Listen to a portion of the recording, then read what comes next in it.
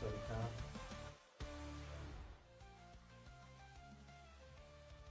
สวัสดีครับสวัสดีครับเดี๋ยวพี่ออกดิสคอร์ดแป๊บหนึ่งสวัสดีครับสวัสดีครับ เปิด OBS มา เดี๋ย แป๊ ว บ พี่ นึ อง อก ทำไมเพลงมัน ดิ ยั ส ง คอ รั ร์ด น แป๊บหนึ่ง เปิด OBS มา เดี๋ยว แป๊บ พี่ นึ อง อก ทำไมเพลงมัน ดิ ยั ส ง คอ รั ร์ด น แป๊บหนึ่ง เปิด OBS มาแป๊บนึงทำไมเพลงมัน ดิ ยั ส ง คอ รั ร์ด น แป๊บหนึ่งได้ละสับเตรียมไปไงเหมือนเดิม OBS มาแป๊บนึงทำไม ไปหน้าปกก่อน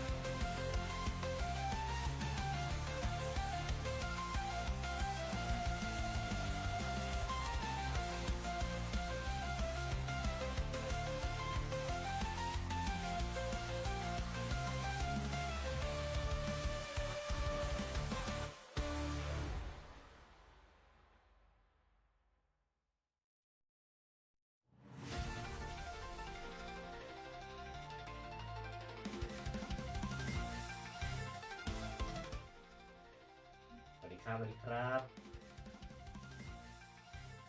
4 ทุ่มครึ่ง World Championship 2025 4 ทุ่มครึ่ง World Championship 2025 4 ทุ่มครึ่ง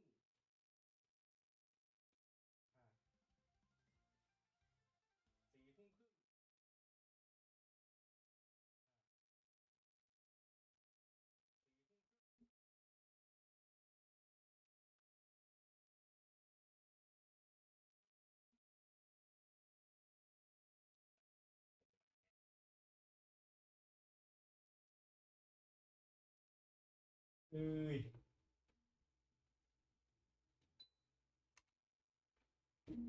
เอ้ย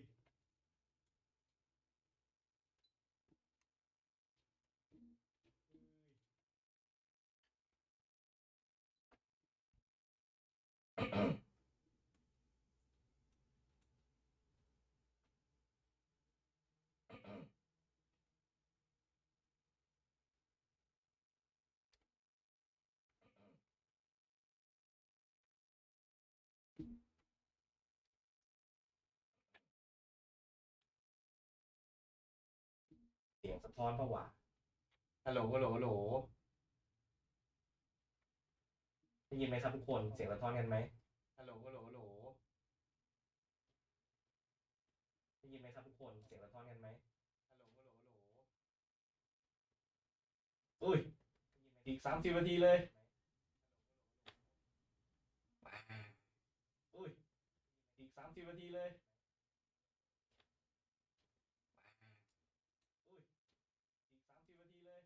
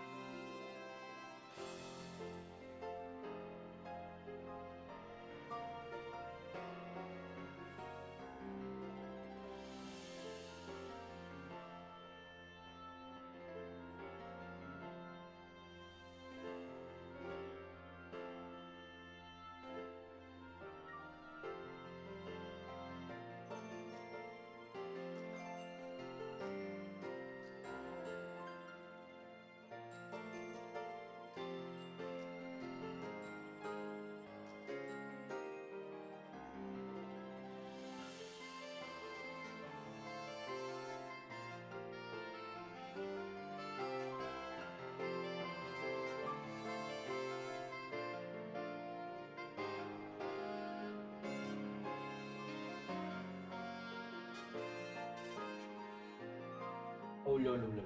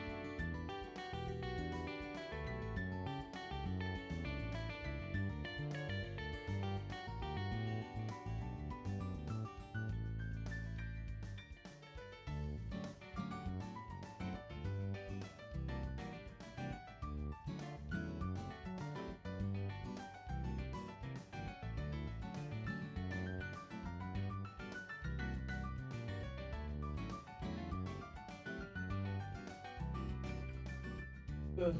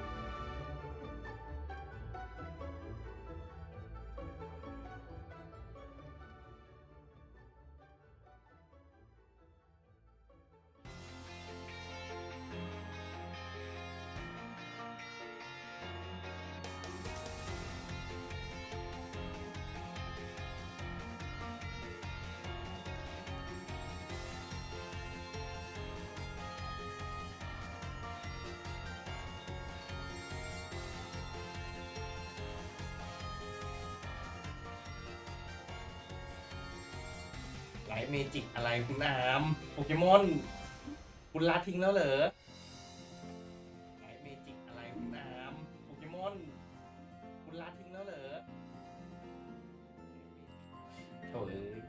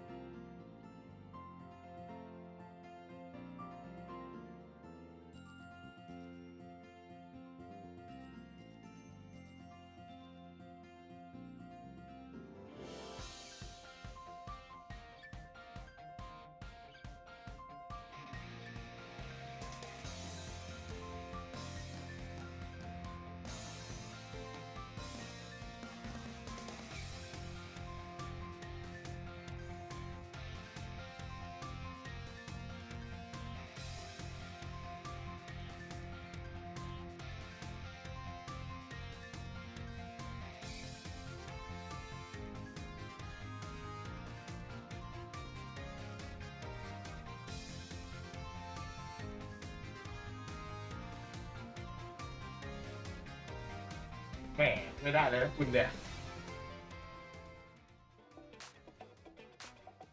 แหมไม่ได้เลยนะคุณเนี่ย Hello, Pokemon trainers, Pokemon fans, Pokemon lovers. Welcome to the 2025 Pokemon World Championships. We're here to kick it off this weekend, and there's only a couple minutes before the official show starts. I'm Caleb Kang. I'm joined with Zoinks, Scott, Kyle, representatives from all 4 of our Pokemon games this weekend. How you all doing? Doing fantastic. I mean, you can see the set behind us. It's absolutely brilliant. Really excited to be here in Anaheim for the tournament. I'm going to be casting Pokemon Unite this weekend, and it's going to be a fantastic event. I can't wait. You're representing the Pokemon video game. It should be super fun. I always like this moment where it kind of brings me back to the first time I was in the crowd waiting for the opening ceremonies as a competitor. I think just so much excitement here, right? Kind of dreaming, hey, if things go right, just a couple days I could be a world champion, or you could not, like I wasn't. Same here, Scott. For TCG, this is actually the 20th Pokemon TCG World Championships. It's been crazy to see how much it's grown and evolved over the years, but no matter what happens, it's always such a spectacle. It's so amazing to be here. I mean, how could you not be excited to be here at the Pokemon World Championships? A whole season building up to this moment.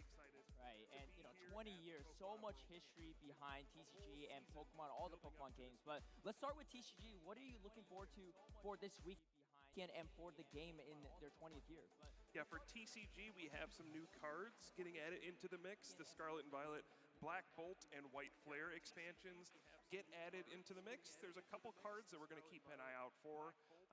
And this season, it's been a lot about Gardevoir EX and Dragapult EX. We'll see if there's anything that can kind of shake things up and knock those two off their pedestal.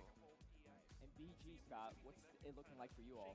I think it's going to be a lot of fun. We're continuing the same format we've had for a few events now, so players have had some opportunities to prepare. It's kind of one of the more open formats we've had with Pokemon Scarlet and Pokemon Violet, where pretty much all the Pokemon permitted. You're still allowed to use those 2 really powerful restricted Pokemon. At first, we had a kind of a handful of pairings that seemed like they're really dominating, especially that Shadow Rider Calyrex and Zamazenta, but more and more teams have kind of popped up later in the format to also prove their threats. We saw Lunala win at North American International Championships. We had a Groudon win the last Grassroots tournament, so it's kind of a deeper threat list that players are going to have to work through for this tournament. Definitely. And Zoinks, Pokemon Unite, new kids on block with Pokemon Go too. What's it looking like for you all in year 4? Yeah, it's funny you mentioned a really open tournament for BGC. I think Pokemon Unite's in a pretty similar fashion. The metagame is pretty wide. One thing that'll be a bit more narrow, I think, is our ban phase that we have at the beginning of each match, where you get to take 4 Pokemon out of contention for that matchup. Both teams get 2 bans. Pokemon like Latios, Ho-Oh, and potentially even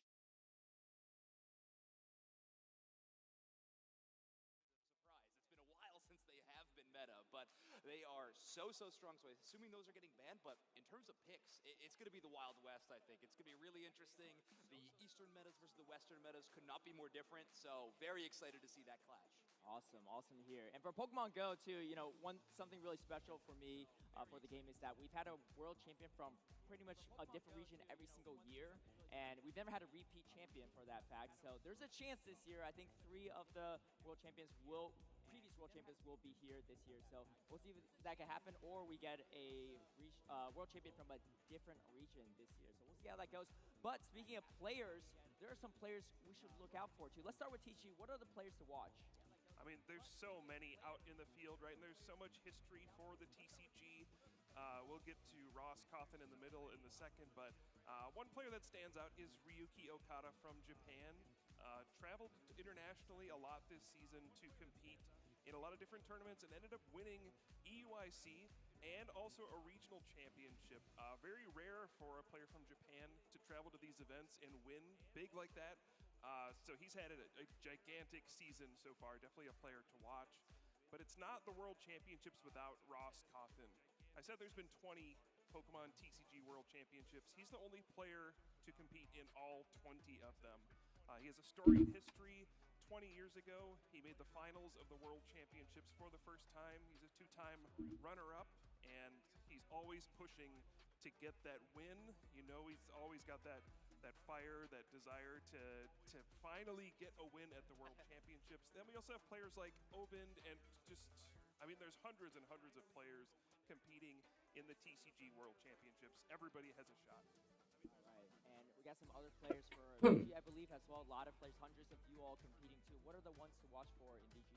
There's so many great players this year where it's hard to narrow it down to just a few, but I think that especially the number of former world champions and former international champions that there's some names to maybe be particularly afraid of. You see Wolf Blick here are the UIC champion, also a former world champion in 2016, which had a very similar format to this tournament. Has been very dominant all year. Wolf's always sort of been a player who liked to solve formats his own way, kind of plays teams that no one else played. I think both of his tournament wins this year are really reflective of that, where their kind of teams are very Wolf. It's not like playing anyone else when you play against Wolf. I think that's some of his advantage, where he does have a little bit of aura there, not just in the picture, but also with, kind of just the way that he plays. Where A lot in the picture, though. It's true, right?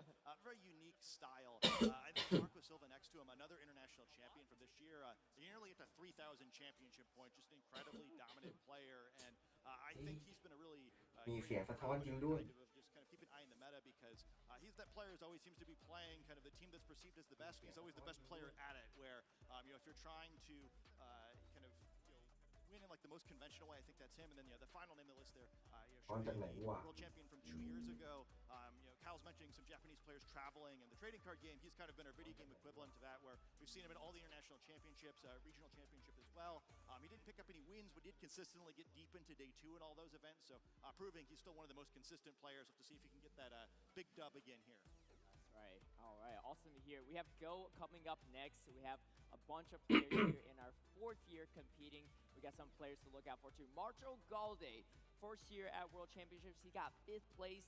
And then last year, his 2nd time competing at Worlds, he got 3rd place. Average of 4th place finish at Worlds is incredible. Not only that, he won an international LAIC and 3 regionals or special events. So 4 major wins this season, and he's looking to improve his average of 4th place finish at Worlds. Definitely a player to be feared here in the Go circuit. And then we got its Axon, the Yokohama World Champion from 2023. Also won a regional this year, the last regional in North America, and then won North America International Championships. And now he's trying to complete that golden road and be the first repeat world champion for Pokemon Go, which is going to be a huge accolade if he does achieve that. And then we got Pottermon, who got 1st place at European International, Spanish player, and he came over to North America International and got 2nd place. So 1st and 2nd, the 2 internationals played in. Super impressive feats, and of course a lot of other players to watch out for that could upset all of those players. So definitely a lot on Go. And Unite, if Luminosity's on this teams to watch, I don't know what's going on, but what do you all got for us? Yeah, great prediction. They are going to be up there. We do have 15 players to watch, so we will be doing this for a while, but we did combine them into 3 teams for all of you. So we got 3 squads to look out for. We got Luminosity Gaming, Zeta Division, and High Five. Luminosity, yes, great intuition. Zeta Division, High Five is, of course, one of these teams to watch. They are a 2-time World Championship squad. They had an incredible first couple of years of the game. They did take a loss in the last year's World Championship, but this year, the track record is looking great. 3 international championship wins. That's all of them. All of the ICs they were able to take down, so a very impressive squad. Big favorites for this event for sure. Zeta Division, one of the strongest teams out of the honestly this year and the year prior, so a great team to look out for. อันนี้บรรยากาศงานแข่งของวันนี้นะครับผมวันแรก Because they're the only team that's been able to beat World Champion 2025 That's a lot of credit. All right. Well, really impressive stuff too. A lot of history there. Luminosity just being gentlemen and just taking a year off from the World Championships. Let's see if they're able to get that title back on their side. Now, for those at home too, even if you're not watching in the venue, there's still a lot to be gained, right? A lot of entertainment, but there's also some drops, some distributions, some Twitch drops too. I believe TCG has some to kick us off. Yeah, we have lots of stuff for TCG going on this weekend. One thing you can do is head over to TCG Live, put in that code WCS25TCGL. You'll get a bunch of cool cards from those latest expansions, Black Bolt and White Flare. That Hilda there is one we expect to see pop up in some decks. Very good. นี้ถ้าโค้ดรีดีมครับผมใครเล่นโปเกมอน TG ก็ไปรีดีมกันได้ Then there's also Twitch drops going on. Twitch drop. There's fun deck box, card sleeves, coin, lots of credits, fun stuff. Yeah, as long as you just watch along this weekend, you can sync up your TCG Live account, you'll get some awesome stuff. Right, and I know, a lot of fans at home, they don't just play one of our games, but multiple games too. So we got something for everyone. Let's go to Pokemon Go next, the mobile game. And we got Skarmory, one of the Pokemon from the World Switch team from Yokai from 2024. You get some Skarmory นี่ก็สำหรับ Pokemon Go นะครับ as well if you want to use Skarmory in the Ultra League. and Stardust that you need for everything. And of course, the very coveted Charge TM as well, where you can get exclusive เรื่องของปี that can't be learned at 2024 any other time. So a lot to be gained from Pokemon Go, but also if you're getting back into the game a bit or want to get into competitive, you can choose different paths on Pokemon you can get throughout. And we got Leap, Squirtle, Sentret, and you're thinking, oh, these are just pre-evolutions, but their evolved forms do have a lot of play in the competitive circuit. So choose your own path there as you build out your own team. Speaking of building teams too, you gotta definitely build some teams for VG. Yeah, and I think you could potentially get a great Pokemon to help you do that if you were to enter this code here. You can get our the photograph from our secret fourth player to watch here, last year's world champion, Luca Tirabelli. And yeah, it's been a great Pokemon, so this will come with you all trained if you download this in the game. Also kind of get a unique Pokeball in there if you're an enthusiast about that like me, where it could become the Cherish Ball. And yeah, really powerful Pokemon. It's been strong at both the previous World Championships and Pokemon Scarlet and Violet. And hey, I think if you tune into the video game stream, you're probably going to see a few photographs today as well. That'll be awesome. And then last but not least, we got Pokemon Unite with some drops as well. We got some emblems coming, I assume? We got some emblems, we got some boxes, we got a lot of really cool rewards, honestly, for this year's Twitch drop. So just watching along, like Puka said, Emblem get the Murkrow Platinum emblem, as well as Murkrow. the selection boxes, Jersey and the Random Box. Jersey Random Box. The very cool Pokemon Unite jerseys that our players get to wear on stage. You can get one of those as well, just from watching the Twitch stream. Get one of these random boxes. That's going to be, of course, throughout the weekend. On Championship Sunday, we got some exclusive drops as well. So some วันนี้ผมมาคนเดียวเหงาจังเลยครับ watching along, enjoying the อีก event. คนไม่มาด้วย Get the payoff. Also, we do need to mention this. We haven't mentioned it yet. We are all wearing brown shoes. It's a rule. If you come on this stage, you have to wear them. So just as a heads up for everybody else working the event, brown shoes only. Yeah, there's actually, people don't know, but there's actually a box over there with a bunch of brown shoes. So, you got to have one on if you come over here. Right. Now, I got a little fun question for you all, too. We talked about players to watch and those that have already made a big name for themselves and things like that. But I'm very curious to hear from each of you for your respective games. Any underdog stories or storylines that you think would be super exciting to see come to fruition this weekend? Now, I'll start it off here, so I give you all a little bit of time to think. For me, it's got to be Sajin Park playing in Pokemon Go. Now, for those that don't know, Sajin Park won VGC World Championships many years ago with a Pachirisu, but has also competed competitively at World Championships in all the Pokemon games. I believe Pokken as well, too, except Go. He actually did qualify for Pokemon Go back in 2022, but he opted to go for Pokemon Unite that year.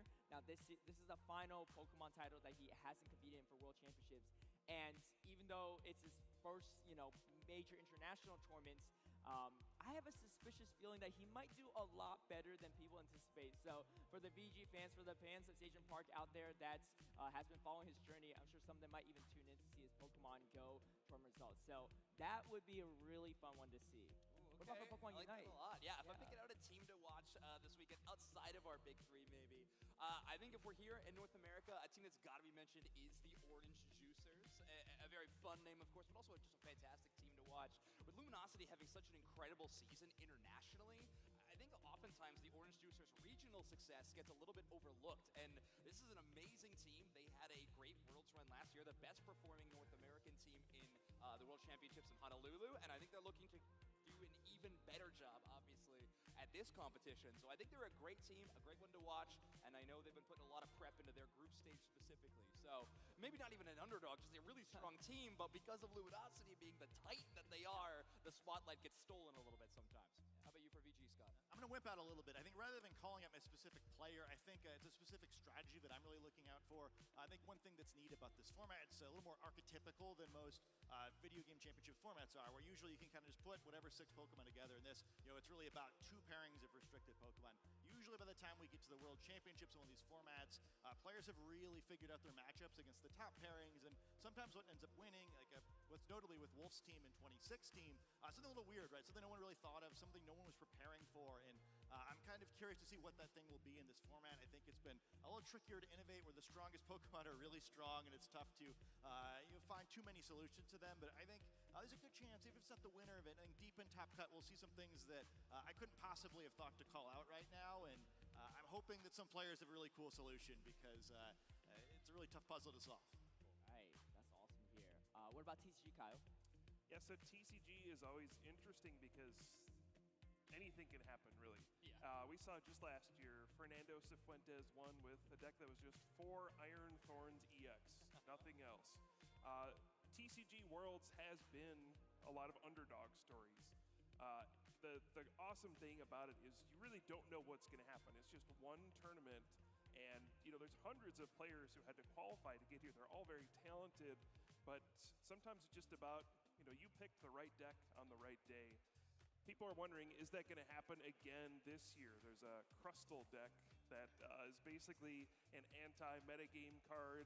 It can't take damage from Pokemon EX. So it's a very polarizing deck. You run into a deck that's not prepared, you win. You run into a deck that is prepared, better luck next round. So it's always a question mark. Will one of those decks go on a big run? We don't know what's going to happen. It's exciting. Yeah, definitely. And you're speaking about different decks. It kind of remind me too how even though we are all different Pokemon games, sometimes certain things that are useful in the meta kind of vary based on our game. So I'm curious to hear what's been really good in your game that might not be relevant in the other games. So there's a chance that we might get that wrong. There might be some overlap, but for Pokemon Go this year, it's got to be Dedenne, right? The other electric mouse, maybe not as popular as the main one, but this one really exploded in the meta and has put a splash on scene. Something that wasn't even relevant in Pokemon Go for years has finally made scene, and we might actually see a world champion running on their team. What about for Pokemon Unite, Zoinks? Yeah, I mean, like I said, the meta's pretty open, so it's tough to pin down like something that maybe won't be in every other game. But I do think a few Pokemon are going to be really strong this weekend. I think one interesting thing I talked about a little East and West earlier on. Zarina versus Suicune has been an interesting debate where a lot of teams from Japan love Zarina. It's a really powerful Pokemon, especially when you know how to use it, a very skill-intensive Pokemon. And then Suicune has just been kind of unseen. However, in the West, it's everywhere. So I think that'll be interesting. Pokemon will be really interesting to watch. And I don't think you guys got Serena or Suicune going around in your metagame. So how about Not right now. I get one for the beginning. I think it's been it's had its moment in the TCG before, but I have to shout out VGC Legend and Smeargle. It's no longer doing the Darkrai cosplay thing. Now a little bit more of an interior designer with that Decorate and the Spore. So I guess mimicking a different sleep-inducing Pokemon. But we've seen it a lot more as a support Pokemon. It's pretty neat where Decorate does some fun things where powers up your partner. So we get to see some Pokemon that normally maybe aren't such devastating attackers suddenly become really scary. Right. Glad Smeargle was able to get out of that dark void.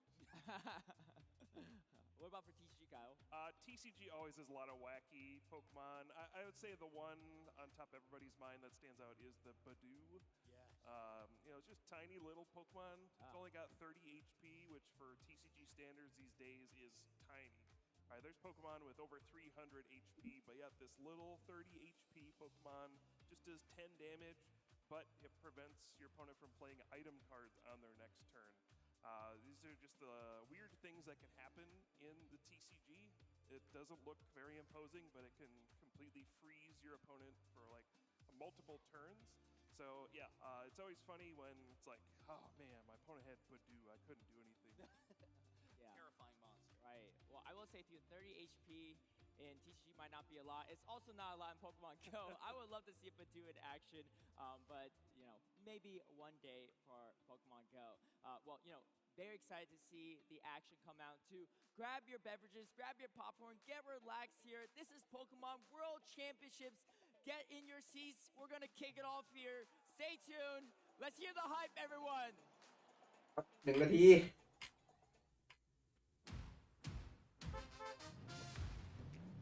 อุ้ยน่ารักจังเลย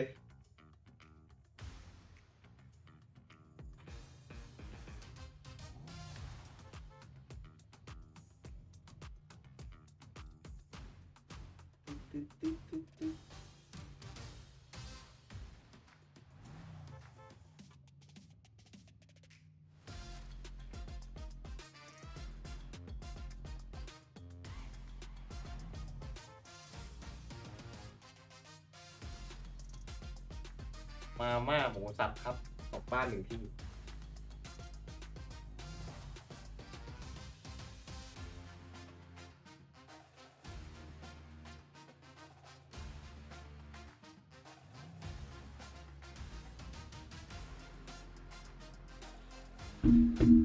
ว3 2 1 let's go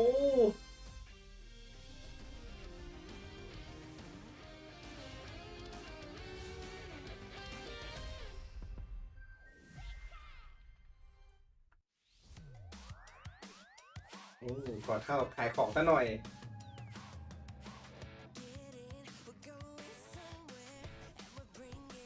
ตุ๊กตาคุณลินน่ารักจังเลย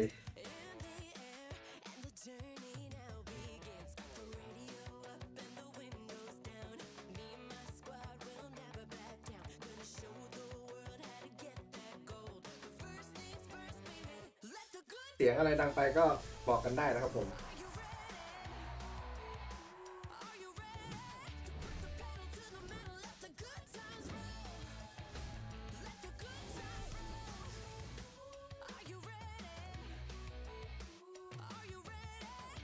เลโคสซ่า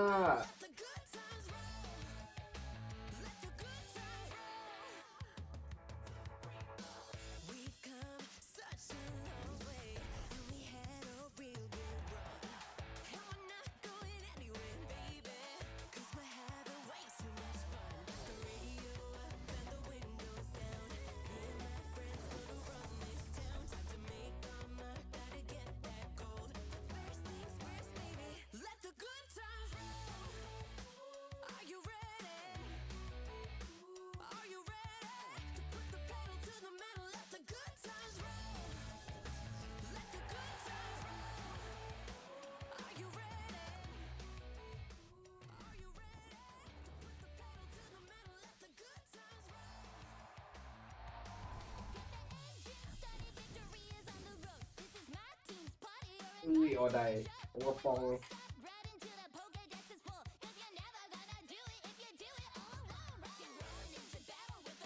ไรดอนตัวนี้ชื่ออะไรผมลืมแล้วเนี่ย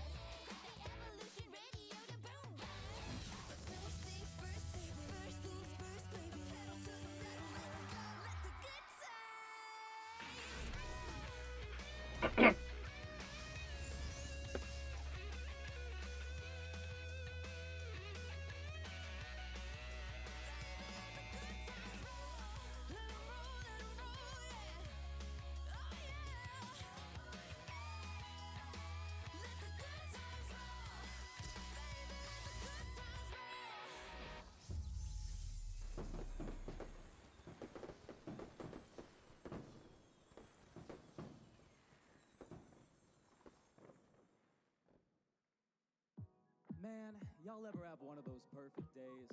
The sun is shining, the tailwind is pushing you, and things are going your way. You're finding shinies, you don't hit yourself in confusion, you land all your focus blasts. Yeah, I got a good feeling about today. Wake up in the morning. นี่ก็ผิดเพลงปะเนี่ย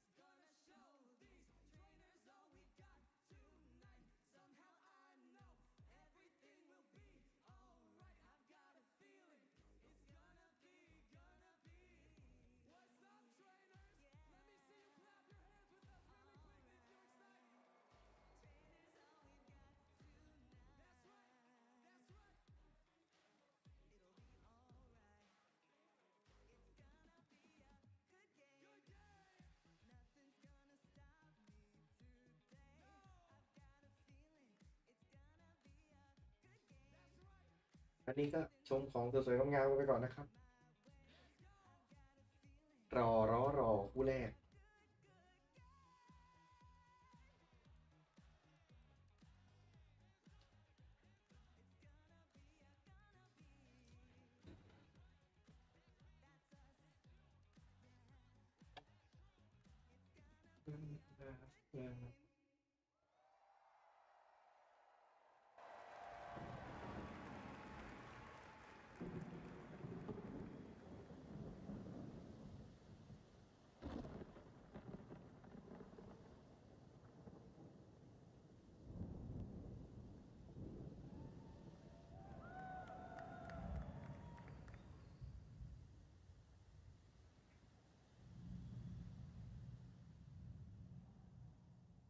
มีเพลง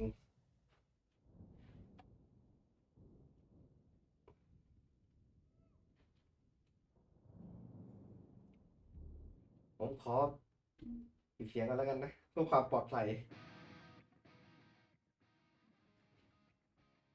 เปิดเบาก็ได้มั้ง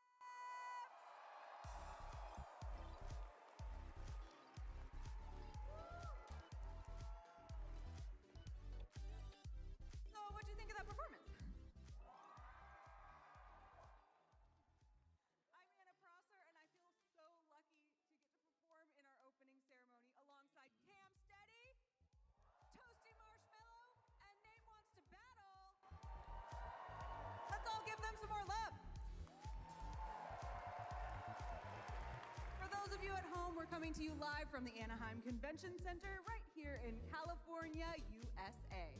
We're here, of course, to celebrate our titles, Pokémon Scarlet and Pokémon Violet, the Pokémon trading card game, Pokémon Go, and Pokémon Unite.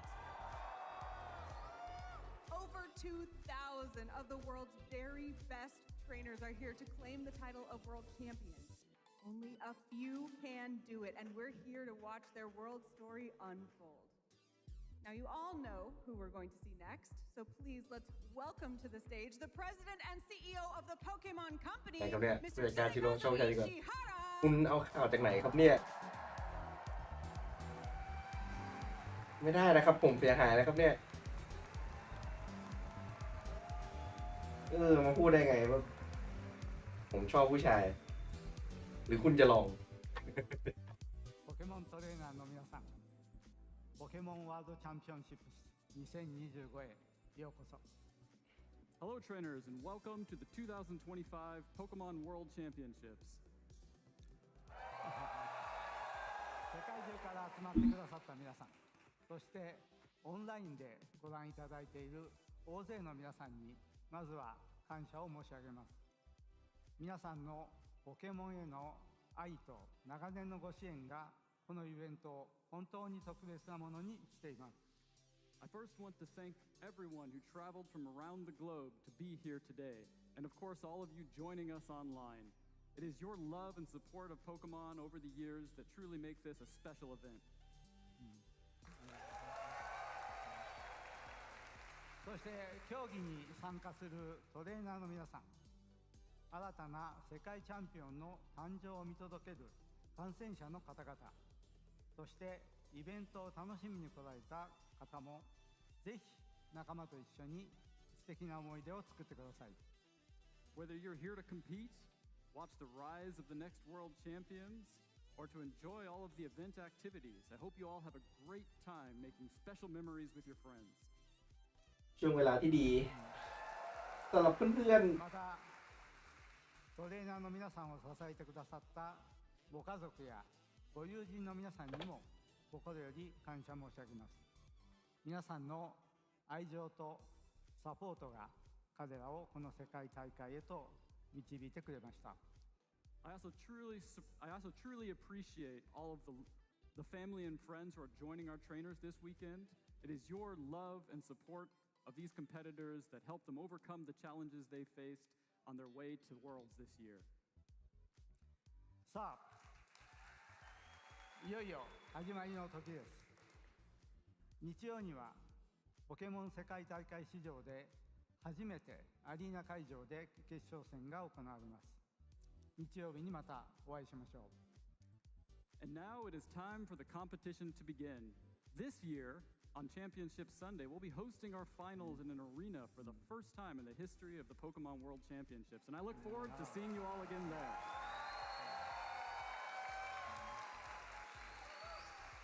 それでは皆さん、大いに楽しんでください。そしてご健闘を心よりお祈りしています。ありがとうございます。Now please enjoy the show and competition, and I wish the best of luck to all of our competitors this weekend. Thank you. ありがとう Thank you so much, Mr. Ishihara. I am very much looking forward to what you have in store for us on Sunday. So, all right, let's see. Our incredible Pokemon community is in the house. Check. Intro video, check. Opening performance, check. So, how about all you top trainers? Are you ready to compete? Let's get the 2025 Pokemon World Championships started. Competitors, good luck. The battle to become the next Pokemon World Champion starts right now. เริ่มอย่างเป็นทางการแล้ว Well, thank you very much, Anna. What an amazing start to the World Championship here in Anaheim. Our 20th World Championship back in Anaheim for the third time. And my name is Mike, and I'm joined by Joe, the encyclopedia of Pokemon TCG knowledge, who'll be dropping facts and genius decisions throughout the tournament. And I'm sure you're going to be starting us off with a bit of sentiment about the World Championship. Well, it's, as you said, the third time back in Anaheim. I was actually here as a player in 2017. Didn't go great for me. I hope I can stick around longer in the tournament this time at the desk, and I feel a lot more confident back here where I can try and piece together what the best players of the world are doing this year at the tournament, what decks they're bringing to the table, and how they're going to tweak their play as they go. I got butterflies just watching that introduction. Whenever you see Ishihara hit the stage, you know that's only because we're at the World Championships, the biggest tournament of the year, the only tournament on the calendar that is exclusive to players who've earned their way here through blood, sweat, and tears, testing, lots of hardship to get here, and now it's about becoming a champion. Well, 721 Masters have made it here, and let's see how they got here throughout the season. Plenty of events within their region, but it was those ICs where we saw the culmination of the best players coming together in Latin America, then Europe, then North America, all to arrive here in Anaheim for Worlds. There's been an amazing buzz around the event. At the Pokemon Center, people have just been celebrating the joy of their game. And what I find is amazing here is we've got the 4 different Pokemon games, Unite, Go, VGC, and us here on TCG, all celebrating their World Champions this weekend. That's what it's all about. If you didn't make it to the World Championships, perhaps you made it to one of these international championships. In their own right, they are massive tournaments with huge esteem and acclaim if you can do well at them. But of course, they also give out the most generous amount of points and prizes other than the World Championships. So it's a great way to book your place to the Worlds. And how did they get here? Well, we had a different system this year, making it somewhat tougher for many of the players as they had to try and reach the top of their divisions. 125 Masters in US and Canada, as well as Europe. And you can see the varying numbers throughout the age divisions and regions. How's this changed things up this season? Well, make no mistake, Mike, this is the most exclusive World Championships we have had in years. I think since I've started playing, this is going to be the most dedicated and devious minds in the game out on the tables this weekend, because you have to have really earned a huge heap of championship points. Our players aren't just fantastic at the local level, they've also had to make great strides in our regional and international tournaments. There's no doubt about it, this is only the best of the best this weekend. Well, we'll see how they picked their decks, how they played throughout the tournament, and what they managed to muster up when it comes to that World Championship race. I'm sure every single player in this room believes they can be the world champion, but what I want to know is how they're going to get there. Let's dive into the format for the Pokémon trading card game at the 2025 Pokémon World Championships. Trainers have traveled far and wide to compete for their share of over $2 million in prizes and the ultimate title of Pokémon Trading Card Game World Champion. The competition takes place over 3 days, battling head-to-head in a best-of-3 format. Trainers advance to Swiss Phase 2 if they gain more match points than their division threshold. When Swiss completes, the top 8 trainers and up to 32 trainers tied in 8th place advance into an asymmetrical single elimination bracket until only 2 finalists remain. These 2 trainers will compete in the Anaheim Arena on Championship Sunday. The trainers are bringing their all to the play tables this weekend, and we will soon see who will claim the trophy and title of World Champion. Let's get this tournament started. Well, as you can see, it's a challenging journey once you get here. It's been challenging to get here in the first place. รุ่นไม่จำกัดอายุ They are playing for a lot, and that is the prize money, the most in the season on offer here at the World ที่หนึ่ง Championship. 50,000 ที่สอง30,000 $50,000 prize fund for the winner. Not only that, you also get a champion card that is unique to you, which is phenomenal.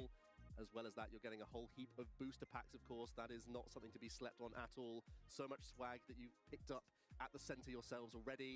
And now you can get even more under your belt with a top placement. I think all of these players are more focused on the legacy, though. They want to be that world champion. There's nothing more powerful in this Pokemon world than saying you're a world champion. And I'm sure every player will be looking to try and take that title. There's many players at this tournament who I think in their mind are due one. You know, these players who have had incredible journeys and won multiple ICs, multiple regionals. But this tournament is incredibly difficult because you've got all the regions coming together. And let's have a look at some of those players who are trying to take the title. Yeah, you mentioned legacy, Mike. The players in front of you have already named themselves in the history books in the Pokemon TCG. Henry Chow, what a player he's been this season. 3-time regional winner just this season, and it's all with one archetype. Incredibly inspirational, as he has really just got back into the game very recently, played as a junior, stopped playing as much and then bounced back. And I think that's a story all of you at home who's thinking to get involved and start going to tournaments more. And a player who has been to many tournaments, Azul Garcia Grigo, one of the most notable players in the TCG division as a content creator as well. Yeah, and also don't forget, not just a content creator, the most regional wins under his belt, also a multiple international champion, and of course, back in 2023, he was a top 4 worlds finisher. So can he do one more this season? Isaiah Bradner, a player who the title of winner eluded him for so long and has recently started getting a flurry of champions. Yeah, and that's a great habit to get into. Start getting those wins. He's had heartbreak after heartbreak on these top tables, but all the while getting to the final stages of the tournament. He's put himself in that position and he's finally started to convert. Getting that World Championships would mean everything to him. And I think we could continue talking about amazing players from the North American region, but now we're going to go to our region, the European region. We get to see these players throughout the season, and I'm going to say it now, we could have named 20 players in this moment, as so many stories have played out, but there's just some of the stories we wanted to share. Well, the weight of expectation on Tord Reklev's shoulders is almost as heavy as the warlord that he's carrying. This man has earned 5 international championship victories. He's got top 4 and finals at Worlds. He was so close to getting his first Worlds win under his belt. And I think of all the players we're discussing today, he's the one where you think he's expected almost to be in that top 8. Many would even expect him to make the final, and that's an absurd accomplishment. He is the most accomplished player in our game. Tord Reklev is always that name to watch. Yeah, and speaking of IC champions, we have Miloslav there. A great player, one that I think often falls under the radar, and many people need to look out for this guy. He's an interesting choice because he's had a great start to the season. He really kicked off well at the LAIC, also some great performances, all with Reggie Drago V-Star. So it feels like he's sort of finding his feet in the post-rotation metagame, but he still had some phenomenal performances, as has Daniel Magna, the #1 ranked in Europe this season, with a top 4 at the LAIC, also a top 8 at the EUIC. So 2 international championship top 8s, and he's just recently become a master, of course, as well. So he's really hit the ground running in this age division. And I'm sure after playing Garchomp to a reasonable day 2 finish at NAIC, that you can tell that he's ready to take risks if he thinks it's the right choice for the tournament. Yeah, and that's what's amazing about many of these top players, the decisions in the decks that they go for. We've had a little bit of a chance to look through some of these decks, and I can tell you now, many players bringing interesting 2, 3, 4 cards into decks. Yeah. So you'll definitely have to watch out for how people are playing. But that's Europe, and I'm sure there'll be many players we'll see throughout the tournament from the region. You know, 125 Masters from Europe did make it, plus all those with the auto invites, and you know, Miloslav is one of those who managed to earn the invite. I think this is something we want to really focus on going into the tournament, is how these different systems have allowed us to get the strongest players along to the tournament, as they had to relentlessly compete throughout the season to try and get as many top finishes as possible. Yeah, that's one of the most interesting things about our season, is that you can spike one tournament and book your spot with a victory or a top 4 at an international championships, or you can be a consistent performer over and over again. These players have both been consistent and spiked tournaments, so that's why they're some of our top players to watch within this region. But heading over to Latin America, we also have highlighted a few other great names here, Mike. Yeah, and I think the middle one stands out because many people are aware of the Fernandez story, but we've got to talk about Vinny. Often gets overshadowed by his younger brother, who's doing incredibly well in seniors with the perfect season that many are talking about. But Vinny has had some great results throughout, getting a top 8 at an international, an amazing performance, and one of those players that I think people often underestimate. And William Azevedo, what a genius deck builder, someone who always comes up with such creative lists. Yeah, he's a 5-time regional winner, is William, and as you said, Mike, he's an innovator. Innovated Charizard in that first instance, and has come back and back again with new innovations in recent weeks and months. He's got a fantastic testing group behind him, and they always come up with really intricate lists, and he's also, of course, fantastic at those top tables as well. Looking at Giovanni as well, he's had some decent results as of late, a special event victory in Lima, picking up that Terrastal deck with the Jewel Seeker Noctowl and Terrapagos and whatnot. Really ingenuitive with that archetype earlier on in the season.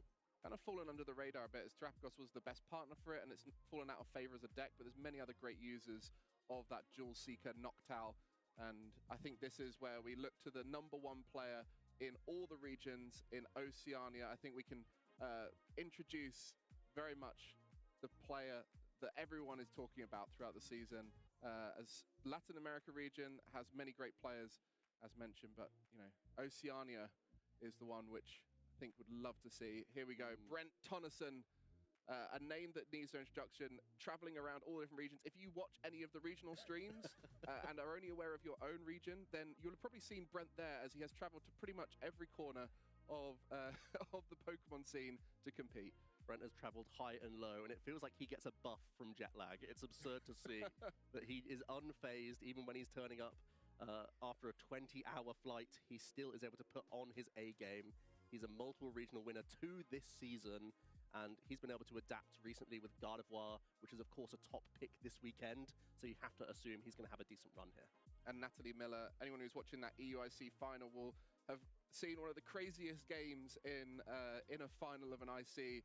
2 dunks, but the game at which Natalie won in that was an incredible performance, navigating the matchup. And I think that's one thing we've got to watch out for, as the format has so many of these decks that have these complex routes to victory. Natalie very familiar with those archetypes. Yeah, she's no doubt a crafty player, as is Tim Franklin actually. Definitely has an eye for the rogue strategies and can surprise opponents. I think he's been spared playing Crustle this weekend. He even said to his viewers, perhaps I'll be picking up this deck if I get enough support behind it, but I think he's been spared that fate, which I think he's got to be happy with. And well, you never know, might still bring Crustle. Well, yeah, true. What a crazy pick that would be. Tim also looks at the game quite differently. He's, come onto the scene over a couple of years, and even his regional win was a pretty unique deck where he pinpointed a metagame choice. And, seeing cards like Emergency Jelly and Articuno synergizing together just because he knew the context of the format so deeply allowed him to make that bold call. I wonder if he's going to do that again this weekend. Yeah, and with Tim Franklin, sometimes able to convince many other people to play these unusual decks. There's a lot of representatives in the community who have that power to sway decisions in deck choices, and Tim sometimes swaying them in ways that are rather unorthodox. But we love that in the Pokemon TCG. We love innovators. We love these crazy deck choices. I think it's something that across all of these players, you can consistently see their ability to master decks and play those decks to perfection is something that makes them stand out, especially someone like Tim Franklin, who when you sit opposite him, you're always going to be second guessing what's going to be turning over. And then we also can take a look at some of the top Japanese talent that we have this weekend. We're going to take a look at Ryuki Okada again, a name that has become recognized over in the West because has also traveled to a European tournament, took a regionals win, came back to London and got the EUIC victory with that Clorf to Rapagos deck. Yeah, and one of the things that stands out for Ryuki, just loving playing Pokemon. You can see the joy in his face every time he plays, and I think that's something that represents Pokemon so well. A winner, a very humble winner, and someone who is able to consistently perform. And I think someone that everyone is now aware of. And we in European regionals, we have these traveling players, whether they're from Oceania like Brent, or whether they're from North America traveling over. In fact, Ryuki beat a North American player in one of those finals he won in Europe. Oh, both of them, in fact.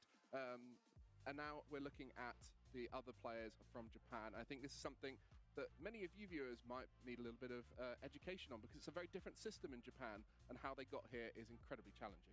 Well, if you're watching the World Championships last season, you'll definitely recognize Shinosuke here, getting that second place finish with Roaring Moon, a turbo engine that not many people backed, wasn't a popular pick for the tournament at all. But Shinosuke really pinpointed the metagame once again, stuck to his guns and played a very fast strategy. And I think that's always a great shout at the World Championships, making sure that you can win those best of threes within the allotted time. There's a lot to be said to picking a deck like that and going very far in the tournament with it. Well, all these players are ones to watch, but we have 721 Masters. Yeah, we can keep going. We could go through the whole list and tell you why you should be watching out for them. Each of them has got their story as to why they earned their spot at the World Championship. Many of them through those auto invites of winning regionals, but a lot of them just through the grind of competing and making their way to the highest level. And I'm sure we'll have a great story to tell at the end of this weekend. But one story that I think a lot of people are asking, not necessarily about the players here, but about the decks. And that is, will Gardevoir be that deck that finally wins a World Championship, despite being one of the most powerful decks throughout its time? It's been absolutely dominating this season through the regional level, and also getting many top cuts even at the international championships, even if it wasn't walking away with all of those victories necessarily. Of course it did at the NAIC and was an all God of War final. So a lot of people have it as priority number one this weekend. Either you're picking it up yourself or you have to tech appropriately against this deck because, you know, last time we were in Anaheim, God of War won, so it could easily repeat itself this weekend. Yeah, I got a chance to try out that God of War GX, and it was a very powerful deck, and it did remind me of the current God of War with how good it is. But I think it is one of those decks that has always avoided having a target on it, and I think that's what's made it so powerful. But maybe coming into this event, because everyone has spent the whole last 2 years thinking, oh, we forgot about God of War, what an amazing deck. I think maybe this event is the first time we've seen it actually have that target on it. Yeah, and I think this is the final opportunity for God of War EX to win the World Championships as well. And we all respect the archetype. We know it's one of the best in a vacuum. It's so flexible in how it can manipulate board states. It has single prize attackers at its disposal. It has Monkey Dory that can take mid-turn prizes, play around Pheasantipity EX. There's so many reasons why God of War has been a mainstay in our metagame for so long.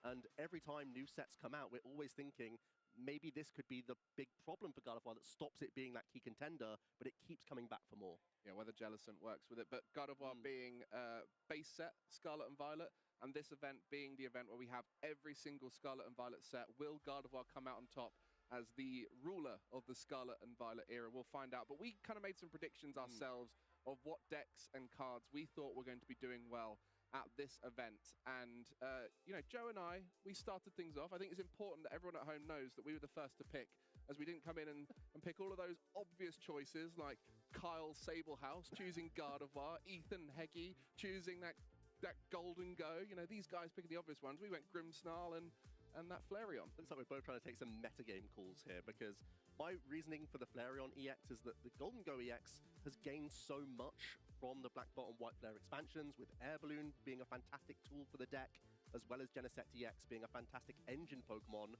I expect Golden Go EX to be very popular this weekend, and I think the Flareon deck can have a really strong time into that matchup.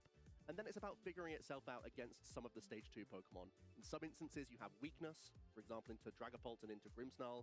You can use your Sylveon or your Leafeon if need be. God of War is the hiccup, I think, for Flareon, which makes it a risky choice for the World Championships. But I do think players who are adept with the deck could go really far this weekend. Yeah, and I chose Marnie's Grimmsnarl because I think God of War is that deck that you're worried about the most, and it's the one which you had the strongest matchup into. And outside of that, you have such a powerful deck that you'd be able to beat everything else if things go your way. Although Golden Go is a tougher matchup for Marnie's Grimmsnarl, so definitely struggling with that. And your Flareon box as well. If you sneak in and you manage to match up with a Marnie's Grimmsnarl, then yeah, it's a tough matchup. But that Ace Nullifier Genesect, everyone's talking about a different Genesect for this event. Genesect EX, one of the greatest additions to Golden Go since it came out, and has allowed it to be really consistent, create a load of spots free for it so you can start adding tech cards rather than to worry about consistency. But it is that Ace Nullifier Genesect that allows you to shut down decks like Golden Go, and it can easily be splashed into any deck that has a plethora of tools. That's the cat and mouse game that our players are having to think about. We all have an awareness that Golden Go got so much better this weekend that already, Mike, you're pinpointing some counter cards, as was I with the Flareon EX pick. You're going a bit more nuanced with the Ace Nullifier, saying it could be a tech card that can go into all sorts of archetypes to shut down the use of those Ace specs, knowing, of course, that Golden Go is so reliant, so tethered to its Energy Search Pro, that being able to shut that down can really slow down their progression. Yeah, and shout out to Freya bringing up the Iron Thorns EX, last year's world champion. I don't think we would see a pure Iron Thorns EX here, but could be splashed into some of the Miraidon archetypes. And what a story that would be. Of all the cards to win back-to-back world championships, I don't think Iron Thorns EX is one that anyone would expect. So some great choices from the casting team, and we'll see how they pan out throughout the tournament. And I also think we've done a pretty good job of covering the top decks, as well as having a few spicy picks in there to decide whether they're going to be making it. But we do have our round one almost ready for you, and so I think we should take a little moment to see, is there any of these players who really feel like they're going to be the world champion?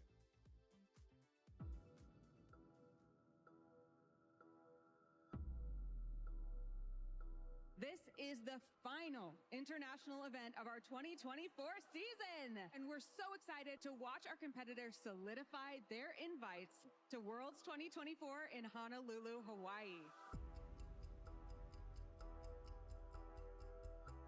The stakes get higher and higher the closer we get to that coveted world champion title. This This is your last opportunity. There is a lot on the line for every single player out here. It has been a long season with a lot of Pokemon coming out on top. Hello, Pokemon fans, and welcome to the kickoff of the 2024 season. Mirage Gate, that is super fun. Oh, wow. Andrew Estrada. Riley Factura taking the first regional, and Michael Zhang. I'm really excited to see that team again. The previous time I was on stream, we kind of both underestimated a little bit. Giovanni Costa. The double crit! Arjet, a smile on his face. Game number 5 goes to Arjet. Here it is, Mirage Gate, gonna power up Giratina V-Star, and John Eng is the Portland Regional Champion. Then he takes it, the Charlotte Miracle. Tord Reklev is your 5-time international champion. Shifu, close combat into the it holds on! Wolf becomes a repeat champion. 3-time Worlds qualified competitor. No one can do it like Doombug. Other trainers should consider me a threat because I never back down. I never feel like I'm out of a game, and I'm always going to give it my best. Do people not see the 3 regional championships I have? I do not mess up very often, and I'm not going to start messing up. Probably the best of the world right now, so they should be threatened. I'm threatening in the way that any other competitor who is qualified for Worlds is threatening. Somos la mejor región de Latinoamérica Sur. I think if the other players at the World Championships don't consider me a threat, then they have not done their research.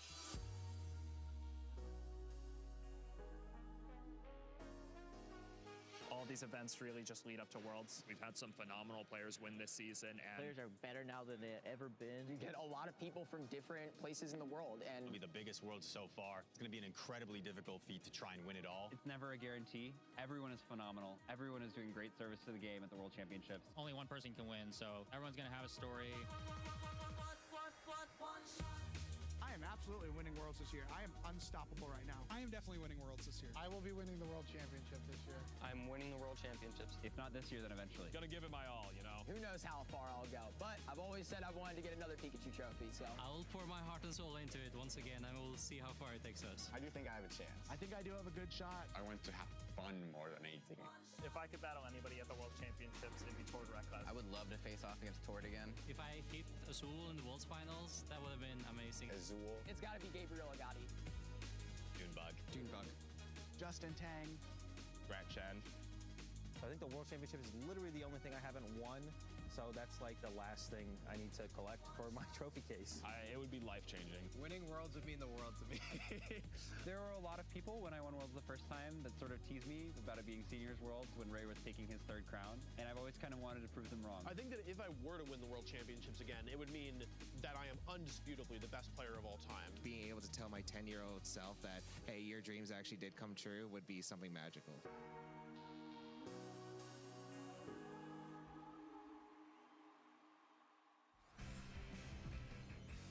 Wow, there's some amazing players who all believe they have what it takes. Some of them being humble and not saying they're going to win this World Championship, but deep down, that's what they want to do. And one of those players who kept coming up throughout that was Tord Reklev, whether it was him wanting to be a world champion or people wanting to face him at the World Championship. And here he is, ready to play round 1 on the stream. Tord Reklev, it's not hyperbolic to say he is the most accomplished player of all time. The only thing eluding him is a World Championship victory. You can see in your he's a 5-time international champion. That just doesn't happen, Mike. He's the only one to have accumulated that many. And the World Championships is the thing that he takes the most seriously every season. And Fabrizio on the other side, an accomplished player himself, traveling internationally, always a great sign that these players are looking to push themselves to the limit. Coming to Liverpool and becoming the regional champion in 2024. That had a great season in the Latin America region throughout the season with a regional champion at Rio de Janeiro. And both of these players piloting a Dragapult, not with the Dust Noir on this occasion, but there are some differences between the lists. There are some differences. Tord, of course, being recognized for the top 4 finish at the NAIC this season, popularizing or repopularizing the Dragapult that just hangs out on his own with a bunch of basic techs. Most people heading into the NAIC were looking towards other Stage 2 partners, be it the Cursed Glass Dust Noir package, or be it Charizard EX. Tord said, I'm not afraid of Gardevoir, I'm going to stick to my guns and have a straightforward game plan with Dragapult, because that Phantom Dive is still the best attack in the game. And it'll be interesting to see how we see adaptations for the Black Bolt and White Flare meta, many cards changing archetypes, making decks like Golden Go rise to the top.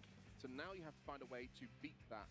And there's lots of different decisions you can make, whether you make your deck more consistent and try and beat it in that way. But both these players have interesting techs for that matchup, but it will then mean in this game, their general game plan will just be to try and be as consistent as possible.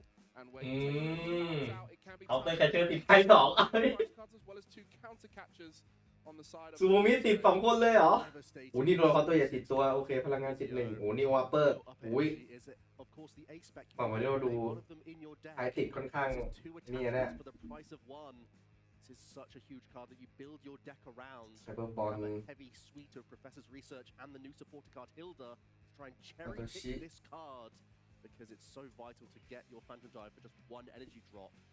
But that being in the prize is going to be a huge. ซูมิไม่ขึ้นตาแรกนี้ใบแรกของคู่นี่ Take you through the differences in their list compared to what you might be used to. เปิดมาปั๊บ Round 1 is starting now at the Anaheim World Championship, the 3rd time we've returned in 2025. Who will be the most competitive World Championship we've ever had? And the start here, not looking great for Fabrizio as Tord kicks off going first.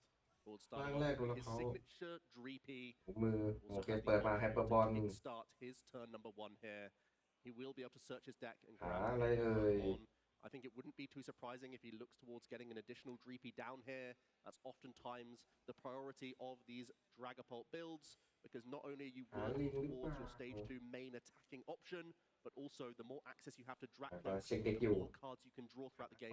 Recon Directive, a phenomenal ability in this deck. Yeah, Recon Directive, once during a turn, look at the top 2 cards of your deck, choose one and put the other one on the bottom of your deck, allowing you to through Drakloak, not needing to use that rare stage 2 decks. And the Dragapult at the top of the evolution line, an incredible attacker, 320 HP, no weakness, and with that Phantom Dive attack, allowing you to do 200 damage to the active and 6 damage counters to the bench. So you're setting up these board states where you can slowly break down your opponent with a huge tanky Pokemon in the active spot. And this mirror match is going to be intricate, make no mistake about it. The flexibility of the 6 damage counters that you can place means you can have all sorts of different options on how you try and target down your opponent's bench. And of course, within both players' deck lists, there's also Monkey Dory, a huge card in the format. Every deck is trying to weave this card in, thanks to its Adrena Brain ability. If it's attached, you can move up to 3 counters from one of your Pokemon to one of your opponent's Pokemon. That means that not only are you removing damage counters that your opponents put onto your Pokemon, but also it can help you set up even on the And looks like Tord has finished his deck check, checked for the prize cards, and has got a Latias EX out of the deck to allow for that Skyliner. It looks like Tord did not go first. Tord is actually going second. It was a pass from Fabrizio. This changes everything because now Tord has access to Buddy Buddy Poffin, and whenever your opponent fails to get their crucial basic Pokemon into play, being able to initiate an Itchy Pollen lock here to deny the use of your opponent's Buddy Buddy Poffin on the next turn is really going to limit the outs here. It's a better start because Tord, as you said, is going second. And that means he's going to be able to launch an Itchy Pollen and deny the use of item cards for Fabrizio next turn. Not only has Fabrizio just got 1 Pokemon in play, but the only Pokemon you want to have in your hand so you can bring it into play to use this ability. And on this occasion, we'll be stuck with just the Holucha on board, as the board is looking incredible for Tord. Both Dreepies down, and energy in play, the Latias to allow mobility, and the Budu to deny Fabrizio options. And we see that Super Rod there, an interesting inclusion from Tord. And I think that's something we're going to see throughout this match, is how he has adapted the Dragapult for this event. Super Rod and 1 Night Stretcher, as opposed to the typical 2 or 3 Night Stretchers we see in Dragapult. I think it's just showing that he wants to try and squeeze out some extra slots in his deck, and oftentimes, because the Super Rod can gain additional cards, resources, it makes those Professor's Research less awful. There was the pickup of Brock Scouting, though, in this hand, so Fabrizio is not out of this yet.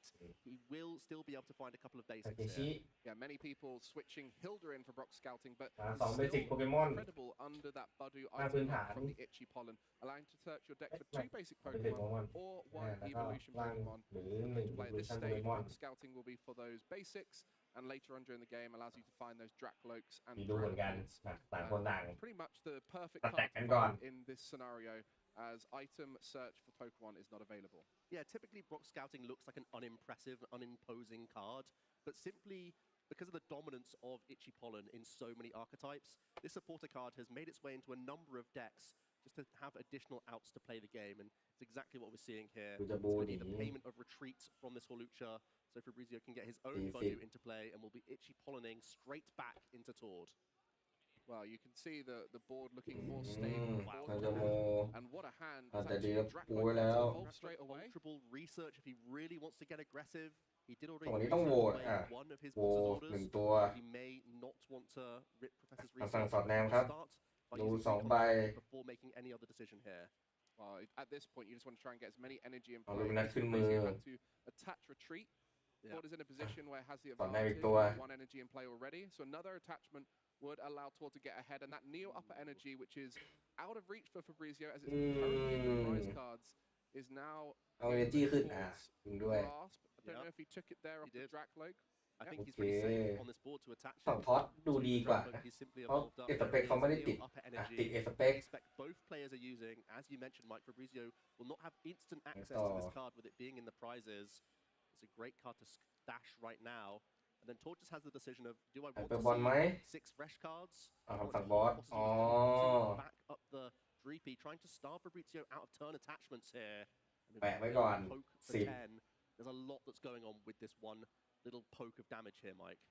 For sure, denying options, forcing another energy to retreat if Fabrizio is looking to get another Budu, or force the Latias in play as well.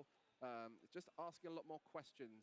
But that evolution will allow Fabrizio to start drawing, and that's the key in these early stages. Try and get as many cards in วิ hand ดีโอก็ to โชว์เหมือน open กัน as many options as possible. Speaking of options, I think we're lacking some. There's Serendipity EX in the hand. A few จะ other ลงคิจิ aces. ไหม There's a Professor's Research though, so the whole hand might have to go here in order to try and cherry pick some more Dreepy here. I think an important note for both players is คิจิ they do have the แล้ว ability เข้า to ตัดบอลthese ไม่จัด EXs อาจารย์เลยโจทย์ 7 Latias EX, both having the Professor Turo scenario, but โอ้ for Tord has a มือ penny นี้ and a power pad as well. Yeah. To ของ be คร able บ to really recycle that ฝั่ง scoop สอดแนม up effect. เราจะโม And ขึ้น after that research, a quick recon directive will allow for an energy attachment. I'm assuming there is a Luminous, and it's now just, do you go back into that Budu? So we have to. There's another Dreepy in the hand as well that we can ต่อ bench. We are vulnerable here though, make no mistake. ดูบอล Fabrizio is behind on energy drops, and there's a possibility for Tord to continue to target down some Pokemon, because he will most likely be launching a Phantom Dive this turn. Yeah, and with the Monkey Dory we mentioned before, being able to Monkey Adrenabrate Dive, damage across, that Dracloak is in range without even needing to be สอดแนม gusted up. Right. So Tord in a very พลังงาน powerful ขึ้นแน่นอน position นะ this จังหวะ turn, นี้ and มันจะ with โม all อ those ยู่ในมือ energy แล้ว on board, we'll be able to create a very stable board state. มาปั๊บ Ooh, and the Look Dragon out. Bolt EX Okay. pickup. Now we don't even have to use Hilda. We can evolve up into our EX, get even more energy into play, and then we have the option of either INO or Professor's Research here. Well, tough decision though. No access to the Monkey น้อง Dory in hand. Without items, it's เก่ง very difficult ทอ to ด do จริง so. นะครับ น้อง And เสียว if แข็ง you รอบ were แร to ก try เลย and แถม research มือแตก that, อี you ก then might อ๋อ lose the energy that you'd need to Right. be able to activate that Adrenabrane. So Tord just trying to navigate what is the highest odds option here based off of that hand. What's the best way to go to guarantee?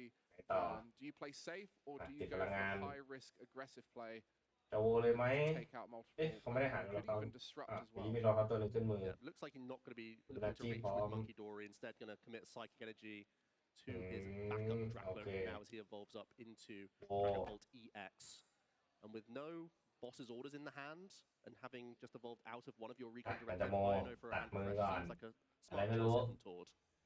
For sure, and we mentioned that this is a great position for Tord, but even better position knowing what we know, that ใช้ that ก่อน low upper ก่อน energy ที่จะโด has น been ดี prized. So there is no way for โอ้ Fabrizio to power up the Dragapult in the next turn, as there's no โอ้ energy on เลย board, and the only way to get 2 energy in play is through that Neo upper. So it looks bad for Fabrizio, but looks even worse when you're aware of the prize cards.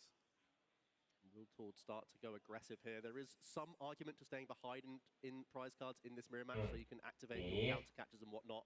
But when your opponent has no energy to speak of, continuing to target down these Pokemon seems like ต้องได้ really หยอด reliable, and 6 โอ้ damage counters will be placed โอ on เค this เล็ง Dreepy. ตัว It means เล็ง that ตัวเดียวไปเลย Fabrizio ไม่กระจายดาเมจ Dracloak and finds a Monkey Dory, still Tord will be able to target that Pokemon ไพ่ later หยิบ via ไพ่เป็นโนราเพาด้วย โอเค Our first knockout of the World Championship here, and it was Dragapult EX by Tord Reklev. How poetic for that to be the case. A Phantom Dive to the active, setting up the board. Ever since Dragapult EX has come out, it's always been a card to watch, whether it was partnered with Regidrago, V-Star, back before rotation, or now on its own, or with Dust Noir. It has so many different ways to be played. This occasion, both these players selecting the pure Dragapult build, and you can see exactly why. The consistency of the Dracloak engine allowing you to set up, and with that early game disruption of the Budu, it really puts you in a great position. And on this occasion, it's just Tord who's come out on top of that early game disruption. เอกสเปกก็ติดไพ่ด้วย ทำยังไงดี At least has access to items แล้ว now เขาก็ไม่มีพลังงานเลย has been released. So we'll use the Ultra Ball now to find a backup Dracloak. หาลักสองครับ Still a vulnerable Pokemon here. The way Tord decided to place the damage counters means that this Dracloak might only get one recon directive in before it's knocked out. So Rizzo really has to work towards getting something going here. The lack of access to Phantom Dive this turn means he might still look น่าจะยังไม่ใช้นะน่าจะปูบอร์ดแล้วน่าจะโมก่อน น่าจะโมก่อนจริงด้วย you'd be forcing onto the board, which is not ideal at all, but at least he's able to launch an iron ตามคาดครับผม to try and hand disrupt Tord and see a fresh six himself. Yeah, with no energy on board, ร้องจะร้องแล้ว เป็นผมก็ร้องมืออย่างนี้ as it would just be that jet headbutt. แต่ยิ้มไม่ได้ทันดูอะไรนะโอ้โหมีพลังงาน It's a great card in pretty much สั่งสอดแนม decks, allowing อะไร you ขึ้น to นะ flip the script. If any of your Pokemon were knocked out during your opponent's last turn, you're able to draw 3 cards, and a great consistency card to get you back into the game after conceding a knockout. That's exactly what that is, and you'll see it in basically every deck in the format, to be honest, has reason to like this EX Pokemon, just to give you the extra reach to bounce back. And there are so many comeback mechanic style cards in the game. Vesentipty is one of them. But of course, as you get มีในมือพลังงานพลังจิต having a Vesentipty EX on the board can put your opponent in strange positions where you can คนเด็กไปแล้วเมื่อกี้รู้เนาะเอสเปกติด final few cards to combine to close out the game. So it's going to be showing up in all sorts of decks, and it's also the reason why many players try an intricate prize map towards the later stages. As Fabrizio has found a Psychic Energy and can evolve to protect his Dragapult EX now to work towards a Phantom Dive on later turns, but I don't see if there's many other actions going on here. A Buddy Buddy Poffin might be the final act of the turn. I mean, you rarely see in a mirror match where one person's able to use their main attacker twice before you even attack, that it's ever going to be going in your favor. But Dragapult has that ability to come back. The disruption, the ability to gust up vulnerable Pokemon really does allow you to create scenarios that are great for you. And one morning ครับ morning ครับผม back is Tord Reklev's Maractus that he has. However, there isn't a Maractus on Fabrizio's side. And เดี๋ยวนะ morning อ่ะ there'll be นี่กี่โมง so เนี่ย many ways to pick up Pokemon. So there's not many crazy comeback mechanics that Fabrizio's playing more เกือบ for เที่ยง the คืนจะ consistency รู้อ่ะ of hitting Dragapult as often as possible. And unfortunately, in this game, it's not quite worked out for him. Passing back over to Tord then, he still has free reign of this board. I think there's also the Luminous Energy in hand for Monkey Dory. เมื่อไหร่ผมจะไปอยู่ในรายการ Get even more เมื่อนั้นเลยครับ counter placement here. ตอบยากเลยอย่างนี้ Start setting up Pokemon. I think the only thing he's lacking again is ช่วงนี้ผมติดจัดอื่นอยู่สิ a couple of them already used, but of course Tord is playing 3 copies within his deck in addition to 3 copies of Counter Catcher, and the final one's in those prize cards. So he has to attack through Horlucha. บอกน้องได้ไหมรวบจริง ไม่ทันแล้วอ่ะคือดูบอร์ดไปตามไม่ทันแล้วอ่ะ decks allowing you to find those 2 Pokemon with 70 HP or less, put them on your bench. It wouldn't work with the Horluchas, that has to come from your hand.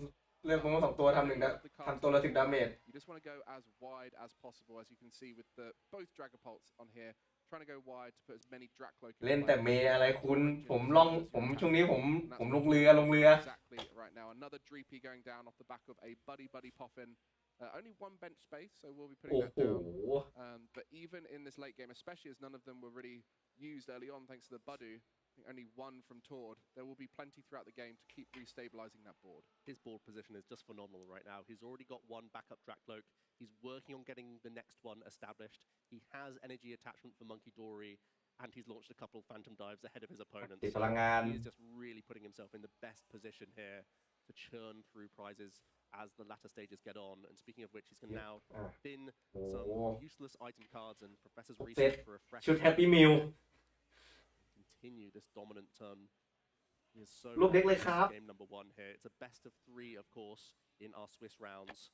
can see the time ticking down in the bottom of your screen there as well. Try and conclude the 3-game series. So it's not all over for Fabrizio here. อะไรอยู่ในมือบ้างวะน่ะ Todd is looking very ahead in this game 1.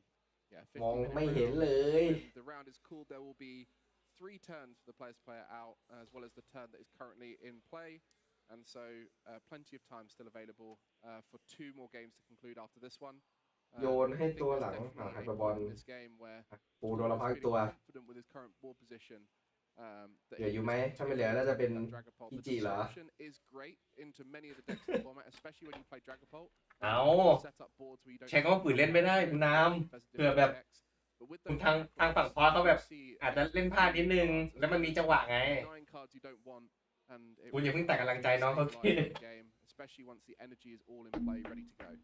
Looks like Todd is just doing his spinning here, playing ultra balls, pulling cards that he might not necessarily want even in his hand, just so that he's setting himself up for late game INO. Because I feel like that's กะให้ความหวังน้องก็เลยแบบเก็บลูกเด็กเลยกูไม่ทันแล้วแพ้ยอมครับ How important is that for players at this event? There's no doubt that it's vital. Every single time you have the opportunity to เสียงตัวพังอีกตัวแล้ว finding the cards you want, especially when a deck like Dragapult EX โยน has a recon directive โยน to access more cards from your deck. The fact that you can take out cards you never want to see as the game progresses, ให้ดาโก้ it's going to improve your odds of getting 40หยอด10หยอดอีกตัวหนึ่ง50 Todd wants to work towards his pal pad if he can.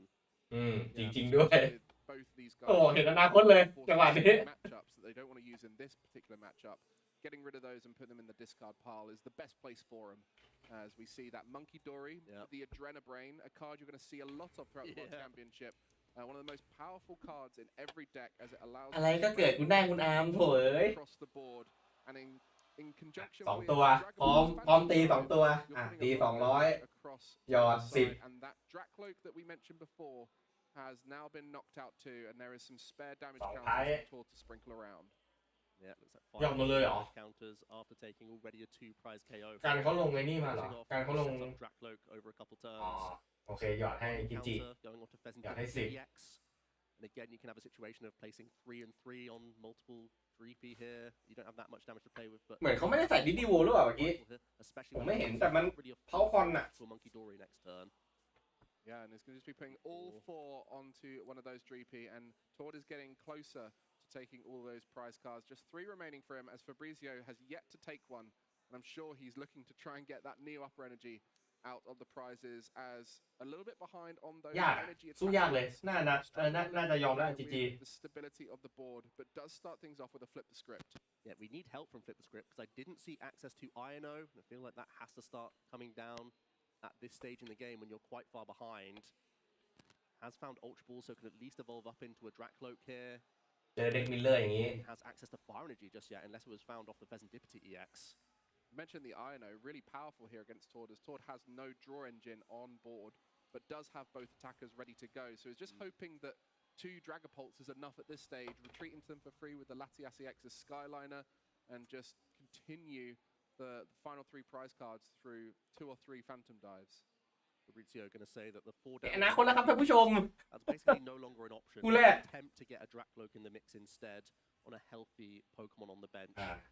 Does have a Monkey Dory on the hand, so he could evolve up multiple Cloak here if need be, just for extra draw power. ลงมาให้โดนหยอดแท้ We need to ๆถ้าตีไม่ตายก็โดนโยนคืน Did we find INO from the Pheasant Dipity? I see a lot of bosses orders. I see Hilda. I'm not sure if I see the INO. And Todd sat on a great hand as well, by the way. He's sat on Professor Toro's scenario next turn. อย่าบอกนะว่าเราจะเจอโดนละเพาทั้งงานนะ ไม่เอานะ We did find INO, so here we go. A big hand disruption. Fabrizio will see 6. Todd losing a bunch of cards in his hand and losing a Dracloak to the bottom of the deck as well. That would be like his only semblance of any draw power. So Todd is going to be limited to a really low number of cards next turn. Exactly what you need to see from Fabrizio. Just see him taking that little bit of extra time to remember what was in that hand, so he knows to shuffle or continue drawing down. And I do like this INO. The energy attachment coming through will allow the first Phantom Dive of the game for Fabrizio, and will try and claw back through this game. Jamming Tower. Okay. Choice for Fabrizio. Unfortunately for him, there is no tools in Todd's deck, so we'll just be getting it out of the hand and into play. ทำได้ไป200 Dive into the active, putting 200 damage on Todd's Dragapult EX. And now for those 6 หยอด damage ไหนเอ่ย And when we're dealing this much and keeping that จะหยอด damage in play, it doesn't really make sense to spread the damage counters too much, trying to play around Monkey Dory, because they can always get the maximum value by removing the damage off the active Pokemon. So instead, it's going to be a full 6 onto the Dreepy here. To do the same thing that we set up a few turns earlier, which was even after evolving up and using Adrenabrain, Fabrizio can still target down a Dracloak if you would like. Yeah, you see that Pal Pad there, a card Tord loves to use, as he loves to have these unusual supporters in deck that he can reset, and then also adding that 4th and 5th boss's orders back into the deck, playing only 3 copies, but by having the Pal Pad, it's almost like he's playing a 5th copy of every time he uses that boss's orders, and you can see how important that card is in the archetype. We saw Dragapult EX increase the number of gust options as the deck got stronger and stronger. Playing 4 bosses orders, 3 counter catchers. Last time we saw Tord piloting it. Now with those 3 bosses orders, and I believe 3 counter catcher, maybe 2. Yeah, 3 counter catcher. That is a lot of gust option once you put them back in with the Pal Pad. And Tord is spying game this turn with the 10 damage already on Pheasantipity EX and a heavily damaged Dreepy.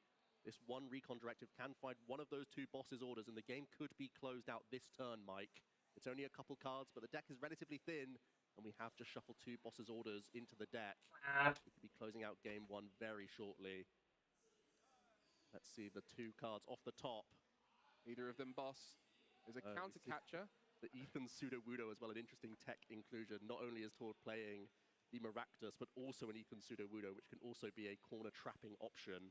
Well, here's a little quiz for you. I said you're the encyclopedia of knowledge. Tell me, what does Ethan Pseudo-Wudo do?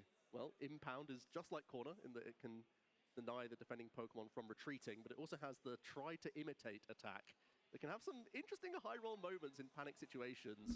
Flip a coin of heads, choose one of your opponent's active Pokemon's attack, and use it as this attack. Fabrizio, sigh of relief. The game hasn't ended just yet. Tord having to suffice for attacking into the active Dragapult, and will go down to 2 prize cards remaining, finishing off the bench Dracloak here after the use of Monkey Dory. Now, in this matchup, when there's damage on board, especially when there's that much damage on a Dragapult, you think about something like Professor Turo's Scenario is a great option to get rid of it, but without that energy, or without a bunch of energy in play already, that would mean Fabrizio has no attacker outside of something like a Blood Moon Ursaluna, and that puts him in a tough position to really continue attacking. So Professor Turo's Scenario might seem great here, but it might just be putting him so far behind it's not possible. There it is. Yeah, 3 additional cards from จังหวะนี้จะแก้ยัง you have Counter Catcher plus Iono. เข้าเทิร์นมา combination ตีจบชนะ to string together to attempt to buy time. There aren't many liabilities on the bench for Tord though. So there's not even great trapping opportunities thanks to the Skyliner ability of Latias EX. So Fabrizio may not even have the option. Can attach to Monkey Dory here. Doesn't change a huge amount though. With such a heavily damaged Dragapult, Tord's still in this commanding spot. We're going to be healing up the Dreepy and taking a prize here. Oh, looking to get that Neo Upper Energy off the prize cards, I think, with that. Maybe we're going to see Dreepy going forward and just trying to find options. You can see that whenever you see someone taking a knockout with Monkey Dory on something like a Budu or finishing off something before the attack, they're typically looking to try and find something off the prize cards. On this occasion, it was not found. So forมีคำสั่งบอสด้วยบอสตกไปกี่ใบแล้วเนี่ย cards in hand and only the 1 Dracloak to draw. Boss's orders will do it. There it โอ้ is. ยจบเลย Tord can close out the final 2 prizes อย่างนี้ and take a dominating game number 1. รวบจริงๆด้วย Well, set up strong. And on the other side, Fabrizio having one of the toughest. สอดแหนมปั๊บเปิดมาคำสั่งบอสยิ้มเลย When that happens, the Budu will secure the game. And it was a great attempt from Fabrizio to try and claw back in and find new options, find that Dragapult EX to attack later on, but there was just too much stability on Tord's side. Yeah, Tord's start was more than helpful. โอเคครับผมไม่เถียงนะครับ Buddy pop in, addition to research. Never whiffed on attachments either, so just kept making this board state more and more robust. And in this mirror match specifically, one of the curses of the fact that your Dracloak is not only your engine, but also part of your attacking line, that as these get targeted, the deficit really surmounts against you. There it was, our 5-time IC champion Tour, taking the first knockout of our 2025 World Championship. And that Horlucha, unfortunately in play, never used its ability, and it was just there as an option for Tour to take some prize cards. And you just see the sprinkles of damage throughout the game, always in favor of Tour, as there's always a knockout available on the bench. And even with those flip the scripts throughout the game for Fabrizio, every turn, there just wasn't enough in the deck to find a สอดแน victory. มคุณสอดแนม These สอดแนม players playing the เอ๊ะ same หรือผมพูดสอดแนม archetype วะ with slight differences, but when it comes down to this matchup, they are doing the exact same thing. And who can do it first, who can do it better, will tend to come out on top. And one of the really intricate turns, it didn't seem like much, but Tord opting to go for Boss's Orders, Itchy Pollen on that one Dreepy really changed the trajectory of the game. The one damage counter really meant something. It put Fabrizio in this weird position where he couldn't really retreat it very comfortably. He had to leave it and like evolve up and do lots of weird decisions after that point, especially when you're stranded without the use of item cards. That really put Tord on a good pace to continue through the rest of the game. And even that Latias นี่ผมมาผิดเวลาหรือเปล่า first Pokemon found out of the deck just shows how much อุ้ยทอ Tord ด respects the energy ชิป attachment. หายแล้ว Retreat it off แอร์ห้องพัง then you keep it in ไม่ play นะ the game. Never in doubt that he had the energy ready to attack. So Tord Reklev up 1-0 here. อ้าว Fabrizio, วิ่ง our มาเมื่อไหร่เนี่ย 2024 Liverpool champion, เมื่อกี้ as well as our โอ้เมื่อกี้เลยเหรอ Shiro special event champion. แม่ครับคู่แรกได้ดูยัง Safely ได้ดูไหม say, a great player ได้ดู who's เพิ่งเสร็จ looking งาน to try อ๋อ and overcome Tord นี่มัน Reklev ขวัญใจผม in นี่หว่า this moment. ทอด พี่ทอด Not the player you want to be seeing on your round พูดปุ๊บ one พูดปุ๊บจบปั๊บ World Championship, but I'm sure every player here is confident that they can take anyone at the event. We'll start to see some prize cards momentarily. You have to imagine Fabrizio is แล้ว going ลู to กผมยังเฟี้ยวเลย second here.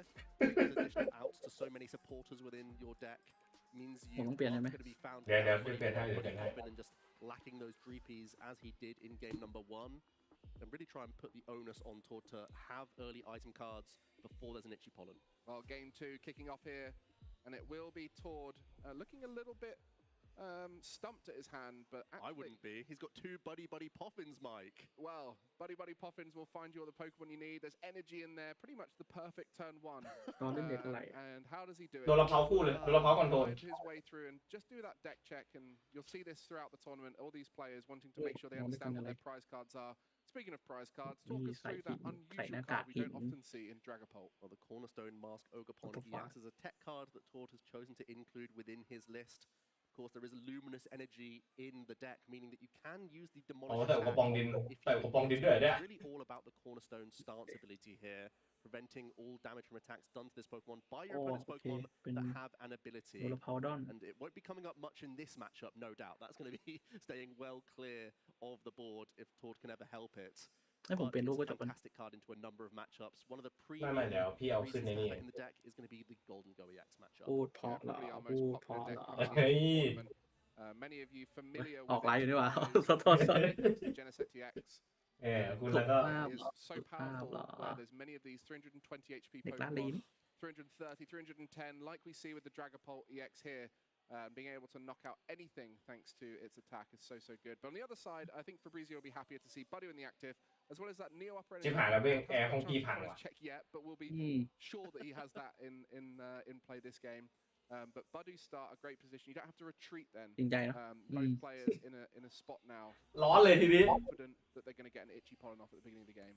Instead of be เปิดห feeling น้าต่าง happy, พัด but ล I'll ม be having a sinking แต่แอร์ห้อง feeling ผม in เย็น my นะ stomach. A game down, เอ้ย 20 or so minutes remain on the clock, and your opponent's just gone มองตรง double ผมมาดิ Buddy Poffin turn 1. That's a really เป็นผม awkward แพ้เว้ย situation. You choose to go second with these decks to give yourself the best odds of hitting these Buddy Poffin, but sometimes your opponent just has them in the opening. And now look at Tord's board, led with the Budu, which means he's already เออ threatening จอ Itchy ดำ Pollen ไหม with no headache. No need to put the Latias EX แก้ตอนเนี้ย just แก้ yet. ตอน And จ it's บ already แข่งไหม starting to find Dreepy. มา That sets him up nicely. Does he have a turn attachment to boot? A 4th Dreepy coming onto this board, and the Monkey Dory. วางเล And ง that's where the energy is 7 going to นะ go first with a luminous attachment.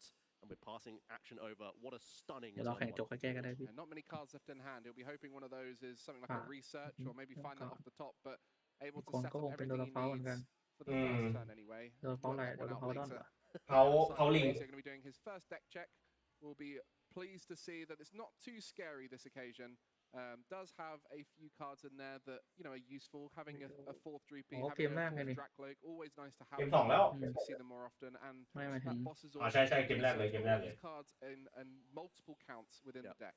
Fabrizio playing the full 4 copies, as Tord actually did at the NAIC. So I'm sure Fabrizio was somewhat inspired by Tord's choice, which is what's led him towards choosing this deck for the World Championships this weekend. We're seeing the early surge for a couple Dreepy of his own. As he spotted Mike already. Attachments. The Neo upper energy going to be committed early here onto a Dreepy. It's a boss's orders. There's just a bunch of energy in this hand. Well, we noticed that last โอ้โห game, แก๊งจริงจกปูขนาดนี้ bossing up a Dreepy and Itchy Pollen into it. So not only inspired by the deck, but maybe inspired by the option. As the evolution into the Dracloak will allow those draws to come through, and as Monkey Dory boss, not ideal. You really want to start getting those Dracloaks on board, as many as possible, really, at this early stage. Psych energy could attach retreat if you want to Itchy Pollen your opponent back here. That's exactly what we're going to be seeing from Tord. Try and protect your Dracloak as best as possible. And deny the outs from Fabrizio to find multiple Dracloak himself here. He's going to quickly ask how many in the hand. Both players kind of sat on not much. It's going to be a boss's orders back. The Monkey Dory can fling 1 damage counter over to the Budju, and then it will be an Itchy Pollen here as well. Why is that boss's orders play so key for these players early on? Well, when you're lacking draw power, there's always a way that you can make a situation happen like this, where you're forcing energy attachments off these Pokemon just to retreat. And Tord's already found his Monkey Dory energy attachment, and that's a big advantage in mirror matches. So whenever you're removing an attachment, you're putting your opponent behind that little bit, and Fabrizio just having to settle for an Itchy Pollen here. And without that ability to evolve through Rare Candy, another key component to early turns is evolving into Dracloak. And on this occasion, Tord may only have that 1 Dracloak, but it's going to get him more cards. It's going to allow him to get to Dragapult sooner. And this knockout here on the Budu, not only will it take a prize card, but it will remain item lock for Fabrizio. Not able to play any of those item cards, but the Pheasantipity now activated. Does it change his fortune here? Do we finally have access to a draw supporter? So far, just a boss's orders played. Well, at least he's found another Budju. It could be another retreat play. It's getting more and more awkward for Fabrizio. The only good news is that Tord hasn't had the best hand either. Both players are working on a little right now. It's another energy to be sacrificed to maintain this Itchy Pollen. ขอโทษดูมันจะดูแอร์ Tord's draws from his recon directive. You just see that Monkey Dory early on with the luminous. สัตว์เด็กละมือแตกหมดเท่เลย Ooh, it's a research, Mike. Ooh, that's huge there. The adrenaline early on, just popping damage back across. But on this occasion, the research will allow Tord to dig deeper and hopefully set up some more Dracloaks. That single Dracloak might be good, but you just want to set up the most aggressive board state possible, especially while Fabrizio is struggling to get going. The more the merrier for Tord. He's able to pick up a little difficulty X for the following turn as well, perhaps. เมื่อกี้อะไรขึ้นอ่ะเบงทันปะ Looking pretty solid here. Did have the attachment of luminous energy. We're going to see the Monkey Dory removing a damage from his active Budju here. Onto another Dreepy. That's huge, that 1 damage there. Sets up a Phantom Dive, of course. Wow, that's the... ตีติดห้ามใช้ไอเทม hoping that ส Fabrizio แต็กกันต่อไป which it seems like they are. ซูบูมิการ์ดเกมจริงๆเลย Energy attachment to Dreepy, and Tord again has this fantastic opportunity. It's just an Itchy Pollen. Tord is going to have the option to take out the Neo upper energy ace deck here. Can attack with a Dragapult. It looks like it's already in hand. You mentioned as soon as it came into play, you know, that could come back to bite in the future. But you just don't expect to be denying yourself of Dracloaks for this long. Yes. And it's just been so tough for Fabrizio. Even with that flip the script from Pheasantipity, unable to draw into the Dracloaks. And once one is on board, you're just seeing so many more cards. That's exactly what you're seeing right now. ไม่น่าหลีเขาวะ That research last time was thanks to the Dracloak digging deeper through the deck. And that will just continue to be the case. As we need another energy and swing and knock out the Dreepy on the bench, and at that point, แตกแน่3 เทิร์นแล้วต้าบอก It's going to be an awful position. There's also boss's orders in the hand, so Tord could take out double Dreepy here. Even Fabrizio with the Pheasantipity มาแล้วติด is not where you คำสั่งบอส โอ้โหเล็งตัวเองสเต็กก่อนเลย Tord Gonna be going up 3 prize cards and eliminating every threat on Fabrizio's ก็ side จะ of the ตัดตัว field. โดรามิชิยะก่อน That's the ฝั่ง power ข้าง of ก็ this จะ deck. ลำบาก The เพราะไม่ Badu มีตัว keeping ตั้ง the lock on เรา for จะคุมบอ longer. ร์ด แล้วก็หยอด เรื่อย หยอดโอ้หยอดคู่โอเค Damage has been moved around. Set up the double knockout. ชิบหาย Creepy on board for Fabrizio. นี่ชิบหายแล้ว He's gonna have to claw back into this one. We said it last time. ๆนี่น่าจะ Trying ยาก to find นะ a way back in. On this โอ้ occasion, it's an มี even ทาเคชิอะ harder hill to climb.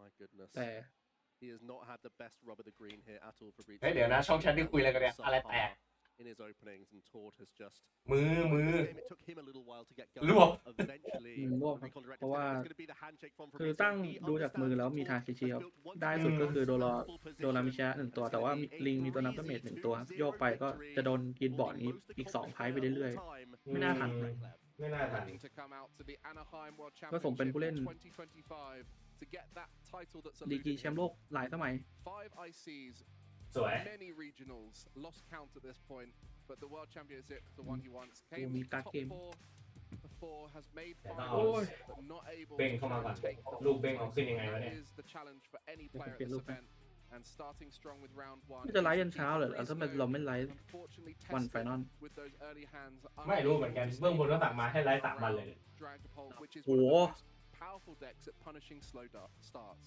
Yep, absolutely. You can control that What's board in there? so well, and Tord made it look very easy.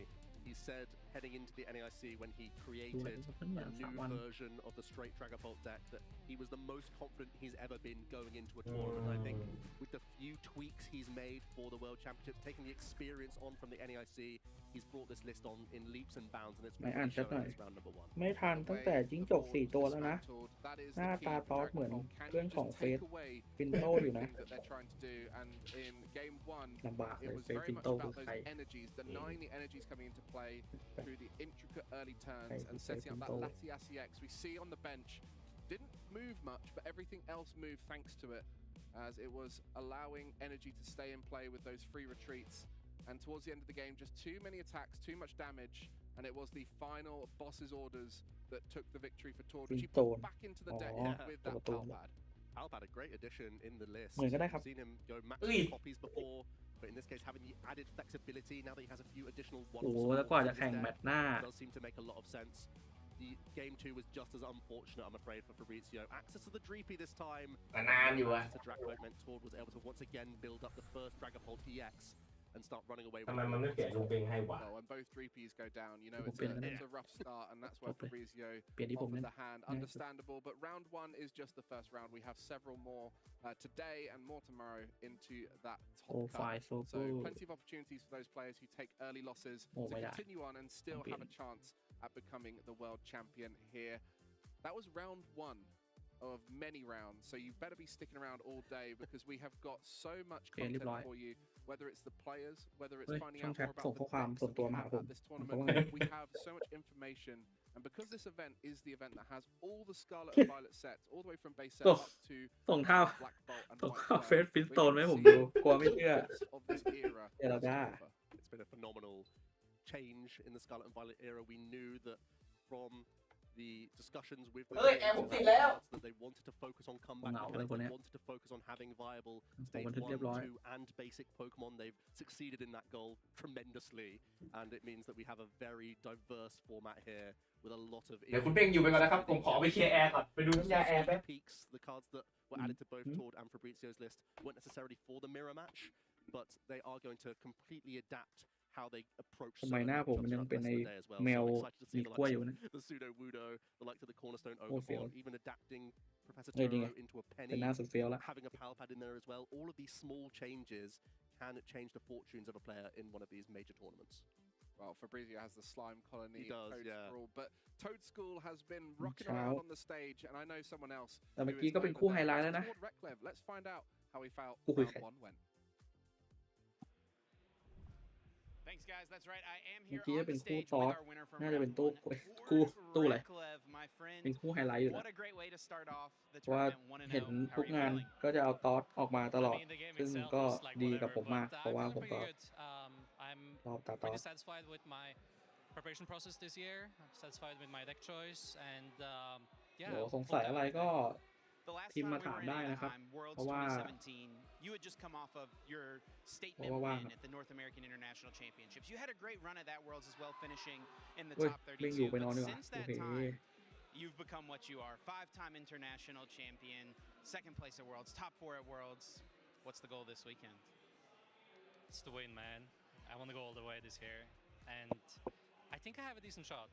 But you know, it's Pokemon, anything can happen. It could very well have been me on the other side not throwing the Draclocks there. So you know, you just have to try your best and see how far it ดู goes. แข่งก็อย่าลืมหาอะไรมา At กินนะครับ NAIC, เพราะ you ว่าแข่ง told กัน us ยาว that ๆครับ you prepared แล้วก็ more ผ for ม that. ไม่ You felt more prepared for that tournament than you had in a ไม่ long ดี time. ด้วย What did your preparation look like ไม่ for Worlds this year? ไม่แปล I started Keep off with moving, a huh? couple weeks off, just you know, actual vacation Fine, with fine. my family, and then since I've been, you know, grinding. Like Good. after I got back home from, Great stuff. you know, Japan again. So รีบนอนเรารีบนอนจังอะ every day I've been putting in the time, I promise, and ปกติไม่นอนไวอย่างนี้ I have all the lines. I just need to execute them with, you know, some peace of mind throughout the day, and we'll see. Your deck is similar to the one you played at NAIC. Why did you stick แต่ with คลิปมัน Dragapult ดี for เลยหรือเปล่า Worlds? ไม่รู้เลย I still think it's the same principle. It's the spread deck with an actual engine, so I believe it provides the most depth in games. I still think that, and it's honestly just my favorite deck. You have so many lines you can play with it. You can, you know, set up and nuke everything at the opponent's board at the same time. You can สำหรับ suddenly ใคร protect your ที่ control รอ deck ดู and, you ผ know, ล lock การ them. แข่งของคนไทยก็อาจจะต้องไปดู Now I can even wall them. So อื่น you know, I have a lot แต่ of options in ช่วงนี้ก็ in มี the นะ deck, and เดี๋ยวไปสืบมาให้ it's very เดี๋ยวไปหามาให้ interesting. So, you have a lot of like intricate play, and I hope I get to use a lot of different. เฮียจัดเต็กเมจิก say, ใหม่ทั้งวัน game เลย plans อ้า today. That ว would be the most fun. ขายวิญญาณ It นั่นนี่ definitely looks like you've built your list with plenty of options for whatever your opponent could have ให้ across the เขาก่อน table ไป from กิน you. ติน้อย I know คุย there's กั a น lot of people out there who แต่เรื่องเม support จิก you. นั่ง Is เงียบ there เลย anything ผ you ม want to say to them and anyone you want to คุยอะไร thank? กันวะ I mean, your support means everything to me. I would not have been อื able to put ม in so much time รับ and เรื่อง effort ครับ into this ขอบคุณครับ game and สำหรับ my preparations ข้อมูล if ครับผม it was not for all of you. So thank you so much. I really appreciate it. Thank น้อง you. เกอร์ครับแชมป์ประเทศไทย Let's hear it for him, น้ำห folks. นึ่งนะ Round 1 win for Tord Reklev. เปิด Let's สวยครับ head back to the desk to Mike ห and รือ John. ว่าดีมาก Well, thank you very much, Chip. A bit of insight from one of the masterminds of our game. สำหรับรุ่นจูเนียร์นะครับ You're close with Tord. You get to see a little bit เดี๋ยวผมไป behind ดูก่อน what he gets up to. น้องโทริชนะหนึ่งครับ Without giving away his secret sauce, what's คา the ภูมิชนะหนึ่ง what's the จัสติส difference แพ้ครับ between นิ him พนธ์ and แพ้ the ครับ rest of the field? Well, it's ส่วน a มา lot ส of เตอร์กับซีเนียร์ยังไม่มีการอัปเดตนะครับ That's really it. He ก็ is รอ day ดูกัน and ไปครับ night, every breath, he's thinking about Pokemon. He's playing a ton of Pokemon. He's adept at all sorts of formats. He's been around forever. He's been playing so many years of the game. It gives him this depth of knowledge, this wealth of experience to draw from of what has made decks อ๋อ powerful มาส over เตอร์มีอัป time. เดตแล้วก็เป็น And also น้อง keeping เจอ up เนาะ with ที่ห the นึ่ง game so เฮ้ย much ชนะ and just putting so many reps in ชนะหนึ่ knows ง that picking a deck like ส่วน this, คนอื่น giving the ยังไม่รู้ว่า flexibility of เดี๋ยว lines ผม like ไป you ดูก่อน said ว่า means that all he has to do is figure out ผมมีเว็บ every เช็คอันนี้อยู่ matchup by trial and error, figure out where your ราย best ชื่อ win นักแข่ง percentage comes from, and then แผ่ it's น about แพ that ริ่ง execution. He's on the stage every time, completely chilled out because he knows he's been put in basically every situation before, so he knows what the best choice is. I think the only match that might make him nervous would be a World Champion final, because that's the only thing which is unfamiliar to him, winning it. And I think another important point is he's playing the same archetype as NAIC. It's been a lot of time. He's played a lot of reps of this deck. For someone like him who is able to jump between archetypes, adapt to the meta, how important is it for him to play a deck he's very familiar with? I think it definitely helps. It means he can make decisions in a timely fashion as well, which is a big deal for a deck like this, where Dragapult can sometimes slowly set up game over a number of turns, and sometimes you're going to be the one on the back foot, hoping to hand disrupt and piece together a way that you have checkmate on the following turn, and slowing down the opponent, slowing down the game for as long as possible with Budju as well. So not only making the correct decisions, but doing it quickly, and also having the awareness of saying, my board position is too far behind, let's pick it up and let me give myself 2 games to still try and close out the set. That's all experience. That can only happen from having a lot of reps. And Tord, yes, he's happy to jump around decks. Whenever there is a new format, he'll look at it with a fresh pair of eyes and see what's changed in the meta to be the first to create something new. But also he's been very happy to stick with the same strategy for as long as possible and really get every inch out of that list. And you can see with these changes that he's made those small tweaks. So you can really tell that he has pushed this as far as it possibly can.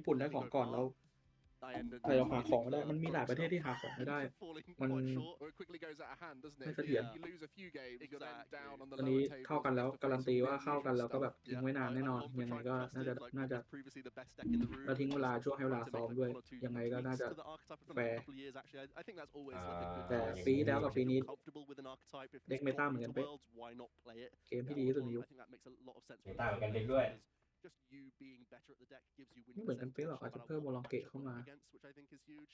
But I think มีสิทธิ์คนเอาโอลองเกตมาแข่งก็ต้องมีแหละน่าจะหลุดมาบ้างแหละต้องรอดูคู่ต่อไง and I'm now tipping my cap to Flareon โอลองเกตมาแข่งก็น่าเบื่อเหมือนเดิม เฮ้ยทำไมคุณพูดอย่างนั้นล่ะครับคุณเบ้ง handful of decks in the room is really vital because the players they're going to still make แต่จริงตอนนี้เมตามันก็ when you're up against such talented เดิมๆอ่ะเนาะฟ้าขนองโดราเพา I feel like you need your deck to have ไม่รู้ inherent มีคนเล่นฟักนองอยู่ไหม to beat the other best players in the room. So คิดว่าไม่คิดว่าไม่ but that's also because I เด็ก know มันก็เสถียรสุดอะ top 100 players แต่เด็กมันเสถียรไง of a tournament. คิดว่ามีซาไนท์หรือเปล่าดีกว่าเข้ามาบ้างไหมดีกว่า There'll be players like มี Torch นะ who can say คนไทยเล่นเซอร์ไนท์อยู่นะ get me in the อ๋อ game and น้อง then we'll figure the rest out. And I think that's also great for our very คุณ best เชนนะ players. คุณเชน That's why I love that Draklo อ๋อ game. เชนมาสเตอร์นะ And ถ้า I เชน think ผิด it's น่าจะมาสเตอ important ร์ right now that we let the viewers at home know that you're ก็รอ going to ลุ้ be น giving กั us นไป all these knowledge bombs throughout the weekend. And I think what's really interesting แต่ is เมื่อกี้ the คือแบบ experience จบอย่างไว of the worlds. And I really want to find out how you feel โดราเพาเจอเด็กมิลเลอร์ lower แล้วปู points บอกไม่ทัน รู้เลยรู้เรื่องเลยคุณนามบอกเลยรวบ here where last year it was over 1,000. How does that change things up in terms of the Look. dynamic of every round, the meta cooling and things like that? I think it makes it easier to hone in on the top archetypes.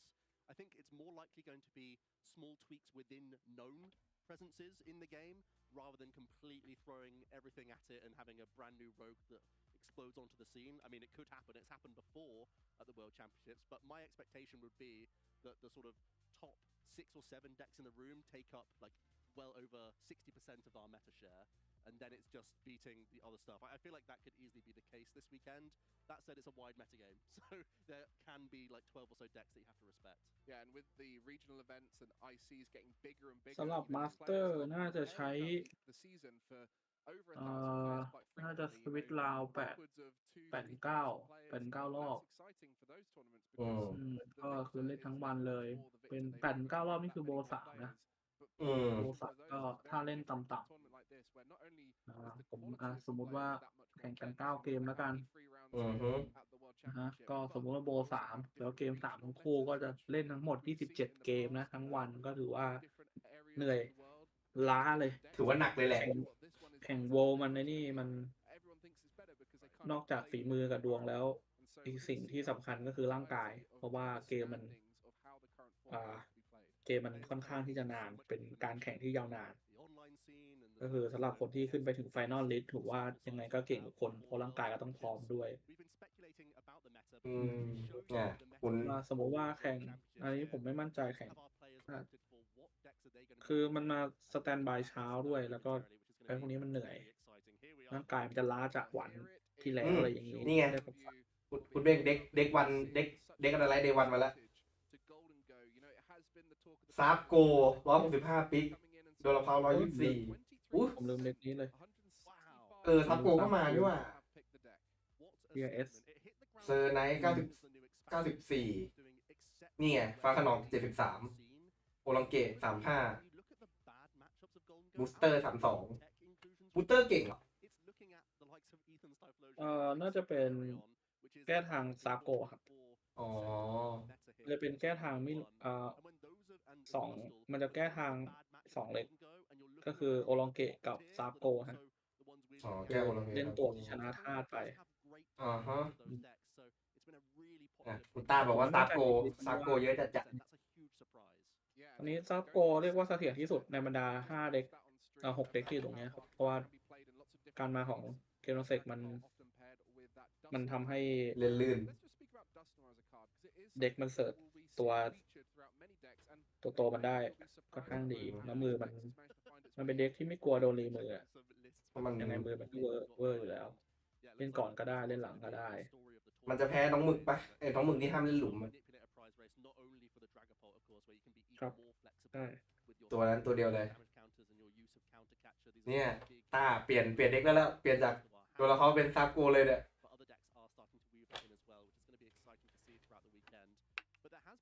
หมดหวังแล้ว ว่านั่งเล่นเด็กที่มันมี2แบบคือเล่นเด็กกับที่เราสบายใจกับเด็กที่เล่นไ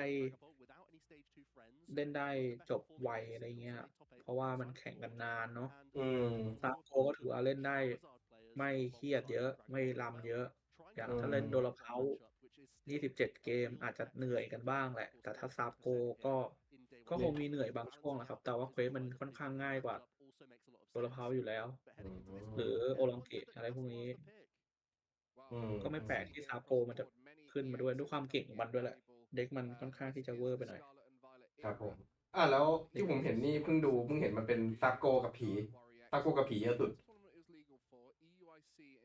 ไม่ใช่โดราเพาผีพูดผิด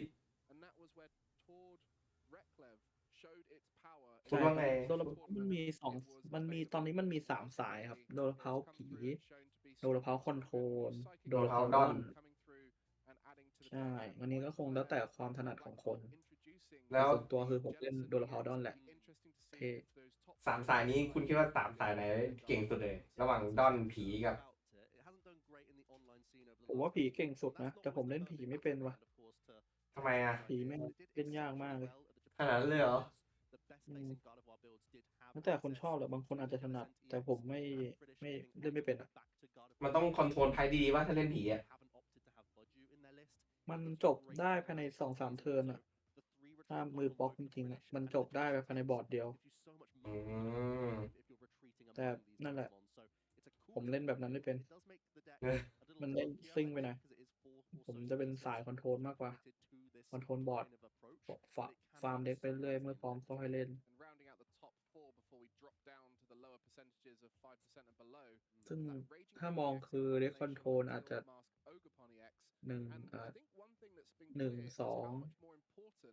ถ้าเห็นอย่างนี้ก็2 เด็กแล้ว2 เด็กอาโก1 2 3คอนโทรล3เซอร์ไนท์โดราเพาโอลองเกตเด็กอาโกหน่อยก็จะเป็นซาโกกับคอยาว ส่วนเด็กเคาน์เตอร์เป็นบูสเตอร์ก็ต้องรอดูว่าอะไรจะขึ้นไป แต่ผมก็คิดว่าน่าจะมีซาโกหลุดเข้าไปแน่ๆ1 2 แล้วเซอร์ไนท์ล่ะ เซอร์ไนท์ผมคิดว่าน่าจะหลุดไปด้วยแหละ แล้วโอลองเกต ผมเห็น เนี่ย เซอร์ไนท์มาทีไรก็หลุดเข้าไปตรงนั้นตลอดเลย ก็จริงนะมีเซอร์ไนท์เข้ารอบลึกเสมอ แล้วโอลองเกตล่ะ อันนี้ผมไม่รู้เลยจะดูจากเปอร์เซ็นต์เด็กอาจจะหลุดเข้าไปบ้างแหละ ไม่รู้เหมือนกันฮะเปอร์เซ็นต์เด็กมันน้อยนะ แต่ว่ากราฟเนี้ยผมเห็นทุกปีเลย สุดท้ายเด็กที่แบบเปอร์เซ็นต์ได้น้อยเนี่ยจะขึ้นไปอยู่ไฟนอลกันเยอะ เพราะเขาไม่คิดว่าจะเจอใช่ไหม แต่คิดว่าไม่หลุดโผแน่นอน ถ้า8 คนเนี่ยน่าจะมี6 เด็กเนี่ย6 เด็กเนี่ยน่าจะ2 3แล้วก็จะมีแบบม้ามืดมาหลุดมา1ที่แบบเป็นไฮไลท์น่าสนใจ คิดว่าจะมีเด็กโม่หลุดมาบ้างไหม ไม่มีครับ ไม่น่ามี โอลองเกตผมว่าน่าจะมีเดย์ทูนะ เห็นด้วยกับโอลองเกต เห็นด้วย ถ้าให้พนันแบบไม่ใช่พนันเลยแบบแพทแบบเบ็ดไปเลยว่าเด็กไหนเข้าไปไฟนอลเลนแน่ๆผมก็ต้องเชียร์เปอร์เซ็นต์เยอะสุดก็น่าจะเป็นซาโกแหละ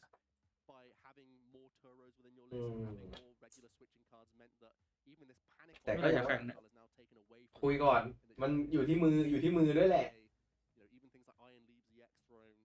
เกมการ์ดมือแตกก็จบ การนี้ไม่มีมิแกนด้วย ใช่ ไม่มีมูริแกนมือแรกด้วย นอกจากจะไม่เจอโปเกมอนเลย พื้นฐาน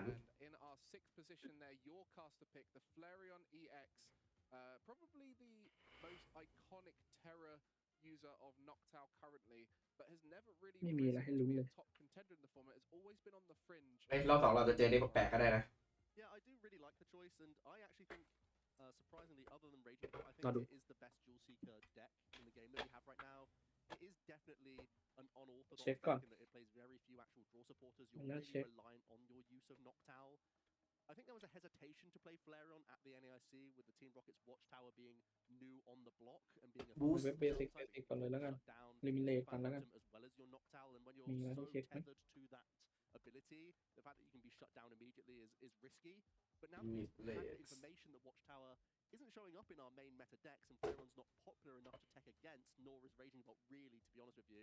especially when Raging Bot has enough draw power outside of that fact that ยังไม่มีนะ stadium bounces. พื้นฐานเปิดหมีโอเคสบายใจ จริง เคยใส่หมีแล้วจากนั้นก็ไม่ใส่หมีอีกเลย ถอดแม่งเลยเจอหมีมือแรกเสมอเนี่ยบอกอะไรวะ แล้วเจออยู่ตัวเดียวด้วยนะ I don't think that's that tough. I like its matchups in other situations here. Yeah, and strong into the golden go.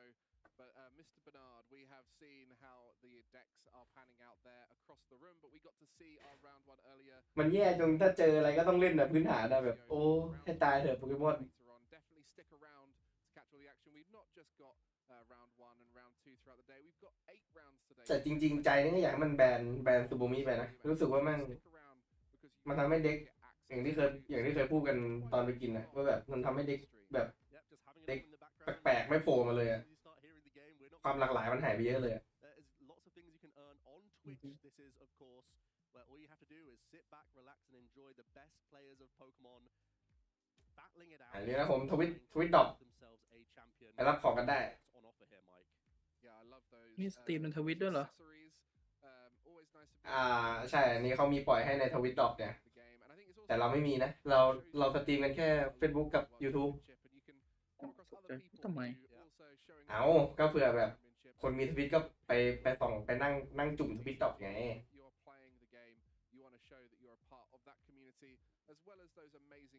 ได้สลีปโปเกมอนด้วยนะในไลฟ์อะ I do really like that Xylos. I like the way it's very symmetrical. I think this is one of my new favorite concepts in cards is having very symmetrical cards where obviously with the 2 heads it makes a lot of sense right there. But how epic is that Hydreigon EX artwork? นี่เสียวเนี่ยไม่รู้ว่าตี2เน็ต2มันจะตัดเองหรือเปล่าเนี่ยยังนั่งเสียวอยู่เลยเนี่ยถ้าฉันหายไปโปรดไม่ต้องตกใจเดี๋ยวกลับมาใหม่ any deck that you see out here on the tables. If there's something that's inspired you throughout the weekend, now you can take these credits for yourself, start building your own deck, get involved in TCG. It's a fantastic time playing Pokemon. It means after the World Championships, we're starting again with a brand new season. อันนี้ขออัปเดตหน่อยก็คือคนไทยซีรุ่นมาสเตอร์ชนะอีก1นะ เด็กอะไรเอ่ย โอเคคอนเนคโตชนะ1เขาเล่นเด็กอะไรอ่ะ น่าจะโดนเพา เขาคอนโทรลเหรอ นี่ผมขอเซิร์ชคนนี้ก่อนปลูกแมปเชียร์คนนี้พาคินโอ้แย่จังพาคินแพ้1เปิดหัวมาก็แพ้เลยน้องคนนั้นที่ผมสู้ด้วยในงานแข่งนั้นนี่เขาชื่ออะไรนะ ผมไม่รู้เลยว่าชื่ออะไรที่แชมป์จูเนียร์ป่ะอันนี้ไม่รู้แต่ว่าผมไล่เช็คทีละคนแล้วกัน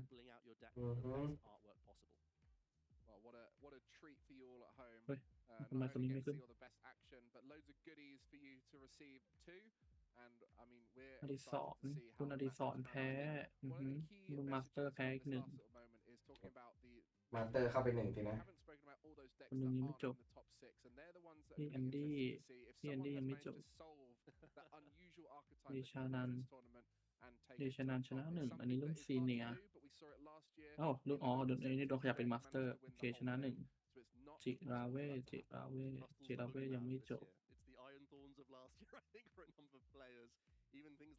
โอเคโอ้แพ้กันเยอะเว้ยจูเนียร์มีน้องคนหนึ่งนะน้องกลายจูเนียร์แพ้แล้ว1คารินชนะนะครับสำหรับรุ่นคารินเป็นมาสเตอร์แล้วโอเคพิดาเมจเช็คไปแล้วโอเคยังไม่จบกันเยอะนะสำหรับคนไทยอาจจะจบกันแล้วแต่ว่าเว็บไม่อัปเดตนะผมก็อันนี้แรงได้เช็ครุ่นจูเนียร์หลายคนยังไม่ส่งผลนะก็ต้องลุ้นกันไปคุณพาคินอันนี้เช็คแล้วแพ้เฮ้ยผมเชียร์เขาอยู่นะเนี่ยสู้ครับแล้วก็วัตรกรอันนี้ชนะครับมาสเตอร์ชนะอีก1นะเปิดหัวสวยครับซีเนียร์มี2คนเนาะอันนี้ก็ยังไม่จบปุญญพัฒน์น้องปุญญพัฒน์นะปุญญพัฒน์ชนะนะโอ้มาสเตอร์ชนะกันเยอะครับรอบแรกโอเคเจ้าเนี่ยอีกคนนึงน้องมหาสมุทร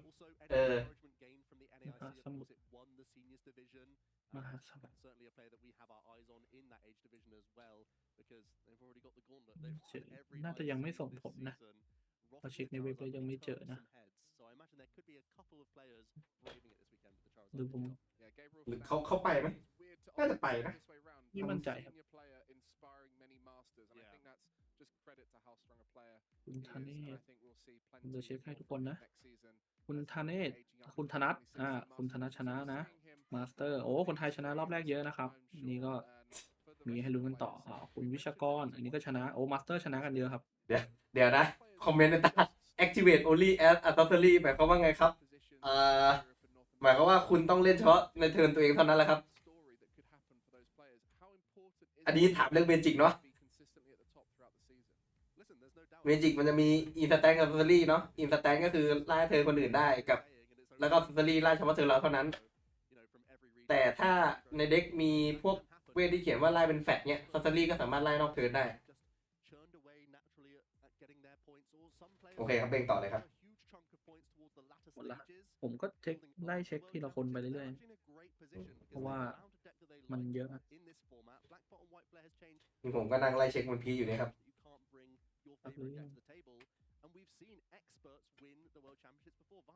ทำไมบอดี้ผมเทียร์4ล่ะครับไม่นะ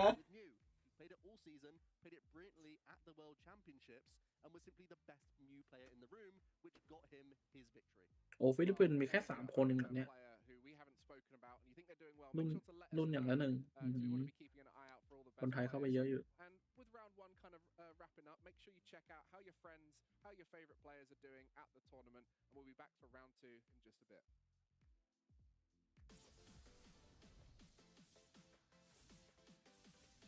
รอบ2จะเริ่มอีก5 นาทีสวิตช์ลารอบ2 5 นาทีปลอม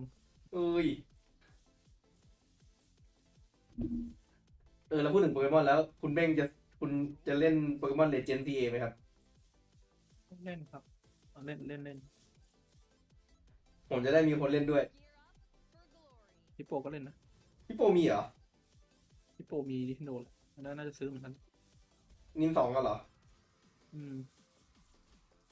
ไม่ดิพี่โปน่าซื้อนิน1ป่ะศิลาเวทแพ้ศิลาเวทนี่น่าจะเซอร์ไนมั้งเดชานันอันนี้ไม่รู้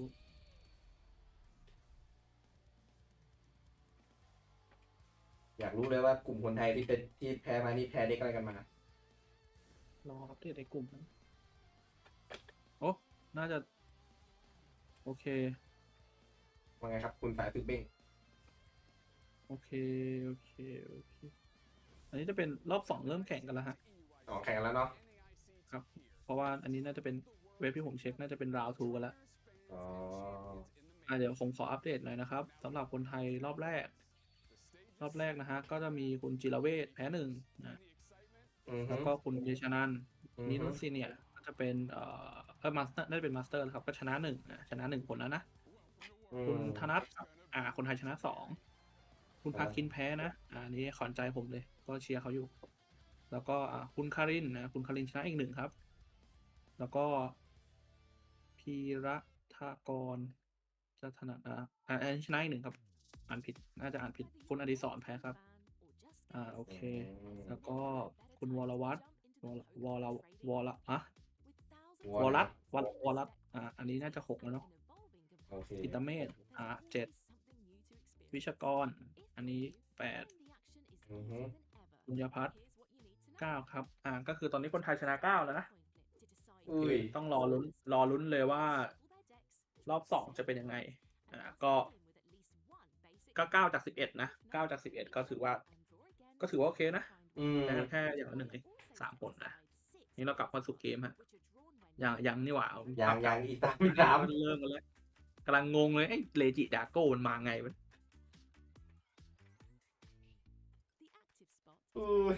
ไม่การ์ดใหม่มาเป็นงี้วะเนี่ยวันพีช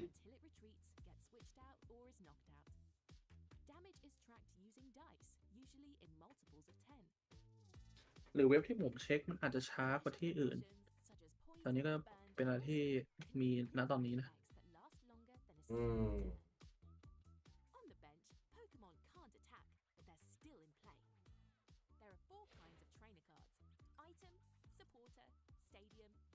Pokemon tool. Each one brings unique effects to the game, adding new twists and strategies to every match. อุ้ย To win, a player must draw all เกิดอะไรขึ้นครับ 6 คุณเบ้ง cards by knocking out opposing Pokemon, but that's ผม not ต the กใจ only way ชื่อ to win. ผมตกใจมากเลยครับ เพราะว่าคนไทยไปอยู่โต๊ะท็อปกันเยอะมาก Pokemon TCG. อันดับ 20-22 ครับ อาจจะเห็นแบบระหว่างเล่นก็อาจจะแบบผ่านหูผ่านตากันแน่นอนฮะ เพราะว่าอยู่ใกล้กันมากครับ ถือว่าเรทกันดีมากนะ สู้ๆครับคนไทย แต่ผมไม่อยู่เชียร์จนจบหรอก ผมไปนอนก่อน อยู่เชียร์ไปเด้อ เดี๋ยวผมอยู่เชียง โชคดีพี่ เอ้ยเผื่อเขาได้ขึ้นแมตช์โชว์ไอแมตช์โชว์นี่เขามีการเลือกกันยังไงเลยฮะเบง เมื่อกี้ไงแมตช์โชว์ ไม่มันมีเขาเลือกกันยังไงในการขึ้นไปโชว์ แรนดอมแหละฮะส่วนใหญ่ก็จะเอาคนที่ดังแหละ อย่างนี้กับพี่ แล้ว ทอ แต่ออแกไนซ์ในงานแหละ แต่ส่วนใหญ่ก็เอาคนดังก่อน อย่างตอนเนี่ยยังไงก็ได้ขึ้นไลฟ์แน่ๆ เพราะเพื่อดูดคนมาดู แล้วก็พวกโปรเพลเยอร์แบบแชมป์เยอะๆอะไรเงี้ย กับเด็กแปลกแหละ เด็กแบบเฮ้ยเด็กนี้แม่งแปลกดีอะไรเงี้ย ขึ้นไปเลย เพราะเมตาเจอเมตาก็คนก็จะแบบก็ เบื่อนะอย่าง ถ้า เมื่อ เห็น กี้ เด็กแปลกแต่ถ้าเป็นเมตาถ้ามันเป็นแบบคนแบบดีกรีแชมป์อย่างเงี้ย ก็น่าดูใช่ปะล่ะ อันนี้คน ถ้าเกิดเอาสุดหล่อที่ไหนไม่รู้มาก็จะดูแปลก สุดหล่อ ๆ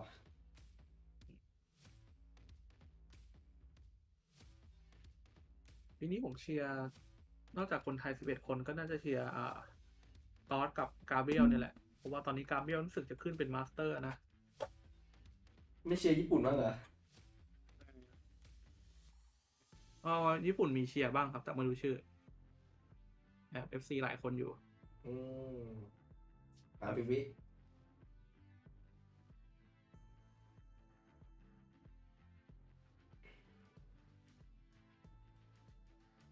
ใจจริงก็อยากให้โวมันแข่งจบไปไวจะได้ออกของกันสักที จริงๆผมอยากให้เมตามันเปลี่ยนมากกว่า ผมเจอแต่เท้าเจอแต่เดิมๆมาแต่บล็อกใหม่มาไม่ได้ช่วยอะไรเลย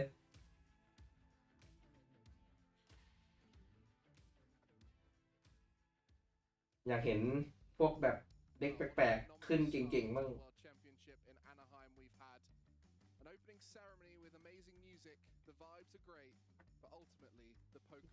นาทีหลอกจริงด้วย นี่ไงรายการภายในงาน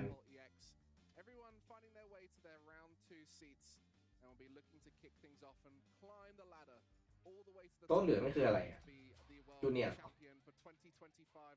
ไอโต๊ะเขียวคุณผิด I'm going to try and find a compliment every single time because it's great listening to Joe explain everything that's going on. How did you find that first round? Well, Todd was pretty dominant. I think he drew a little bit better than his opponent, and it was a mirror match, so he was able to make short work of it. But still impressive stuff there. Had some intricate decisions, even though he was in an advantageous position. And that's what it's all about, to be honest with you. Trying to squeak out extra percentages every single turn is what's going to make you win over and over again. And we know that that's something that Tord Reklev does very frequently every tournament. And familiarity. It's always great to know a deck inside and out. And what we can tell with this tournament is many of our top players throughout the season are picking archetypes that they've piloted at many other tournaments. I think that's going to be clear going into our next game as God of War users are very familiar with some of our players playing God of War at this tournament. But of course, it's always interesting with archetypes like God of War, like Dragon Ball, is see how those top players adapt, being one step ahead of everyone else. Especially with Black Bolt and White Flare introducing a potential น้องมหาสมุทรพี่แพ้ตา1แล้วก็ชนะ2 ตานะ เฮ้ย to be honest with you, it wasn't guaranteed to go into แล้วเขาบอกเด็กไหม but the new Frillish ไม่ has บอก essentially the same attack as Budgie for 1 psychic energy. อาจจะต้องเก็บไว้ Also has more hitมีสาย points, สืบ more retreat costs, which sounds like a bad thing, but actually good when it means you can recycle อย่า damage. บอกนะ Also, ว่าเขายังเล่น attachments with Psychic Embrace on Gardevoir. Lee You Sedon don't suddenly have great damage with Adrenabrain for your Monkey Dory. It means that it's a more annoying Pokemon to knock out, and of course it can evolve into a Jellicent TX. Yeah, our third most popular deck here at the event, going to be looking to adapt and overcome the changed meta thanks to that Genesect EX elevating Golden Go to the top. Another card that we haven't really spoken about much is Air Balloon that is featuring in that top deck, and I'm sure we'll see plenty of it. But for you, when you're looking at these World Championships, you're seeing people play decks they're familiar with. How important is that for them going into these early rounds where they're going to be the most nervous? Yeah, taking away those nerves is obviously a great thing. The better you're going to perform if you are confident and comfortable. And it means that your mental energy isn't so focused on, is this even the right thing that I'm doing right now? Like, no one's going to be out there doing that. I think even if you're picking up a deck, players have had a month since the NAIC over that. So they've had weeks and weeks to really nail down hundreds plus games, I think. You have to expect it with the caliber of competition that we have out there. Everyone's got to put a lot of time in. Maybe there's been some late jump ships or a few changes within decks over the last couple of days based on the metagaming and the discussions among players.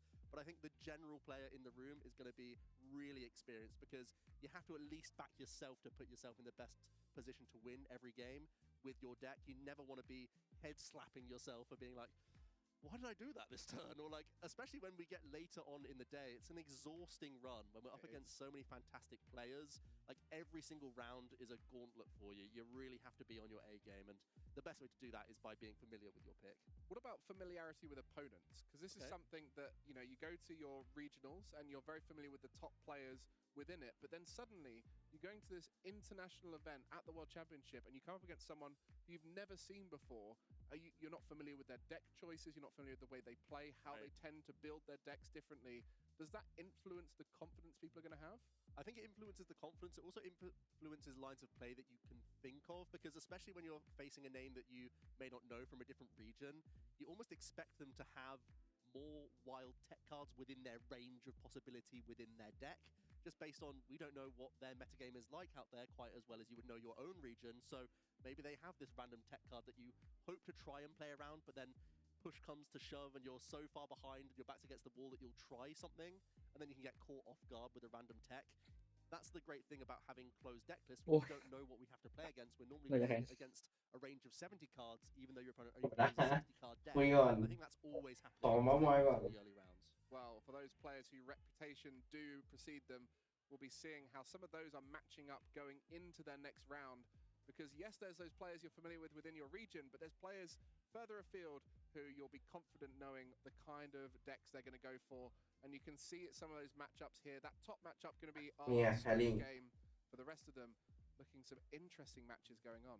Wow, all sorts of talent on show It's here. Sen or Seeing Wen. Nathan and Alessandro is one of the most interesting rounds. Whenever you see Alessandro, you know that he's playing his own concoction of crazy cards.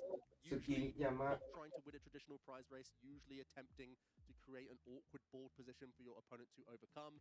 Nathan Beck, a very consistent performer. เดี๋ยวนะญี่ปุ่นเจอกันเองเหรอ Daniel Magna, a name we've already highlighted, up against Vincent Owen, two very consistent performers there as well. Alex Shemansky and Brian DeVry, also a fantastic matchup that we'd love to keep an eye on. But there's so many to pick from, and as fate would have it, we have the rematch of the NAIC finals, Isaiah and Riley. We couldn't say no to that one, Mike. Yeah, we're going to see two players very familiar with themselves and very familiar with the types of plays and decks they're going to be up against. And I think when we talk about the NAIC finals, what were the decks these guys were playing? They were playing Gardevoir back then, and it was that really intricate mirror match. I think Riley gained acclaim not just for making it to the finals, but the manner in which the finals, having to defeat Tord Reklev with a very bold passing play in those finals. จะบอกว่ารอบนี้คนเต็มนะ So Riley really made a name for themselves, and หมายถึงเต็มแบบเต็มเลยที่ once more 16 คนเลยเหรอ ใช่ in his favor. Well, we're seeing 3 of our top พยายามเข้านะหรือไปรู้ลัคกี้ดอก็ได้ 2 rounds as ผมรู้ลัคกี้ดออยู่แล้ว คนแย่ on stream, so you're getting a real trip down memory lane. ผู้ชนะที่แท้จริงลัคกี้ดอ to see these players in action, and they are in their most peak form right now. Not a huge amounts of changes for both these players, as they will be competing with the same archetypes, but you have that question. งั้นผมไม่เอา What sort of ปอมดำ changes แล้ว have they made based off of the black ball and flare?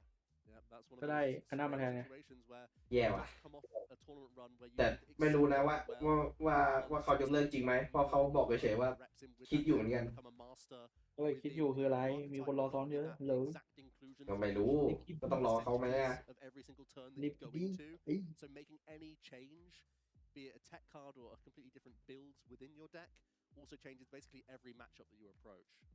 Well, the key at every event is what's Gardevoir bringing? What's the options available? There's so many great psychic type Pokemon that can be used, and many of them synergizing perfectly with Gardevoir. We're talking about Screamtail and Drifloon, which work synergistically with the damage attachment combination from Psychic Embrace.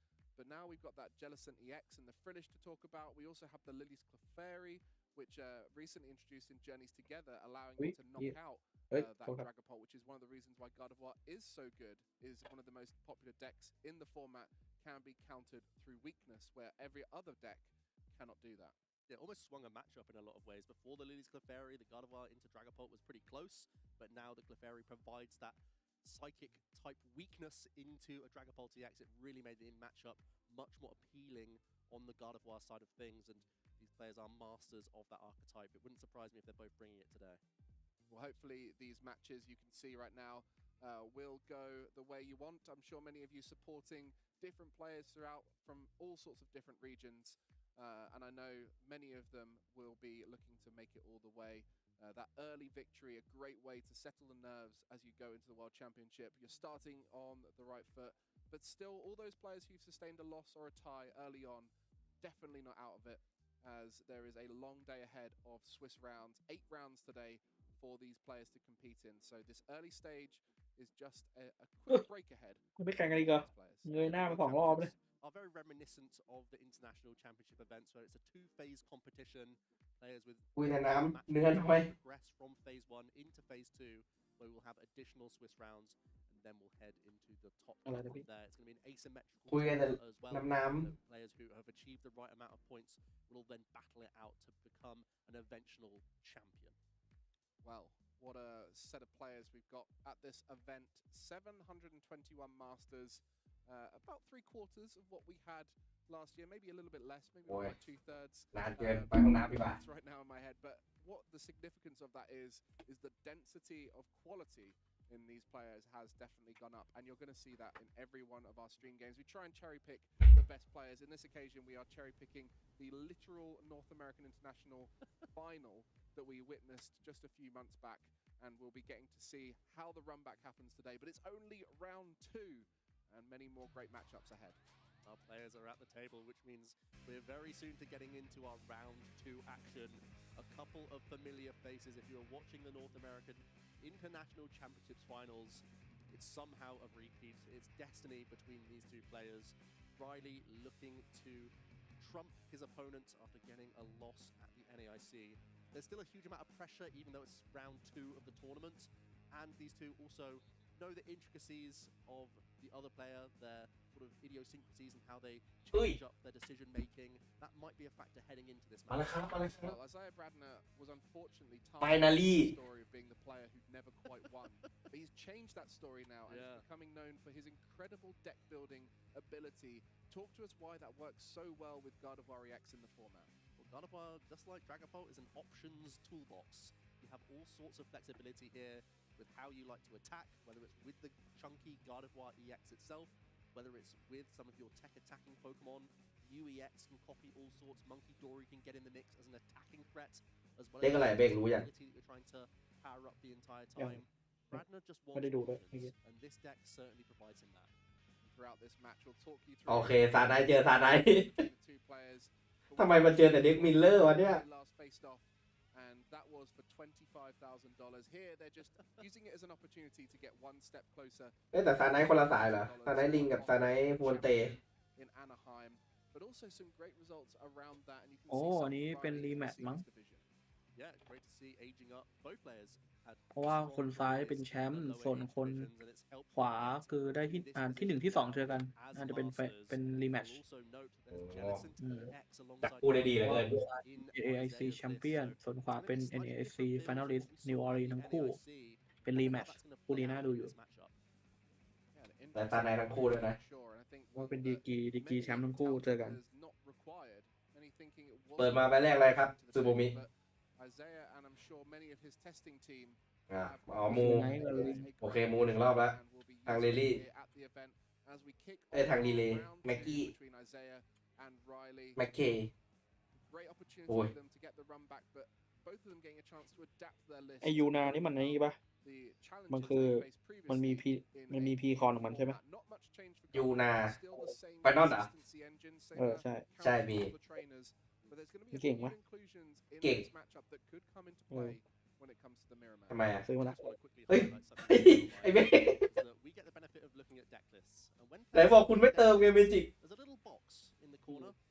เขียวฟ้าขาวมาคอนโทรลเป็นคนเดียวมั้งผมเองอ่ะ แต่มันสีคอนโทรลนะแต่มันเล่นเป็นเคาน์เตอร์เด็กมันอ่ะ ดูคอนโทรลเป็นอยู่คนเดียวมั้งมาเจอกันรอเล่นเนอะจะไปซื้อที่ไหนแล้วมีตังค์ ถ้าเห็นนะกูตบหน้าเมฆนะ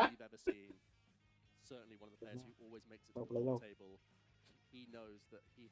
ขายพี่คอนนะครับนี่เปิดช่องแล้วขายพี่คอนเด็กที่ดีสุดครับ ดี โอ้โห ติดไพ่โอ้กล่องลับติดไพ่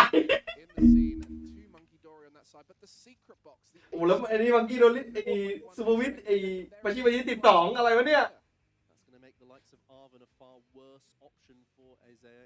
สถานการณ์นี้คุณว่าไงครับคุณเด้งดูบอร์ดกันไปลิงเซอร์ไนท์ได้ใส่มา2 ป่ะ 3 ป่ะ 3เหรอแล้วว่าเหลือตัวหนึ่งเลย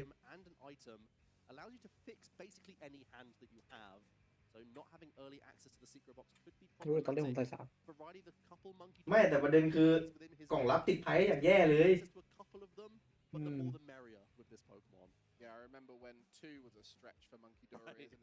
ใช่มิลเลอร์อีกแล้วมิลเลอร์ตลอดไป always monkeys are available as these players kick things off in round 2 of Anaheim World Championship. Isaiah versus Riley for the run back, and it's going to be Riley kicking things off. See the draw for turn, and he's also เปิดมา a flutter main here. ลาดกับอะไรวะน่ะฝั่งขวาตัวอะไรวะน่ะอ๋อ in the active position for the opponent when the flutter เกสากระพือ ไอทิวเอ็กโพเลอร์มันเป็นโปรโมเหรอไม่จริงแล้วเหรอ เดี๋ยวนะไม่ใช่ไอทิวเอ็กโพเลอร์ไม่ใช่โปรโมครับไปออกในบูสเตอร์ธรรมดาเลยแต่ราคาขึ้นนะช่วงนี้ขึ้นมากๆเลยพี่คอนยูนามันแค่3,600เองนี่ใช่ปะแพงราคาจริงมันควรไม่เกิน 2,000 นะ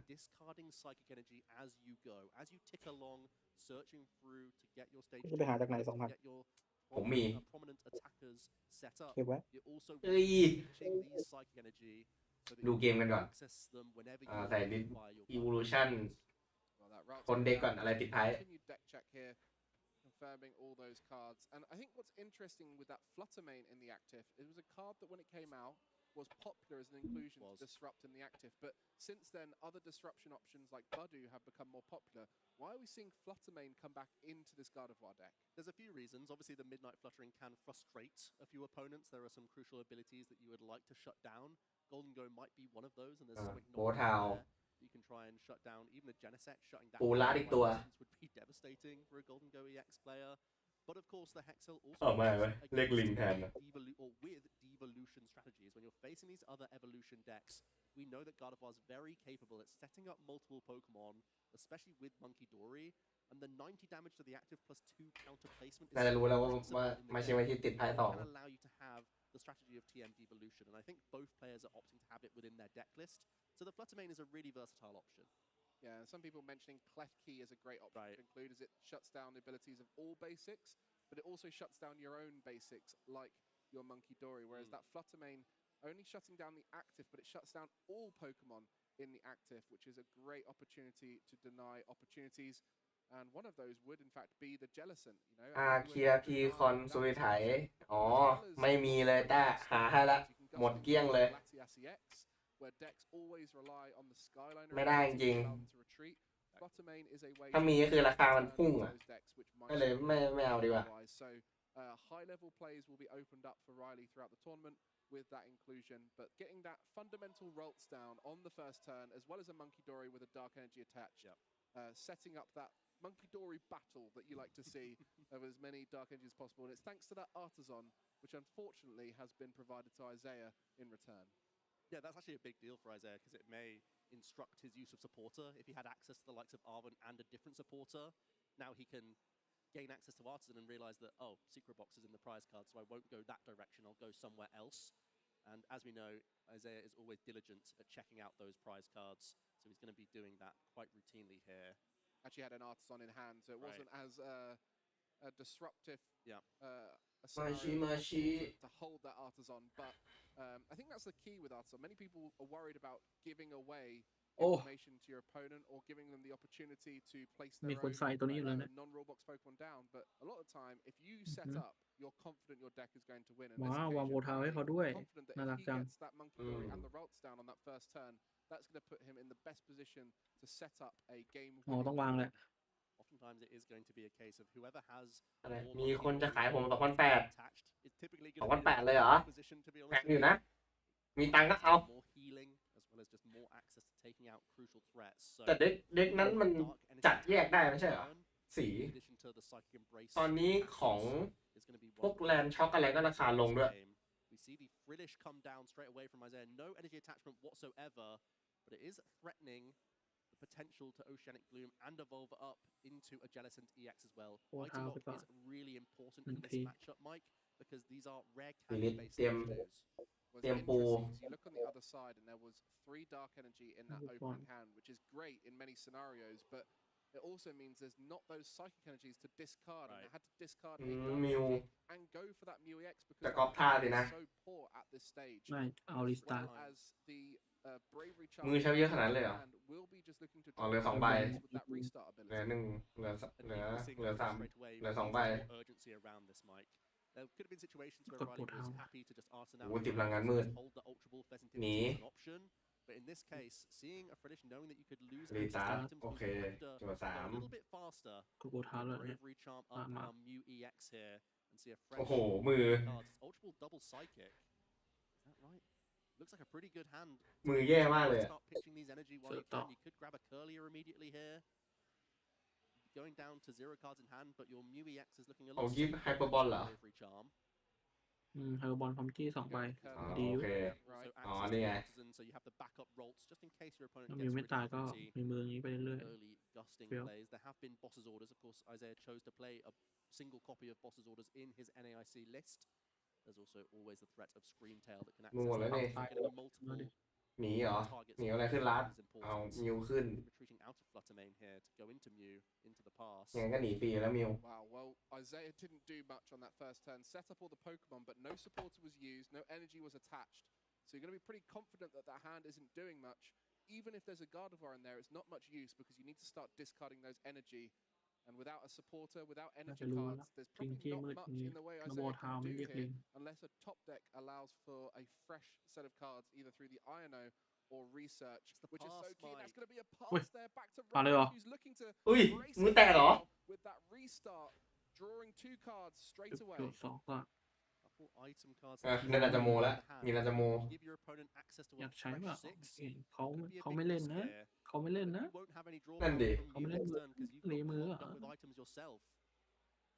อย่างมากก็คือนั่นแหละ Maybe develop another Monkey Dory if you would like. ใช้เปย์แบบว่าดึงพลังงานมืด Not much else ไม่ to ดิ do here though. Both players kind of on fumes. นาจะโมเลย It's gonna be โอ a เค fresh 6 from Riley here. So both players have the sigh of relief. อ๋อในมือ โอ้ Access โห to ในมือก็ถือโบว์เท้า2 ใบ It does mean that Riley has the priority this turn.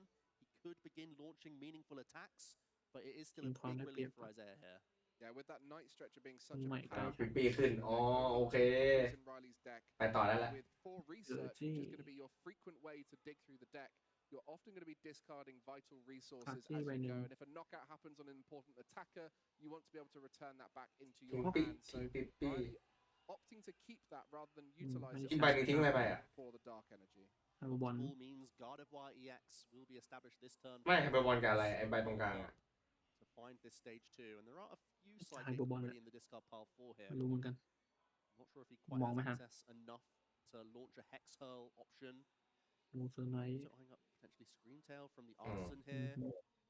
จะได้ขึ้นเซอร์ไนท์ก่อนนี้ก็โดนเด็ก Or a Ralts if you would like. There's always a bit of cat and mouse พลังงาน going ขาด on 1 in this matchup where a lot of your low hit point Pokemon self-damage, and that could open the door for Adrenabrain ยัง from ไม่ your ได้ติด opponent ชื่ to อ punish คุณ you.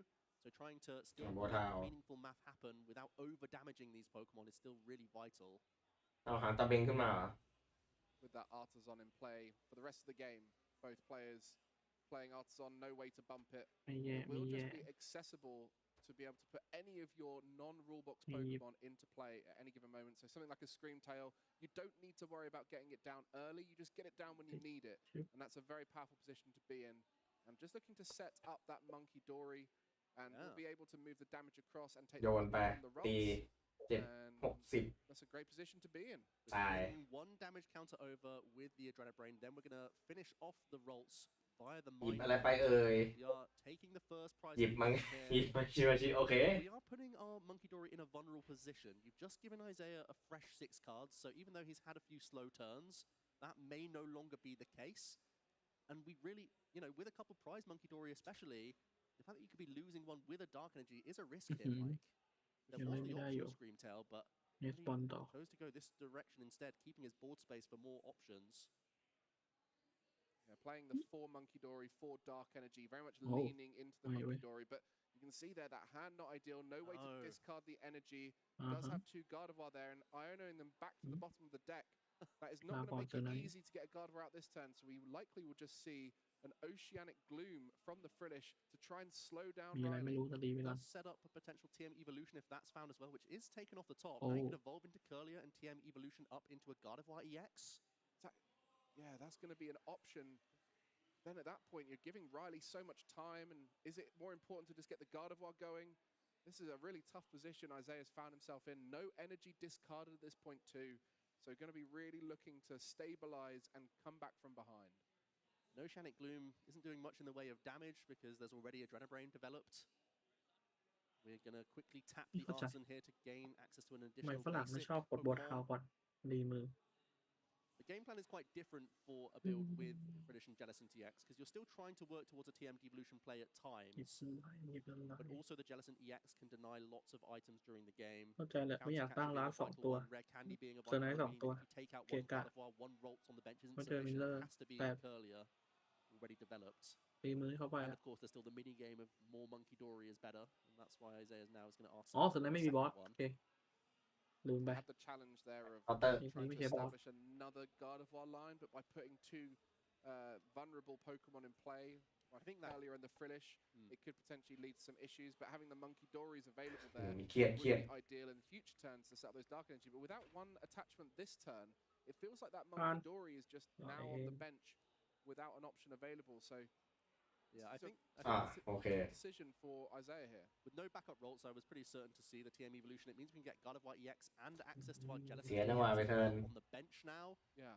Its ability is only active นี่ when ได้เปรียบนะ itself is in the active position, but it does shut ได้ down เปรียบเหรอ use of items and tool เขาตั้ง cards. เซอร์ไนท์ตัวเดียว Very disruptive เซ option อร์ไนท์ in มัน the ไม่ตี deck. เซอร์ไนท์กันอยู่แล้ว ในขณะที่ It's ฝั่ง a ตรงข้าม decent ตั้งร้านไว้ attack, เผื่อ reach 160. พอเติมเซอร์ไนท์ได้ If อีกตัวหนึ่งก็จะเกะกะบอร์ด more and more energy ทีนี้ attached บอร์ด to เขาจะ Jellicent. ฟรี That ตลอด can happen all in the turn with Gardevoir, but Isaiah has really lacked any access to Darkness Energy. He's had to manually attach the Psychic so far and has none in his discard pile. แล้วเคาน์เตอร์ก็ยัง He's ใช้ still ได้ working ด้วย from behind right now.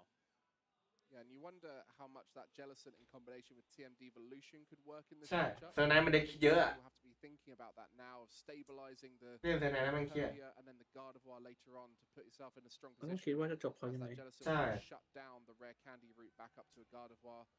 And the secret box available to Riley, still in the prize cards ห็น for เวลาเลย Isaiah. We'll be able to get out เวลา lots อยู่ of ตรงไหน important cards at this stage. อ๋อ Yep, it's a great card to use Arven เว for, ลา เวลาอยู่ข้างล่าง especially when ม you อง can ไม่ grab เห็ a น TM Evolution 38 as the fodder here for your 3 discard requirement. I think there's another one in the hand as well.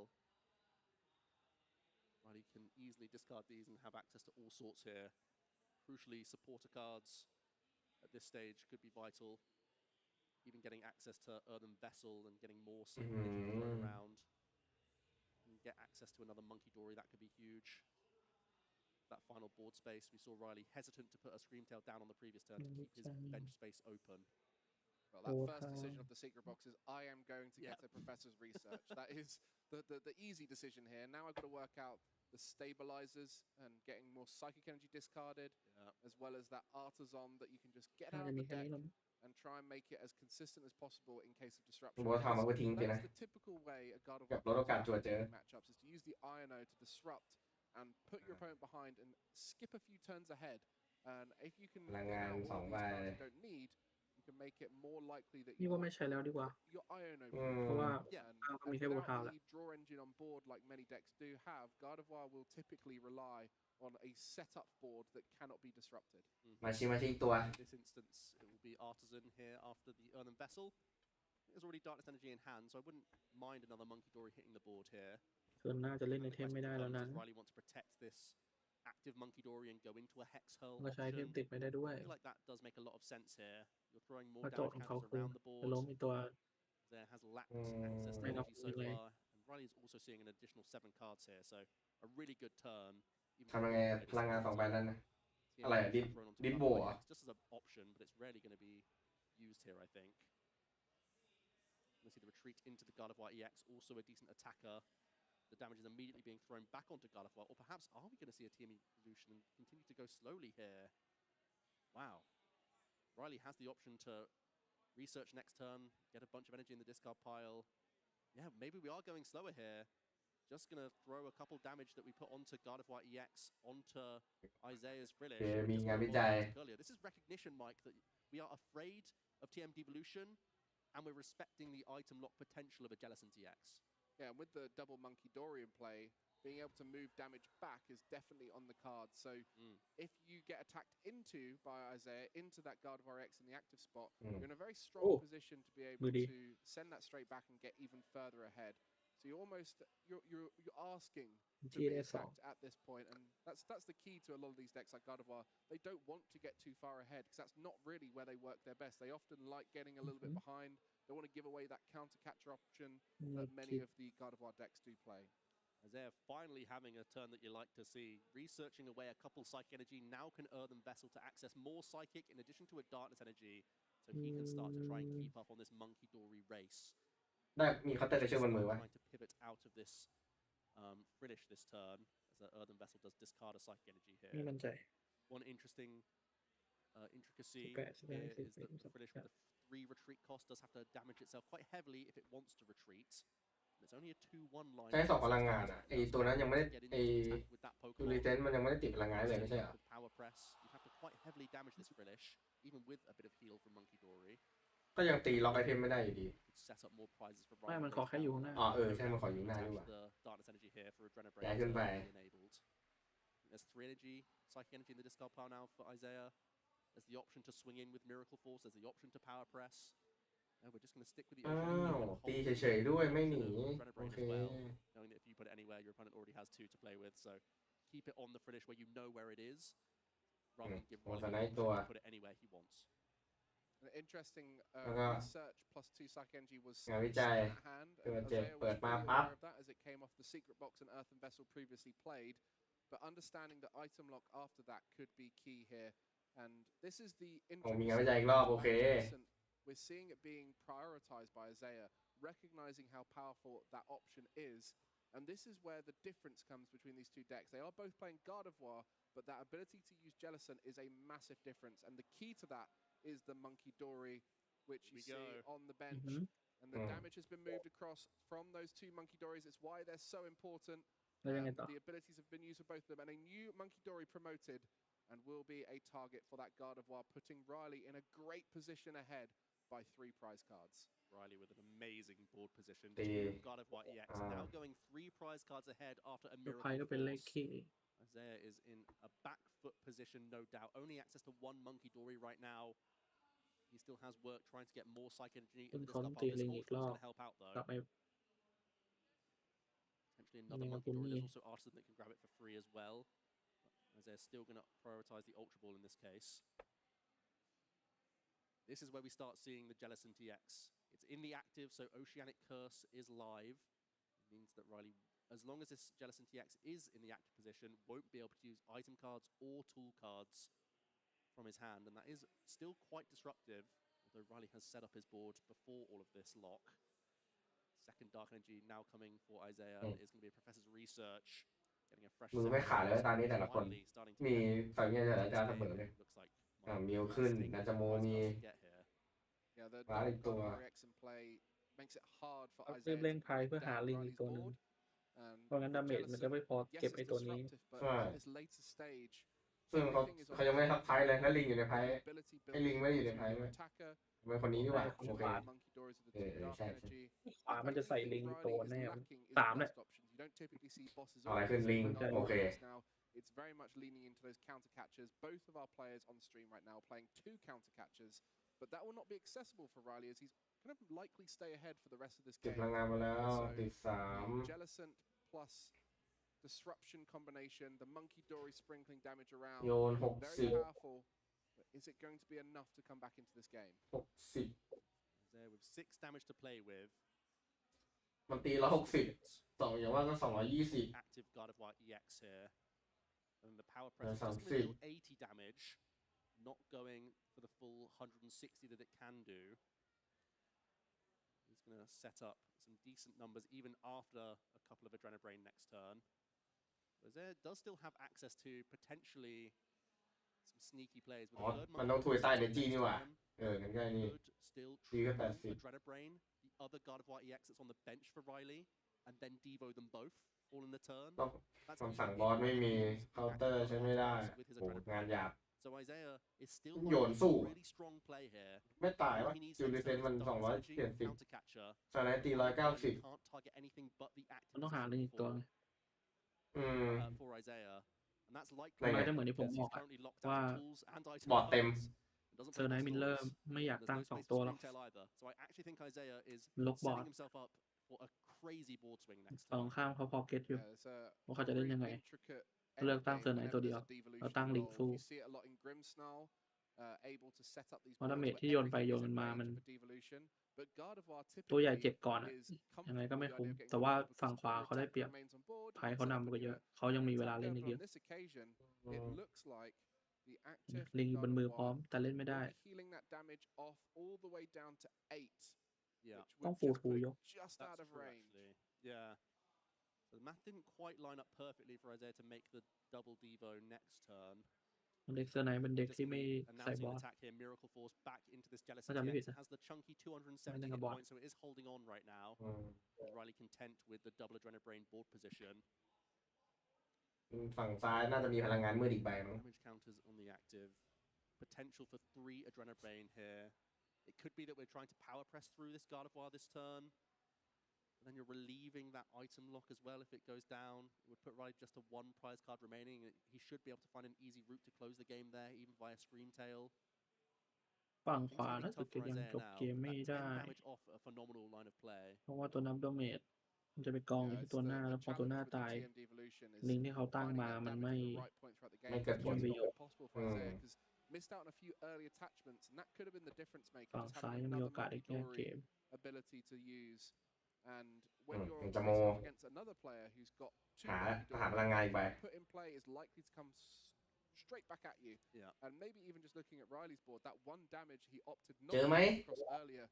โอเคได้ละ So some great high level plays, but also recognition to ทิ้งไปเลย Isaiah บ to นเท้า spotting out these unusual lines that are incredibly tough. ครบลิง3ตัว พลังงานรีดหมดเด็กแล้ว Now look back at that Riley turn with the TM evolution and really appreciate how key that was to setting up a stable board with double God of War. It's a nice find from Isaiah, grabbing an It's early out vessel, so we'll be able to manually attach a darkness energy here. Now he's at maximum monkey potential here. He plays 3 Monkey Dory in this build. He's had to concede some space for the Jellicent line. It means he can start throwing damage counters around at will. Does he have access to any counter catcher here? I still feel like targeting Monkey Dories is okay for a turn.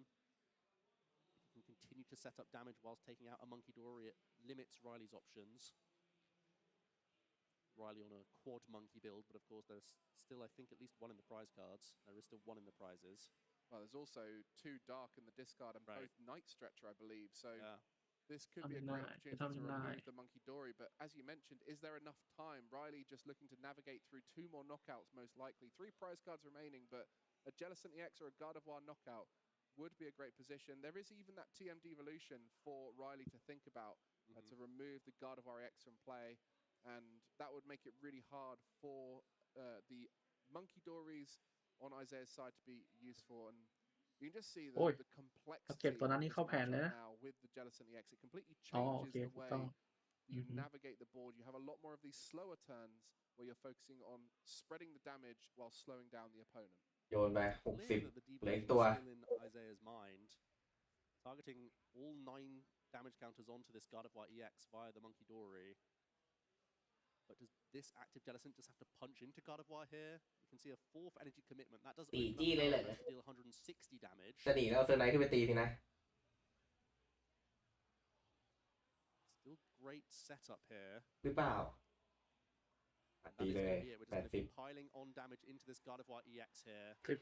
160 Wow, and you can see อ๋อ the พลังงานเกินแล้วนี่หว่า turns following will be so key for Isaiah. Does have the ability to use devolution even if the Jellicent gets knocked out. ฆ่าไม่ตาย If you're a player with the Gardevoir EX in play and your opponent has none available, you'll be able to continually swing for future turns, เช็คเรื่อยๆเลย Ralts as they get benched. So very much playing from behind, Isaiah recognizing there is a line with the Jellicent, and this is something he does so well. You see it frequently in these high pressure matches, navigating unusual routes to victory, coming from behind, and now Riley has to really start thinking about ฝั่ง that ขวานี่มีแก้สถานการณ์นิดนึง threatening the Gardevoirs with the devolution. Riley's trying to tot up some math ไม่ here แก้ to แล้ว see what to retreat into.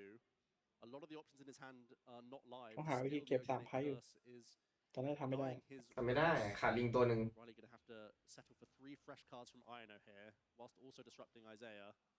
The Psych Energy found is actually a pretty decent draw because he is lacking some energy. There's มัน only จะโบ one ได้ of ไง this วิ up จัย I believe, น่าเกลียด psychic wise right now. So he has granted himself access to attack with something else here.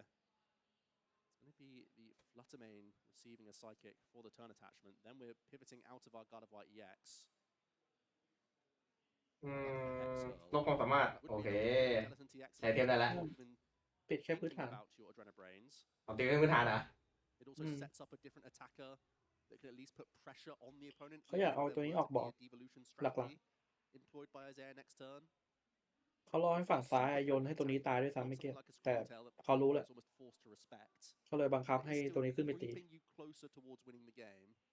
เขาจะได้2 ไพ่ Of course, Riley only requires บวกกับ one prize card to close out the game after taking out this.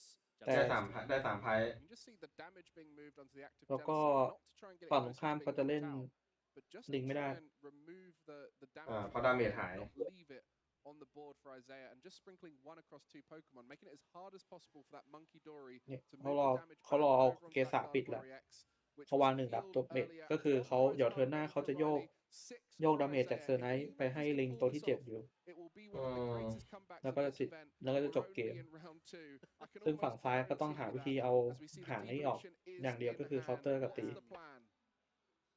Don't see an Iono to go alongside ลำบาก it. That would make life a little easier for him. Does he have access to Pheasantipity EX himself? ได้เปรียบตรงเรื่องไพ่ก่อนแหละ Come into play. ถ้าไพ่ Your opponent only has ห่าง one กว่า prize นี้ card remaining. The liability อาจจะ of มี having ลุ้น a อยู่ prize Pokemon is อ๋อ ดีโว โอเค being flung around by Isaiah. It's going to be the Arven choice here as a supporter.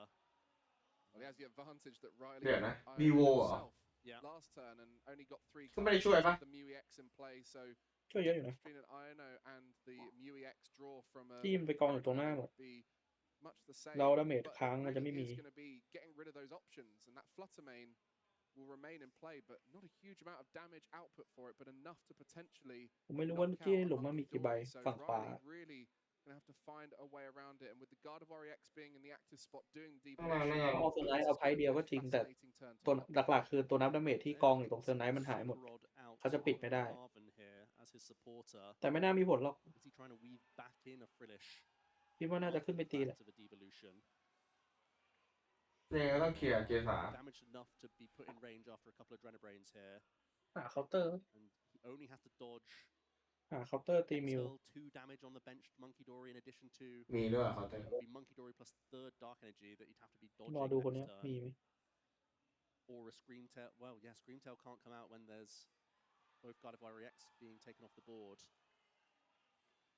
Isaiah only vulnerable to the 2 damage counters of Hex to close the game on a Monkey Dory. Well, if any damage is left in play, that's being removed. Got to be really careful because damage could be moved back across in combination with the Flutter Mane, and the advantage of those Monkey Dories, 110 HP, is quite hefty to be able to sprinkle damage across, and any damage you sprinkle across is coming straight back at you, and this is going to be the setup here. 3 damage moved across twice onto that เก็บโอเค last bit of damage moved ชิบหายละ อันนี้ชิบหายของจริงละ for Riley is going to be using a TM devolution, and now Riley has no way to power up any attackers as Curliers both get knocked out. 2 prize cards to Isaiah and a hill to climb to finish off this 6 prize comeback. And it looks like the prizes still favor Riley so much, but you have to bear โอ้ in ได้ mind กล่องลับด้วย Isaiah can undo a bunch of the damage that Riley tries to come up with next turn. All of it can be flung straight back with the 3 Adrenabrain that Isaiah's built towards. It's really down for Riley to try and develop double Rolts again and see if that can get him any closer. Although Isaiah with ลืมไปว่าปิดพื้นฐานแค่บนตำแหน่ access ง to ต่อสู้ Relief on the next turn, he could be denying Rare Candy for the remainder of the game. It really could be Riley stuck with Flutter Mane to attack with and just these ลืม Monkey ไปเลย Dory เล่น abilities. นาน And Isaiah may be safe enough. It feels like Riley has to try and target down just one thing as much as he can. But even then, the damage is going to be wiped over and over again here. We've alluded จะ to ดึงล้านขึ้นมาเหรอ being the only gust option in Gardevoir. Now Riley's on 1 prize card remaining, will never be able to use a counter catcher. Meanwhile, Isaiah has full access to that for the rest of the game.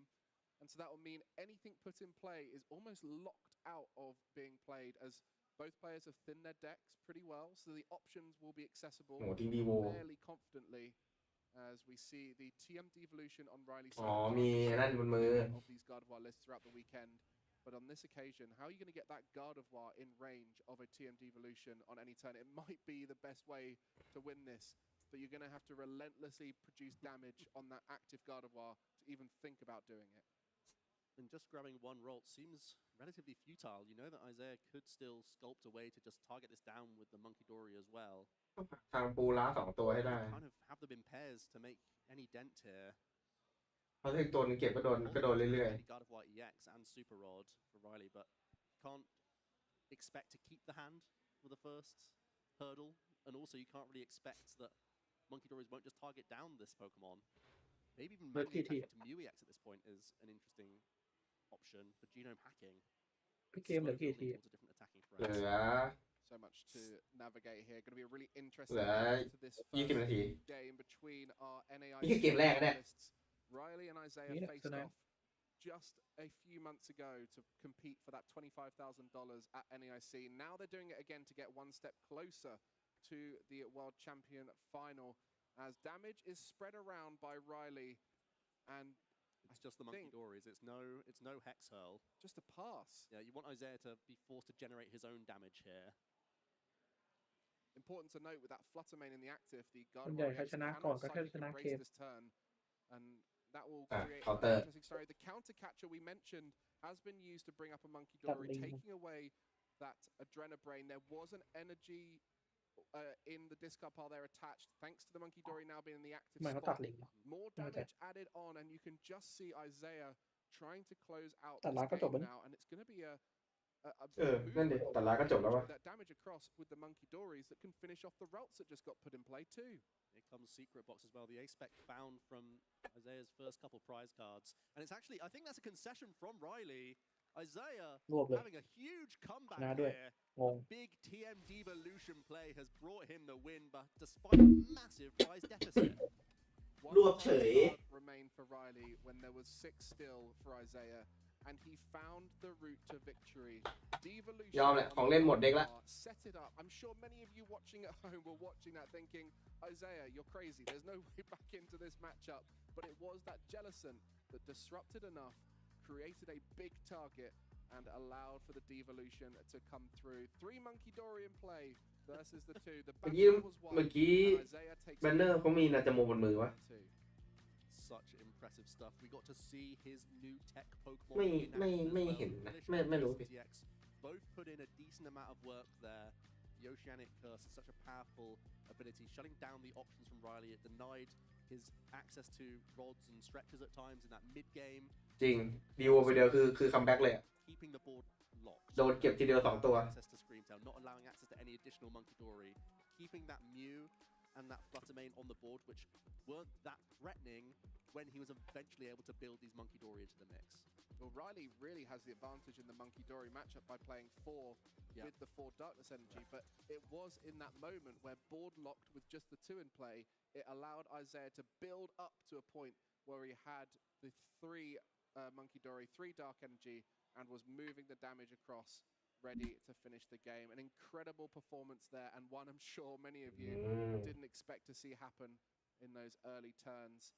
And that is the beauty of Gardevoir. It has always been a deck that can come back from pretty much anywhere, having so many options, whether it's high damage output, disruption, or attacking things on the bench. It tends to find a way, and it's through these early turns of stabilization that we see it build to that moment, and a great first turn for Isaiah. A Dark Energy and a Monkey Dory, and a Routes in play. Yeah, อะไรครับเนี่ย effective turn.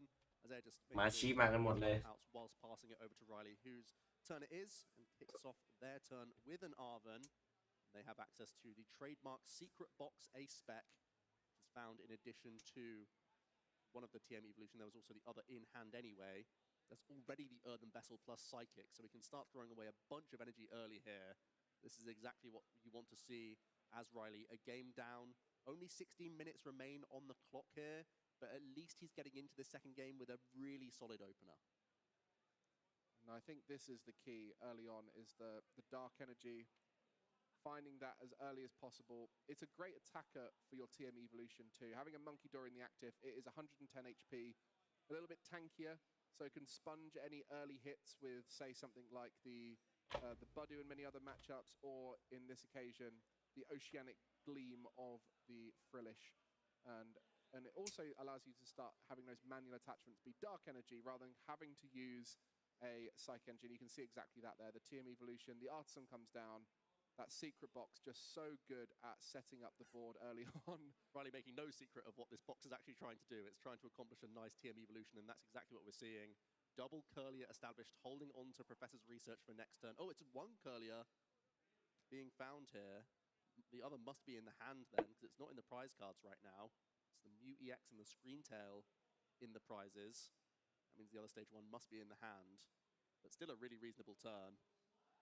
I mean, it can't really get much better than that going second. A Dark Engine, a Monkey Dory, a Curlier in play with a TM Evolution. ตัวพวกนี้ผมต้องไปซื้อซองคุมด้วยนี่หว่า It would only make sense, to be honest.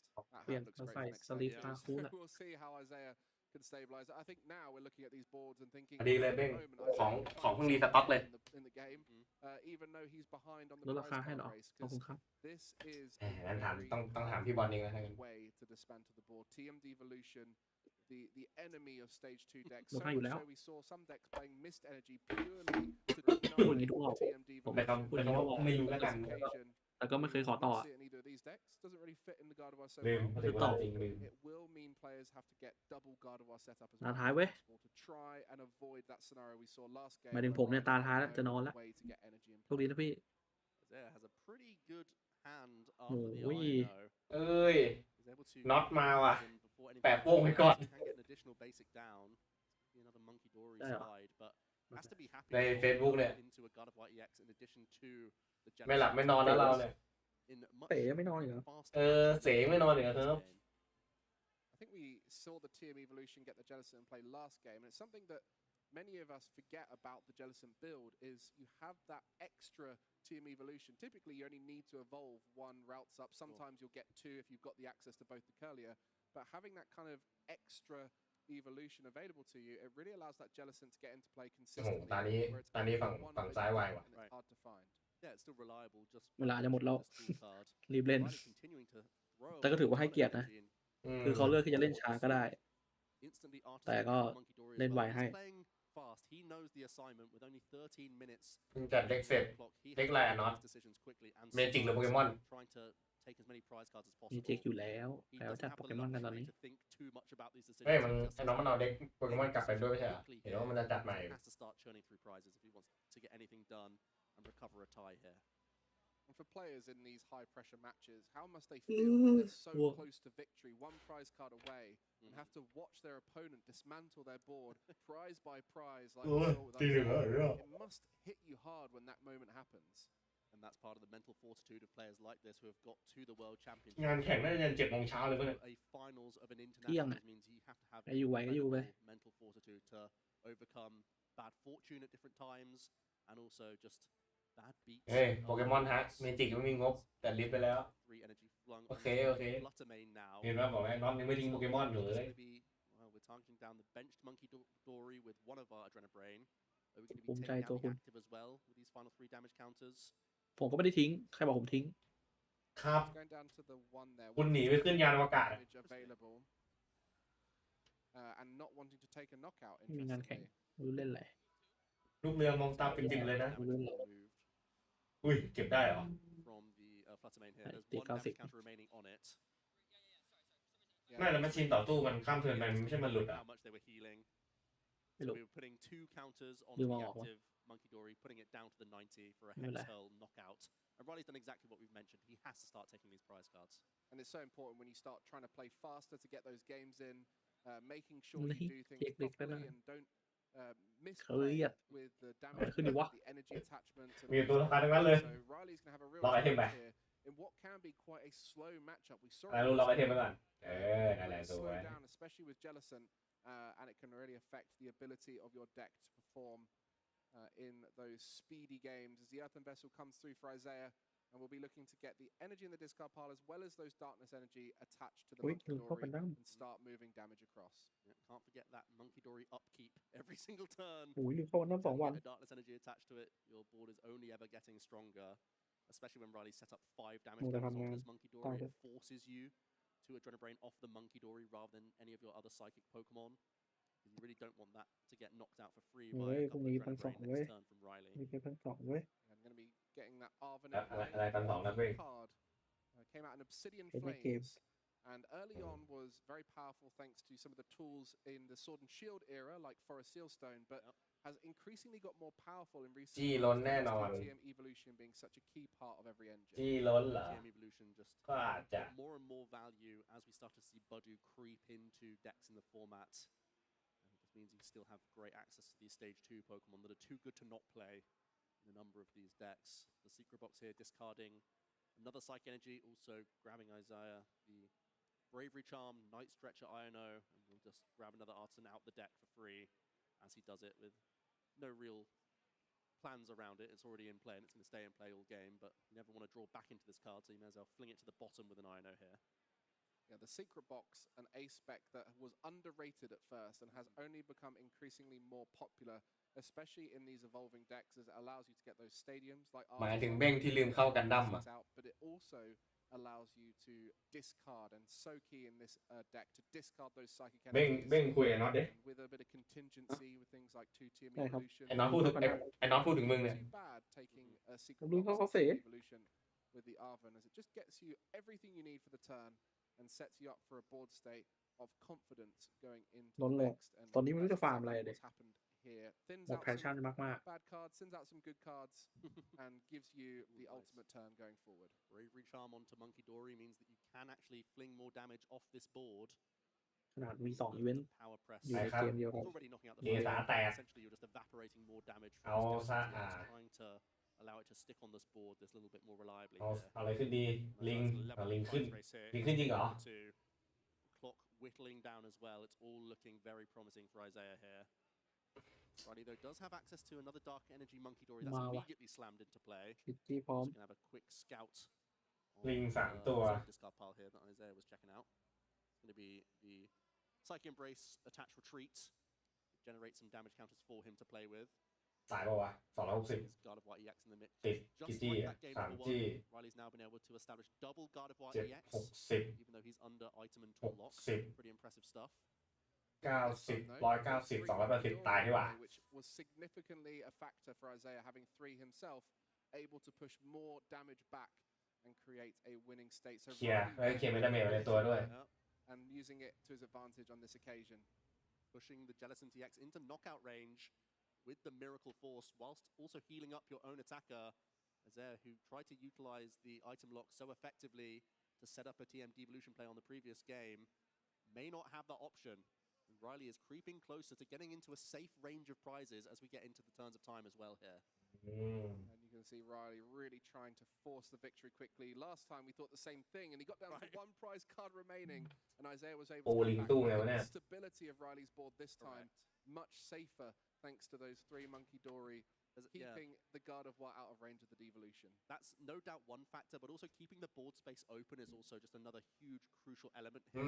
ถูกต้อง Burst a different attacking threat onto the ลพบุรีไหนล่ะ He was kind of just แหม left with nothing in those final few turns, even putting down something like a Lily's Clefairy. แต่ก็ลิงเยอะจริงแหละลิงเต็มไปหมดเลยลิง5 ตัวแล้วเนี่ย It could be really valuable, but always keeping that bench spot open.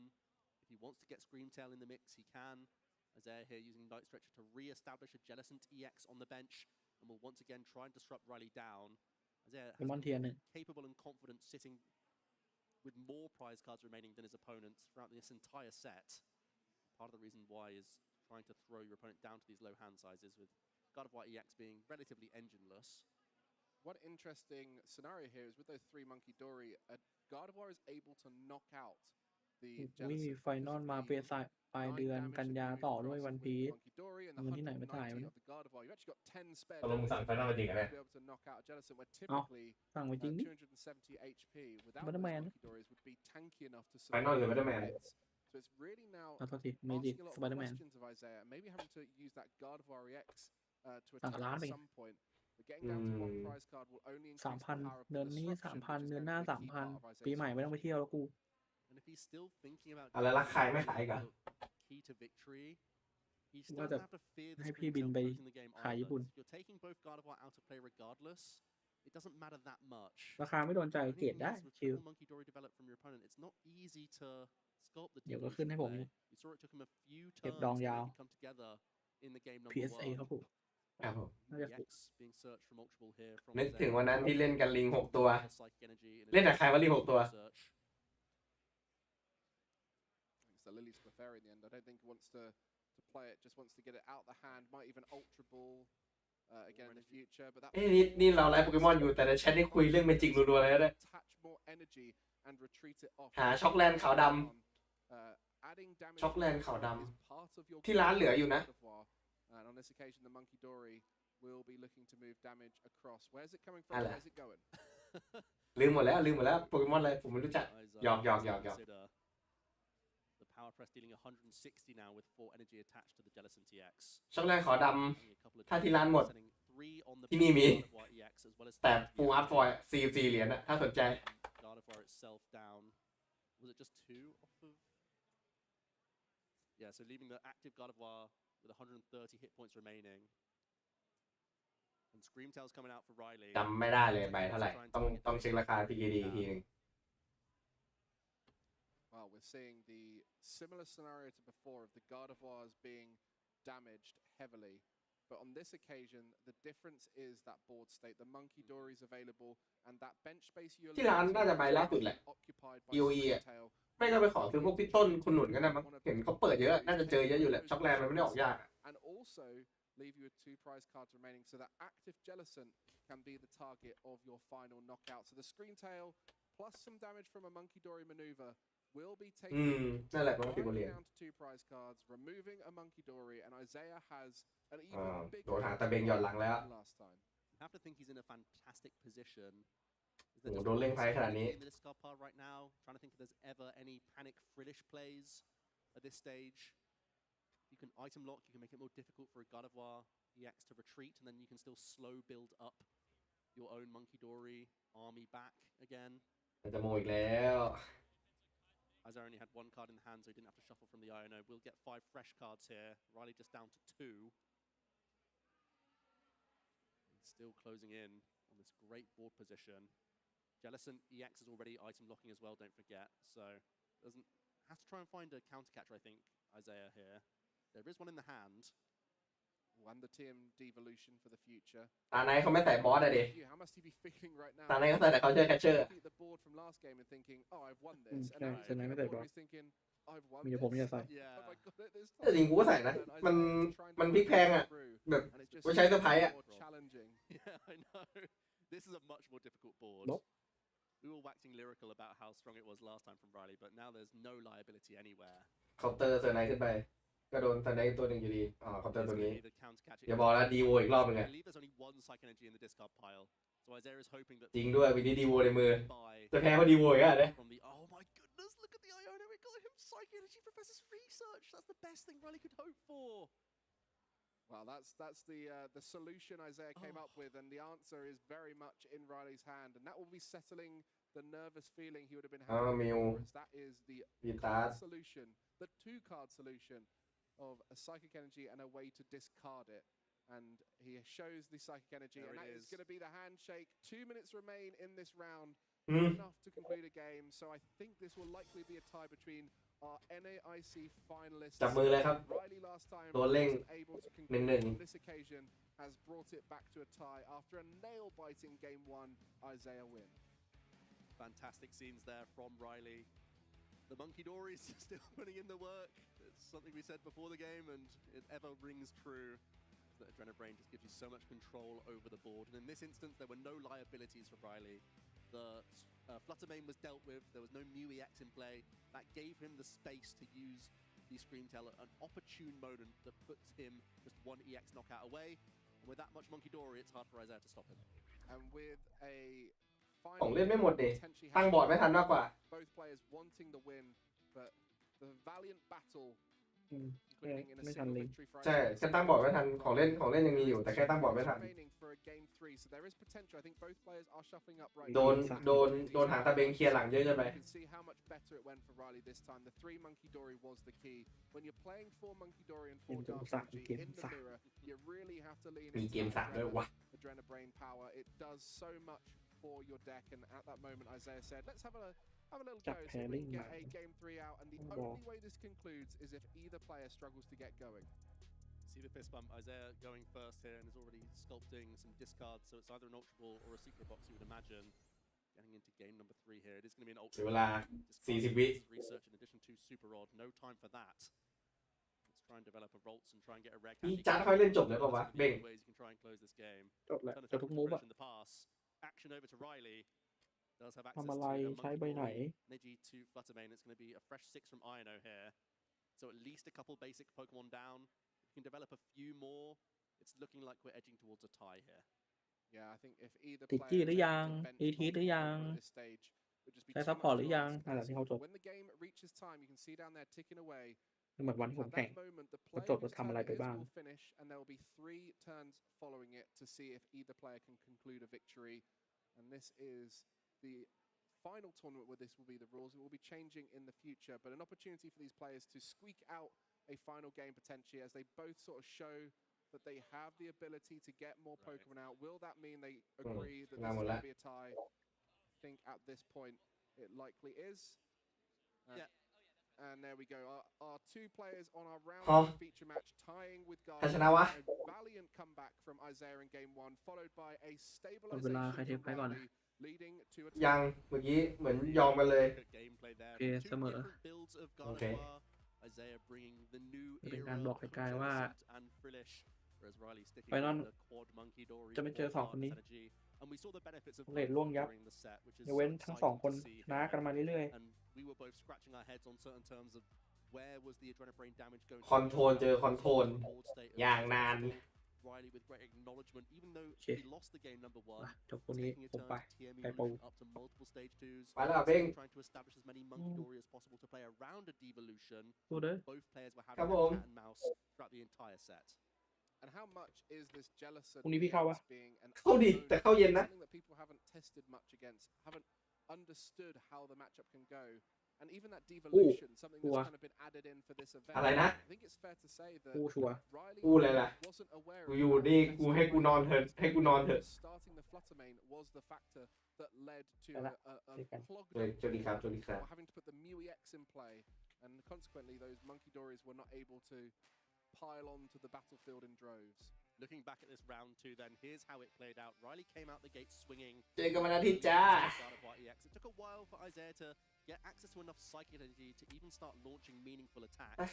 But what he was doing was setting up damage over multiple Gardevoir. เข้าห้องน้ำรอครับน่าจะประมาณชั่วโมงนึงน้ำมาจะมา Devolution, and Riley could see that with 3 Monkey Dory on the bench, Isaiah was going to undo any damage that Riley put on the board at that point. ผมไปหาไอ้โจ้ยก่อนละ Riley had นั่ง one รอ card left, Isaiah had 4, and Riley chose to concede, and that's just thanks to Isaiah dismantling the board after taking those Gardevoir out, and Riley recognizing there was no route to victory. And in game 2, Riley didn't have to put the Mu-X in play, the Flutter Mane was not down, and so 2 Gardevoir and 3 Monkey Dory were able to continually attack and take Riley to the victory, as Isaiah used the Jellicent multiple times, but unable to close out the victory with a devolution play. Very well played. And game 3, well, do we call it a game? Not really a game, unfortunately. Both players recognizing that getting enough basic Pokemon down was the way to not lose within those final turns of time, especially when there's going to be the Oceanic Gloom slowing down any rare candy shenanigans from Gardevoir or anything like that. So it felt like both players knew at that point, when the time's called, that's the game for these decks. And that's one of the risks of taking Gardevoir. We know it's a powerful contender, but we know that it takes a while to get into these games. It's quite happy sitting back, setting up damage, as we saw in both of these sets, that Gardevoir has to try and churn through 2-0 victories or very long 1-0 victories to win best of 3 sets. So it's inevitable that every now and then you will take a tie. You kind of have to expect that with Gardevoir. Yeah, I think we can safely say it's the most powerful deck in the format when it's set up. And I think when we saw it in those games, you could see the power of it, the ability to come back, the devolution now as an option available, and in the case of Isaiah, the Jellicent EX, a very powerful denier of items and tools, whilst also spreading that damage around. So a fantastic showcase of Gardevoir, but unfortunately a tie for both players. And it's important to note, they really wanted to get that victory because a win here is so important. Yeah, that's what it's all about. Accumulating those match wins is vital for the World Championships. There's very little margin for error, and you know that the rounds don't get any easier. As your day goes on, you're going to face another phenomenal competitor. I mean, hitting off a NIC finals in round 2 is absurd. That's pushing it a little bit, but every opponent you face is going to be very skilled with their deck and come with some tricks up their sleeves as well. The devolution's an interesting twist that's been picked up on more and more, not just only for the Jellicent EX builds, but that's been taken on from a number of players, even in straight builds of Gardevoir. Just an acceptance that there is going to be mirror matches, there's going to be Dragapult, there's going to be Grimmsnarl as well, which can be a really tricky matchup without the devolution. 100%. So it feels like players are adapting, and there's been a strange cycle of Gardevoir where we've gone firstly just 1 Monkey Dory, then up to 2 or 3, then to 4 at times, even with Turbo Energize, and it feels like there's going to be a bit of a mix-up this weekend with the builds that players are bringing in. Well, we've got 8 rounds of Swiss today, and we've just concluded round 2. We've got Swiss round 3 coming up a bit later on, but for now, let's take a little bit of a pause and come back for some more great action.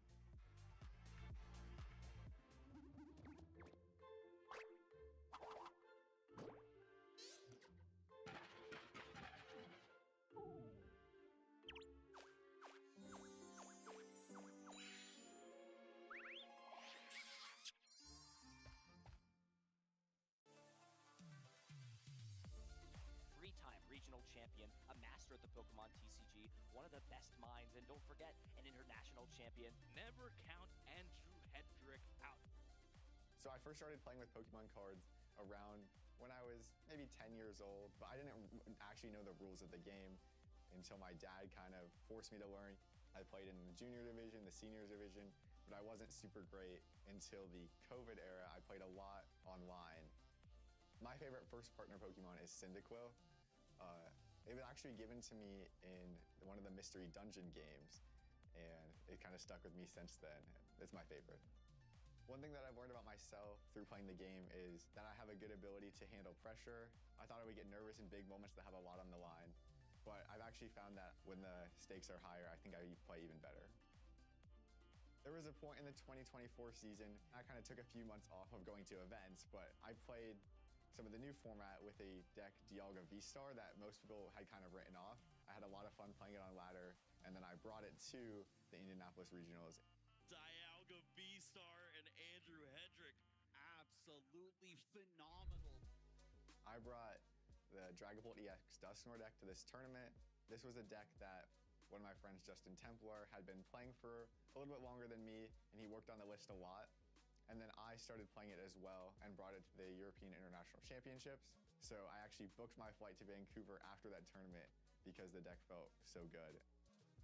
I would say the person that's helped me get better and succeed the most is Caleb Rogerson. This tournament I got to play against him in top 4, and we both knew each other's list inside and out, and I was able to win a close 3-game set against him, but it was really fun. the finals, I was able to kind of play my deck how I wanted to, especially game 3 I opened super good. I felt a little bit lucky for that. Right before the last turn, when he only had 2 Goldango EXs on his board and I was able to set up damage on both of them, I knew that he was going to be in a really tough spot to win the game. Just like that, Andrew Hedrick makes the comeback and is now a 4-time regional champion. Winning this tournament helped me qualify for Worlds. I don't just go to tournaments to try to qualify for Worlds. I go to each one with the goal of winning. The player I would like to face most at the World Championships would be Azul. We have played each other 2 times, and we both won one of the matches, so getting a 3rd match, trying to break the tie would be really exciting. I love competing at something, having the chance to win, doing my best, and putting it all out there. I think I've shown that I deserve to be taken seriously throughout my play at the regionals, internationals. I think I am a threat to win the World Championships.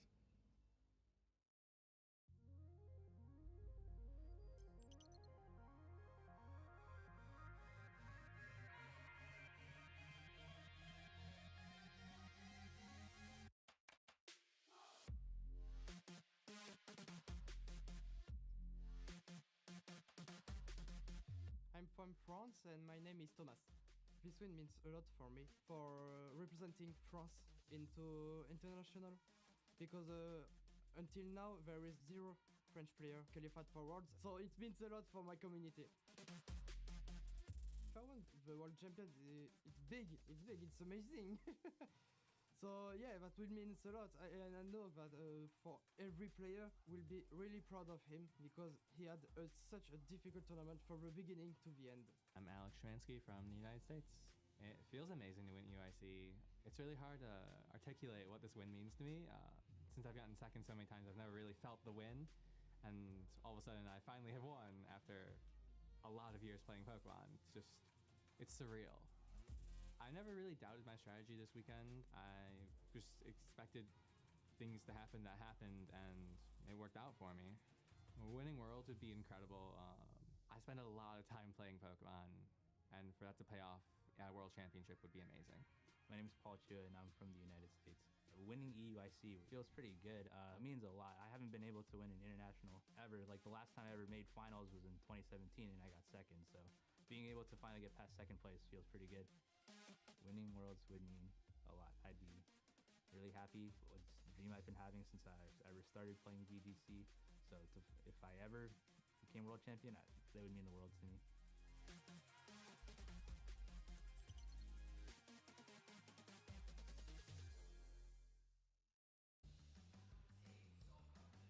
Hello everyone and welcome back to the 2025 Pokemon World Championships here in beautiful Anaheim, California. I am Kyle Pukasukovic, and we have a little time between the rounds as we get paired up for Swiss round number 3. We can do a quick update from out here on the floor. Lots of excellent players in this tournament, of course. Some off to good starts. Tord Reklev, who we saw in round 1, did win round 2 as well and is off to a 2-0 start. We have Yoshiyuki Yamaguchi from Japan, also at a 2-0 start, and Henry Chow, one of our biggest winners of this season, starting off 2-0 as well. Last year's world champion, Fernando Cifuentes, off to a 1-1 start, but there's still a lot of time to go.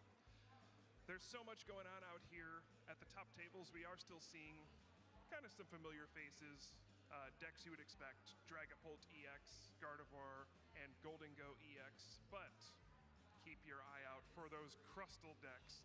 There are a couple at 2-0 so far. We're going to be keeping an eye on those as we go throughout the tournament. We do have Shelby and Kyle standing by. They're going to be our casters for the next match. How you two doing? I'll tell you what, Kyle, we're definitely some Crustal fans here, huh, Kyle? Oh, we're doing great. We're ready to get into some matches. How is it out on the floor out there? I mean, that stage looks incredible. I mean, it's buzzing out here. There's so many people. Everybody's excited. It's the first day of the World Championships. What more could you ask for? I totally agree. I mean, we've already been through some crazy matches. It was like looking in a mirror at our former season here as we come to this end at the World Championships. It is so hyped. thank you so much for keeping us updated there, Kyle. We're going to let you go watch some matches out there as we take things over here on the desk for round 3, so appreciate it. Welcome here to the desk, Shelby Boo with Kyle Sablehouse. We're in Anaheim, California. The Alolan Executors, they're swaying. The sun, it's out. And our trainers are ready to battle for the glory, Kyle. Oh yeah, we're finally here. It is the World Championships. It's going to be round number 3 coming up, and it was pretty interesting to see our first 2 matches of the day. Some powerhouse names, and of course that rematch of the NAIC finals. Just what a spectacle to watch that, and we've got some amazing players coming up here as well, but I'm sure you're all expecting that as it's the World Championships. Only the best of the best here in the Pokemon TCG, all coming together at once to give us some great gameplay. But yeah, I mean, they've traveled far and wide, Kyle, from all over the globe. We get so many regions here. They've come by plane, they've come by train, one guy, even a Rapidash. I was thinking you were gonna say somebody like walked, like maybe they're a local. Nope, rode in on that Rapidash. Telling you, I saw it with my own eyes. That's pretty toasty. Absolutely toasty. Yeah, hotter than Charizard at a chili cook-off, Kyle. Wasn't ready for that. Yeah, well, I know you love chili, so. It's pretty good.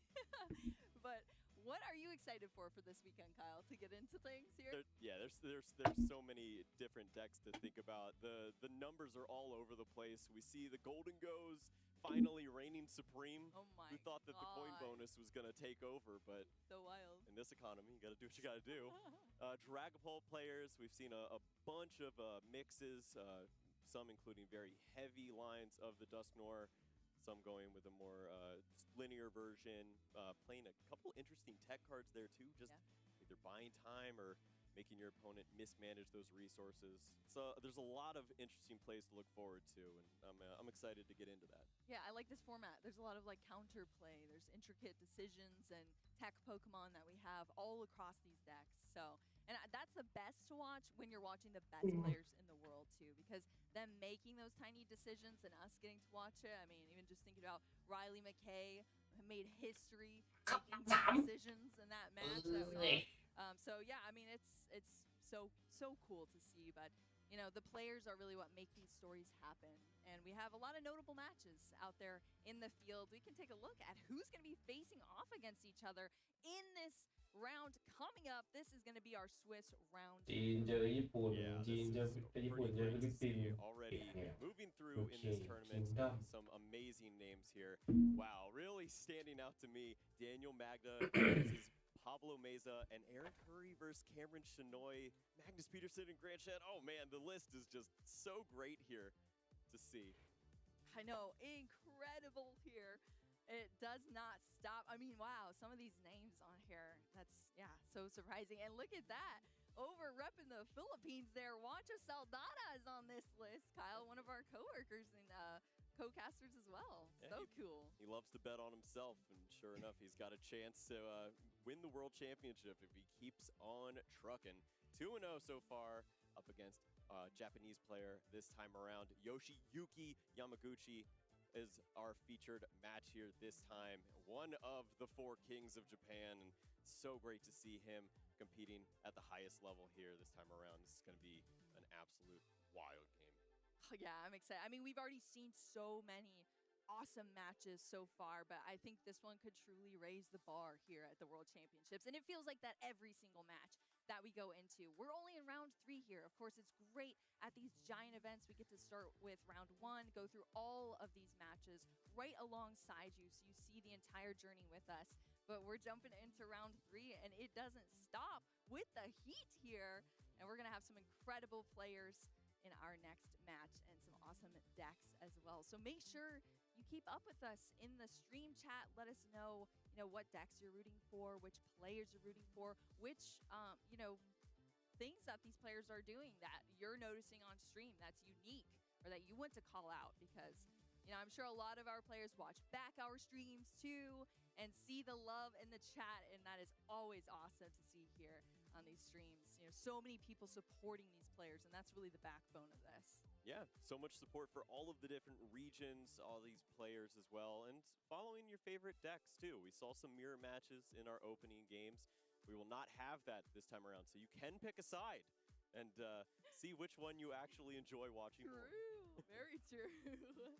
We've got options now here. Swiss round 3 bringing options to the table in Anaheim. We're really excited for this. I mean, also just looking at the notable matchups too. Christian Labella there, somebody I have to shout out. I'm rooting for so heavily in the World Championships here. Has always been one of my favorite players. Hailing from Canada, of course, and has just been performing so well this season and is such a young player still too. I feel like this season has truly shown how talented our younger Masters Division players are that have either newly aged up or have been, this is their first just absolute fire of a year that they're coming out swinging here in the Masters Division.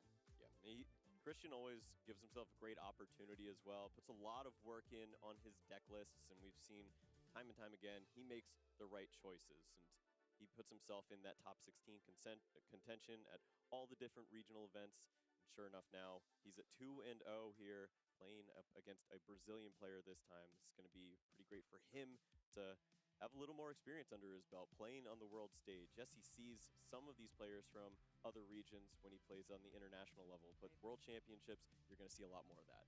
A lot more of that. That's the whole weekend here. We love to see our most talented players. They have put so much effort into this entire season, and it's all coming down to this. Of course, we go through several different formats in the Pokemon TCG throughout the season. New sets come out, every 3 months, and we get brand new cards that sometimes have either great or little effect on our meta, but it's always exciting to see what our players choose to do with those cards, which decks begin to come back from being ghosts of the past as well, and also the ones that always just seem to reign supreme. One of your favorites, huh, Kyle? You want to get into that here? I mean, if you want. I'm never ready for it, but sure, go ahead. Yeah, I mean, Gardevoir cannot go anywhere. It continues to be one of the best decks in the format. We saw what it's capable of in round number 2, a 6-1 comeback now with the help of the Jellicent, or you can just run this more consistent approach that we've seen, but I think it all just speaks to the power of Monkey Dory. That card is incredible. If you can take advantage of this, then surely you have an opportunity in just about any matchup. I know, that little monkey is powering up so much, but just when we thought it couldn't get worse, the Jellicent has arrived, and we've already seen what a change it has made in that deck. Let's talk a little bit about Dragapult. Are there any major changes for Dragapult with the new cards we've seen from both Black Bolt and White Flare? We got Jellicent, we got Genesect, we got Hilda. What do you think about, how that has supported Dragapult and why so many people are still playing that deck here? Yeah, it speaks to, once again, just being a good deck builder. If you have that opportunity to sit down and think about, well, what matchups are you going to really run into the Badoo? Is this something that you have to focus on? Are you more worried about a mirror match, or are you more worried about taking down a Golden Go player that can potentially knock you out with one giant swing? So you sit down and you start to think about, okay, well, I can go very heavy on the Buddy Poffin and maybe lean on Hilda to help me out, or I can move over to Brock Scouting and make sure that I have this answer for when I am potentially item locked by either this or Jellicent or what have you. So really curious to see what the players decide to go with these lines, as there's a bunch of different options. I think the skeleton of the 45 is pretty standard, and then it can go anywhere from there. Yeah, and that's what we love to see here, a little bit of innovation. It doesn't have to be anything too drastic. Even just those small decisions that these players make worlds of difference here at the World Championships. Well, we're so happy that you're watching this stream with us, that, we're able to take you through these incredible matches, but we want to just reward you a little bit too. You can watch and earn things here from one of the breakout games, an incredible app that I definitely think you should get if you haven't already, TCG Pocket. Kyle, are you still opening digital packs there? Yeah, this is something that my daughters have loved doing daily. They take all of my packs that I get to open. And, I don't blame them. So you got to go for it. You gotta go for it, yes. As you can see, you can earn these Twitch drops just by watching alongside with us and get them for your TCG Pocket accounts. So you can open some more packs, you know, flip some more cards, see what you get, test your luck there in TCG Pocket, and build your collections digitally, which is so cool. So much beautiful art in TCG Pocket that you can collect and bring up at any time you want, just at a touch of your fingertips. Such a cool app that has been introduced, and it's gotten so many people into the TCG as well. You know, they start playing in Pocket because there is, you know, a battle mode in TCG Pocket that is different from the trading card game, but it has converted so many players over to the trading card game as well. So it's just great all around. Yeah, it's a lot of fun. It's some quick and easy games, but it doesn't mean that you don't have that opportunity to show off what you're capable of, maybe outsmart your opponent in a few instances. It's some coins. It's a lot of fun, and yeah, you gotta avoid some of those coin flips, Celebi, all those things. There's some trickiness there. It's definitely got me to rage a few times, but it's also a lot of fun when it works your way. Yeah, and, that's very true. We've seen players, they've started to build on that. We've seen a lot of content coming from this, and it's even led to the World Championships here too, where we have side events where players are competing in great numbers to see who is the best over at Pocket Land. Yeah, you love to see it. I mean, just broadening the horizons of this game is always a positive. I think so. But that's great to see. Of course, we're not just the only stream here. We're talking about Pocket. We're talking about TCG. We have other games going on here in Anaheim. Let's check out VG, Kyle. What's going over there with VG? They have some awesome things happening on their stream as well, which we're really excited to get into. They've got some of their own drops for you. Okay, yeah, look at this. You can find Lucas Sarabelli's World Champion winning Farigiraf there to help out your team and take down some people in the video game. It's always great to get some free Pokemon, especially some that are World Champion caliber. Sign me up. And he's actually on stream apparently right now. Oh, too. Well, don't go anywhere. Yeah, exactly. Oh yeah. Turn on multiple streams. Don't leave us. Just open another tab, okay?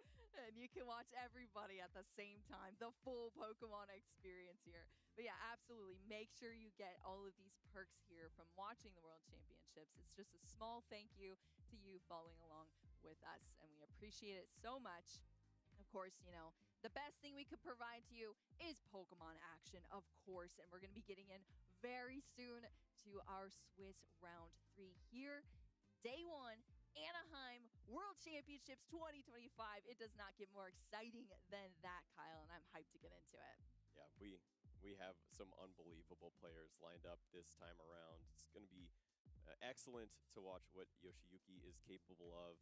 Playing a deck that really does demand so much from you with the timing and setup and finding those windows to take advantage of an opponent that is working on their own setup over there. It's not a very linear approach.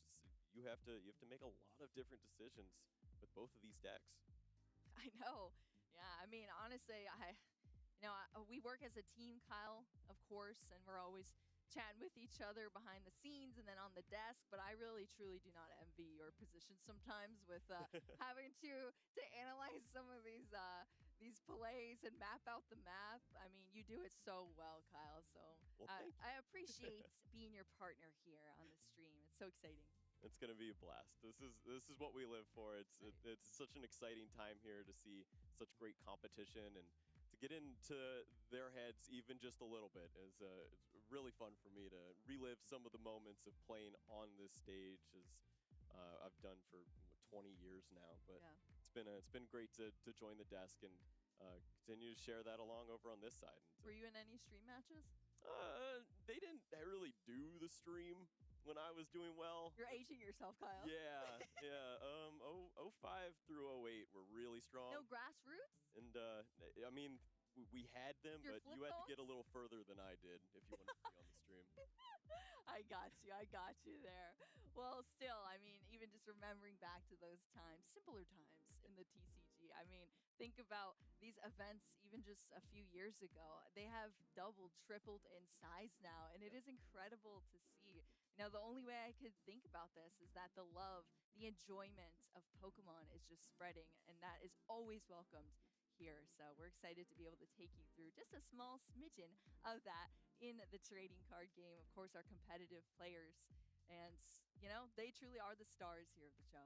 Yeah, that is synonymous around the world. We've seen in every region so many of these different stars. We've already featured a few of them here on this stage. We had Isaiah Bradner, the North American International Champion, Tord Reklev with his 5 international wins, trying to move forward and finally claim that Worlds one. That has just been so close. A top 4, a finalist. He was maybe a turn away, a card away. If the boss's orders isn't waiting in hand 2 years ago from Vance Kelly, maybe it's a different story. There's so many things to follow here, and then sure enough, one of the best players in Japan right now on stream, ready to see what he's capable of too. It's such a blast. I love Yoshi so much. I've gotten to talk with him in person before, and he's just the nicest person ever.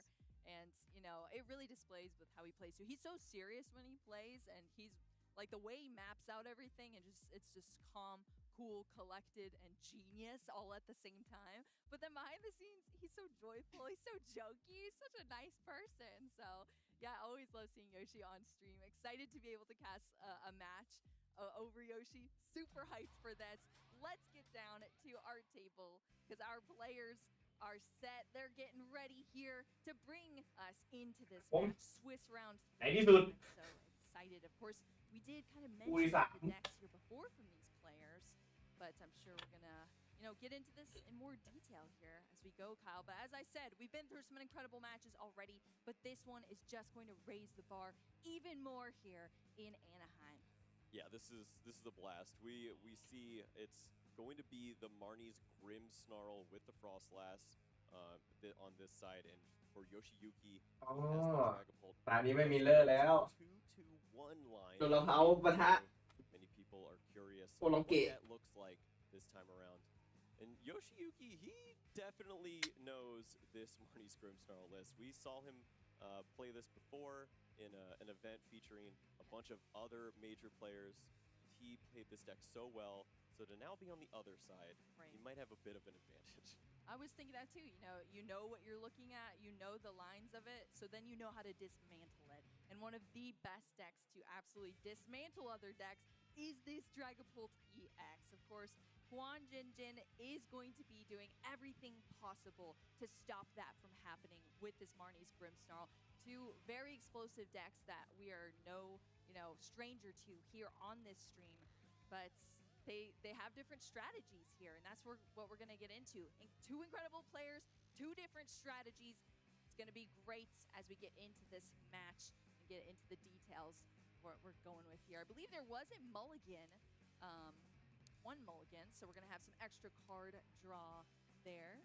Yep, and Hua, he was first to act. He won the coin flip, chose to go second in this matchup, and wants to have that opportunity to perhaps lock in with the Badoo, slow down with the items, and give yourself an opportunity to see Yoshiyuki falter a bit there. Then you can evolve your Pokemon, establish that Frostlass. Maybe on that second turn you use your own TM evolution, and you can set up a pretty strong board early on. That truly is the name of the game. You can't really stop Dragapult, so you just try to slow it down as much as possible. Please don't hurt me. Please, I just need to get a couple turns in, and then you have a fighting chance here. So that is what Hua is going to be doing here against Yoshi. But we've got the fist bump. We're jumping into this Swiss round 3 to kick things off here. Back into the action here in Anaheim as we start with Yoshi on the right side of our field here. Has the Dreepy in the active. เปิดมาให้เบอลเลย Deck with some search on this Ultra Ball, having to throw away a couple of cards there in the Iono. เช็คเด็กครับเช็คเด็ก We're already in the deck here, and that's what you want to see. There's times where we unfortunately see our players not able to make many moves, but this is already great. Having one of these evolution out as we see the Dracloak is being chosen from Yoshi as we get to establish these turns. But of course, we want more basics out. We want some energy down as well. Nice. That would be super nice. Oh, it certainly is telling when you see the turn 1 Ultra Ball for a stage 1. You understand your opponent could find Badoo very quickly. This is something to think about. Item cards need to be played พลังงานผ่านแล้วครับ to have a chance, and that was the only one. No Buddy Poppin, no มือ plays there. There was an Ultra Ball in เห็น hand. แวบๆเมื่อกี้ลิงเต็มมือเลย Choose to play that, and that's a คุณ nod ปิ้น to probably having a decent supporter in hand to move forward after this. น่า Dracloak จะ is played. ปูยูกิ Yeah, that will help us out a little bit there with some recon directives, but Yoshi starting out not as strong as we wanted, but we'll see where this goes because Dragapult is never being count out here. But Hua here starting with the monkey, Dory in the active. มังกี้ครบ4 ตัว Dory ให้ตายเถอะมือ threats in this format in so many decks here. What is the benefit here for this Marnie's Grimmsnarl especially, Kyle? What are we going to see with the highlights of this Monkey Dory, how the Grimmsnarl comes out, and how quickly Juan is going to be able to start attacking here? Yeah, this is a great card as Oh, you already have the Dark Energies built into your list. You're obviously celebrating those with the Marnie's Grimmsnarl to those Pokemon.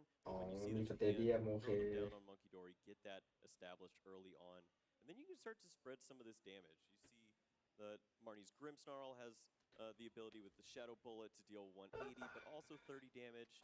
Then you can start to move some of the damage down on your side of the board with that Frost Lass starting to build onto your own Monkey Dory. You just push that damage away, and it's almost a benefit to be แล้วก็หาทางปูยูกิอีก2 ตัวให้ได้ building up your own arsenal. Oh, thank you. โอ้ Right at you. Don't I mind love if it. เรื่องเราน่าจะโมทิ้งเลย We're going to โอ see เค damage counters. Both of these decks utilize damage counters and manipulate the โอ้โห field แล้ว in slightly different ways.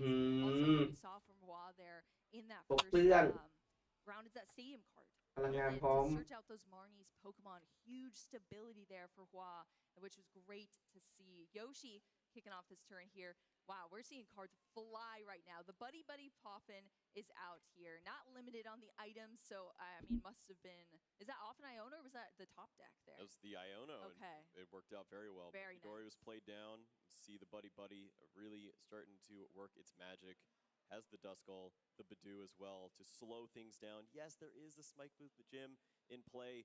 That can be pretty unfortunate as it's very easy just to น่าจะ search ปู out รอเวลา continue evolving, and you don't have to ปู worry รองเท้า about item ถ lock อด on the จี้ other ธรรม side. ดาหนี There's not ซูม usually ขึ้ a นไป lot of ตี answers for the Dustnor player to, or for the Dragon Ball player to answer a stadium. อ่าฮะตามสเต็ป Exactly. That is one way. ปู You ผี just พร้อ kind ม of have to let your 2 ตัว opponent fly by with the stadium, but Yoshi can slow things down as we're seeing now.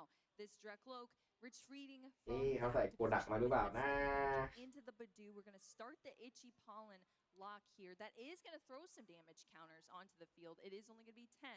Thankfully, nothing more than that at this moment. We just want to be taking straight knockouts here, but that is still a damage counter that could come into play in the future of these turns. Where do you think Hua is going here in this second turn, Kyle? There's not much else to really ask for at this point. You have the Morgrim now from the Spike Moves. Okay, You have energy Tim. cards if you want to start establishing some of those on the Monkey พ Dory. ลัง but งานไม่ unfortunately, ติด we're just ติด not ให้ลิง seeing ตัวหน้า TM evolution. That is a real big ticket. If you can ไงต่อ build multiple หาเลย Morgrim, ไหม then work into the Marnie's Grimmsnarl, เหลือ boost your Trainer ability, and have that attacker ready to go. You feel a lot more comfortable. The damage is going to start to build up, though. So as every passing Badoo occurs, Itchy Pollen is helping Monkey Dory eventually just push 30 over to that side and take a free knockout. Yeah. I mean, the damage counters are going to be so important to keep track of here. Whoa, I see a TM there. Yeah, not the one It's the what? It's the pink one, not the green one. Yeah. No Evo, yes, Devo. Just the Devo. Devolution, thank you. I was thinking the word. I was like, what is it called?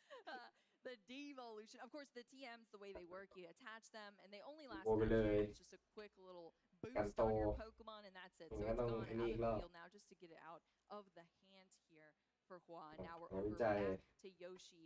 As you know, the Badoo established that Itchy Pollen here. That's what Dragapult is known for doing. Getting set up ใช่ครับ into an ทันปูเบน unstoppable ปู position. เบนแล้ว Look at this. Multiple Duskull แถ out ม on the เมื่อกี้ field. ได้ Speaking งาน of วิจัยอาจารย์อีก though, คือ Kyle, where do you think those ถ้าเมื่อ dust กี้ flops, จั่ว the ไม่ dust บิกมาก็คือ burn, how do you ยาว think those are going to be best utilized from Yoshi and where it's going to go to start to slow down Hua? Yeah, sometimes it's not about taking the prize cards that are available. It's about slowing things down and picking that perfect point. We saw from Hua, he slowed things down by just taking a stage 1 off the board, and now the evolution happens here. That means that there's no Dragapult this time ก็เชิญ around, มือ which gives Hua a little bit of an advantage to โอ้ evolve ผี into Marnie's Grimmsnarl. If he has a card like Boss's Orders, can remove a Pokemon with the Neo upper energy. And from Yoshi's side, he just wants to attack with a โอ้มัน Dragapult สามารถโยรุ really often. And then when the damage starts to build up on that side of the board, you include little pieces like that Dusclops, pop 5 here, and take knockouts. If you get 2 Pokemon off the board at the same time, you feel a lot 40 more ความใช้ไอเทม Yeah, you're แปะ taking prize 20 cards, you're taking the board. They're so comfortable in that position. We're just going to see which, it's kind of tame right now as these players build up. But once we see some damage happening on this field, that is where the interesting โอ plays เคแล้ว truly come in. ติด Because สองพลังงา that's น where those important decisions are going to come in for Hua. You mentioned Boss's Orders. Only 2 being in the list here, and 1 is in the ตี prize card. 30 So that's หยอด going to เบ้ be น a หลัง limited resource for Hua to be able to, 20 or have to think about 50 really in these future plays if we're not able to get that into the hand from the prize cards. Yeah, and this is something that you run into with this deck is if you don't have the early Frostlass established, what do you do in a spot like this? Only 2 damage counters that we see here on อยู่ the กับเต active. เดียม You can't move that damage away. Knock หา out. You're looking for a boss's ยู order. กิหรือเปล่า Have it just yet. เอ้ย Artisan a little late if you're looking for a Snorunt to ไม่ help มีดาเมจ out. แตกเลย Do you want to even attack right here with a Marnie's I Grimmsnarl? know, it's so awkward. It is truly awkward. You have to pick and choose when you kind of accelerate this. But if you're อ๋อ โอเค oh my ลิป gosh, เปอร์ it's not the snow run, it's the bundle there. Happy holidays. Yes, the Iron Bundle of Joy, one of my favorite แซกทิ้ง cards ครับ here. หนึ่ง He hops ตั on ว the field and then he hops เอาอะไร straight ขึ้นมา back เอ่ย this card pile with that Hyper Blower ability, allowing you to gust น่าจะเอาผี something up ขึ้น your opponent's side. อื They ม do get ผี to ข้างล่าง choose, but if you want something like that pesky Badoo out of the active position and kind of attack something เฮ้ยเอาลิงขึ้นว่ะ more on the bench here, or even just slow things down for your opponent, that Iron Bundle is a great resource there. Sought out off the Artisan from Hua, and now we do see the promotion of the Marnie's Grimmsnarl เก็บ EX. สองไพ่ อ๋อ And โอ with เค this promotion of the Monkey หยอด Dory, the 30 damage isn't always going to the Badoo, but he does choose to take that knockout, move up 2 prize cards. You have an opportunity to move that around and maybe set up some other math แต่ว่ามี situations. มีนาจามูต้องใช้ Full evolution on the Dracloaks and มีหรือเปล่า then remove the draw power. Instead, you see มี the มี prize card. ยังไงวิจัย Yes, it's very tempting to knock out the Badoo, but maybe a little bit ambitious. Yeah, potentially. I mean, we're going to have to see how it plays out. But yeah, I mean, you want to go for it. But what are you thinking about in the late game? That is also so important here. And honestly, just from seeing those knockouts, I don't even think Yoshi is bothered by it, if I'm being real here. Yeah. We saw the Dracloak coming into the active. It already has that A-Spec that was in the opening hands there for Yoshi as well. In that energy card, the Neo Upper Energy. And now we see more establishment there with another GP ต้อง coming หาละ down. We're seeing เจอ this Recon Green Directive Power drawing more cards as well for Yoshi. So he's just, like I said, calm, cool, จะล้าง collected, locked in on this match as มี we อยู่ใน do มืออ see ยู่แล้ว โอ Dragapult เค EX. Now we have the Titans here on the field. ติดหนึ่ง 320 จี้ HP in the Marnie's Grimmsnarl against the 320 HP Dragapult EX. I mean, this is what you love to see in the Pokemon TCG. Just giant Pokemon battling it out. But which one's going to take the title here, Kyle? Well, this is really smart here from Yoshi, as you know that you're going to lose a Pokemon in that instance when the Iron Bundle comes into play. So he loses the Monkey Dory knowing he has the Night Stretcher. Instead of bringing up the Duskull like he originally thought, this gives him the opportunity to evolve this Pokemon. If this turn off this Iono he finds the Dusclops, he can evolve that Pokemon and maybe set up some of those situations we talked about earlier where you can take 2 Pokemon off the board at the same time. If you go after a double Monkey Dory at some point, or even after multiple pieces of the Marnie's Grimmsnarl combination, you feel a lot better about your chances when this deck starts to fall to pieces.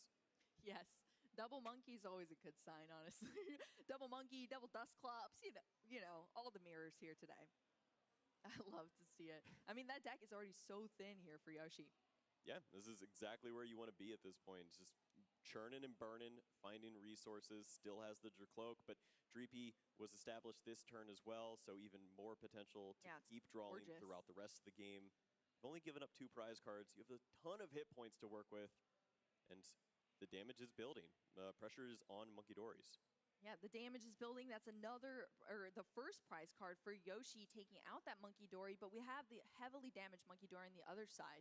You know, they are able to sling some of that damage back, but not all of it. You know, it's still continuing to go. The Adrenabrain can only grab those 3 damage counters to sling it back. We did net a boss's orders to the hand, the one that was in the deck here for Hua, as we continue on. And right now, it's just the Grimstar still in the active position. We did get that evolution of the Morgrim as well. And we saw with the professor's research the discard of Snorunt. Only 60 เนี่ย hit กู points. บอดเตรียมผีระเบิดขนาดนั้น Pokemon basically the rest of the game at this point. It's you have to go with this linear strategy, attaching energies to Monkey Dory, throwing damage on every which way you can, and hopefully it culminates to 4 additional prize cards here. It's going to be on Yoshi to make sure he uses his hit points as an advantage and starts to target down on these Pokemon. It's still a lot of hit points to work around on the Marnie Grimstyle. 320. Oh, it is a lot. These are beefy Pokemon here. And we're seeing the swings already happen. The first one into the Dragon Bolt EX in active position, as you see there, only more than halfway down as the Dragon Bolt EX, but a fully healed Marnie's Grimstar EX on the other side. So Yoshi's truly gonna have to make the best moves here. But I mean, even just for Yoshi, it's threatening on that side too. We have Bolter Cloak now ready to turn into those Dragon Bolt. One already has energy attached. Both Dusclops out as well. They're just threatening the board. Boo. What are you seeing? What's happening? Yoshi Yugi was so close. If he had all the pieces, it looks like in the prize cards is the Dusknoir. But if the Dusknoir were there, he could have used that to put the damage onto the Marnie's Grimmsnarl. Attacked with also the inclusion of the second Dusclops. Removed both the Morgrim and the Grimmsnarl from play this time around. Instead, has to pivot, and the play starts to look a little more like take out some single prize Pokemon. Oh, that is not the type of takeout that I like. I like Chinese food. No, this is where it just falls apart. I feel robbed here, Kyle. Robbed of the joy of that incredible turn. But I mean, that's where it comes into play, where you were talking about these slim lines sometimes of these Dusclops, Dusknoir. It's just the one trapped, but Yoshi's still able to make this incredible turn happen. That Dusknoir sitting at the top of the prize cards as he does more. But yeah, so unfortunate to see that. That's the brutal part of this. You take that risk and you go after some additional prize cards, trying to draw into some more pieces before your opponent takes what could be these 2 prizes that forces you to avoid using your Dusclops and your Dusknoir. You're only going to have access to one of those for the rest of the game after this knockout. Yes, the board is completely depleted on the other side, but it might be enough to win a game. Absolutely. I mean, every time, the Dusclops and the Dusknoir, that's still a prize card you're giving up to your opponent. So you still have to think around that as well. And you don't want to play into their strategy. You want to be using those things to win your games, not just play, or at least manipulate your opponent's board as well with that prize manipulation. But yeah, then when you're kind of on the defensive side, it's a little awkward here. So we're seeing not really the full potential, I guess, from both sides of these decks, but we're still battling out in this unique scenario here as Hua is going into the deck here with an Arven. Get an item and a tool card out of his deck.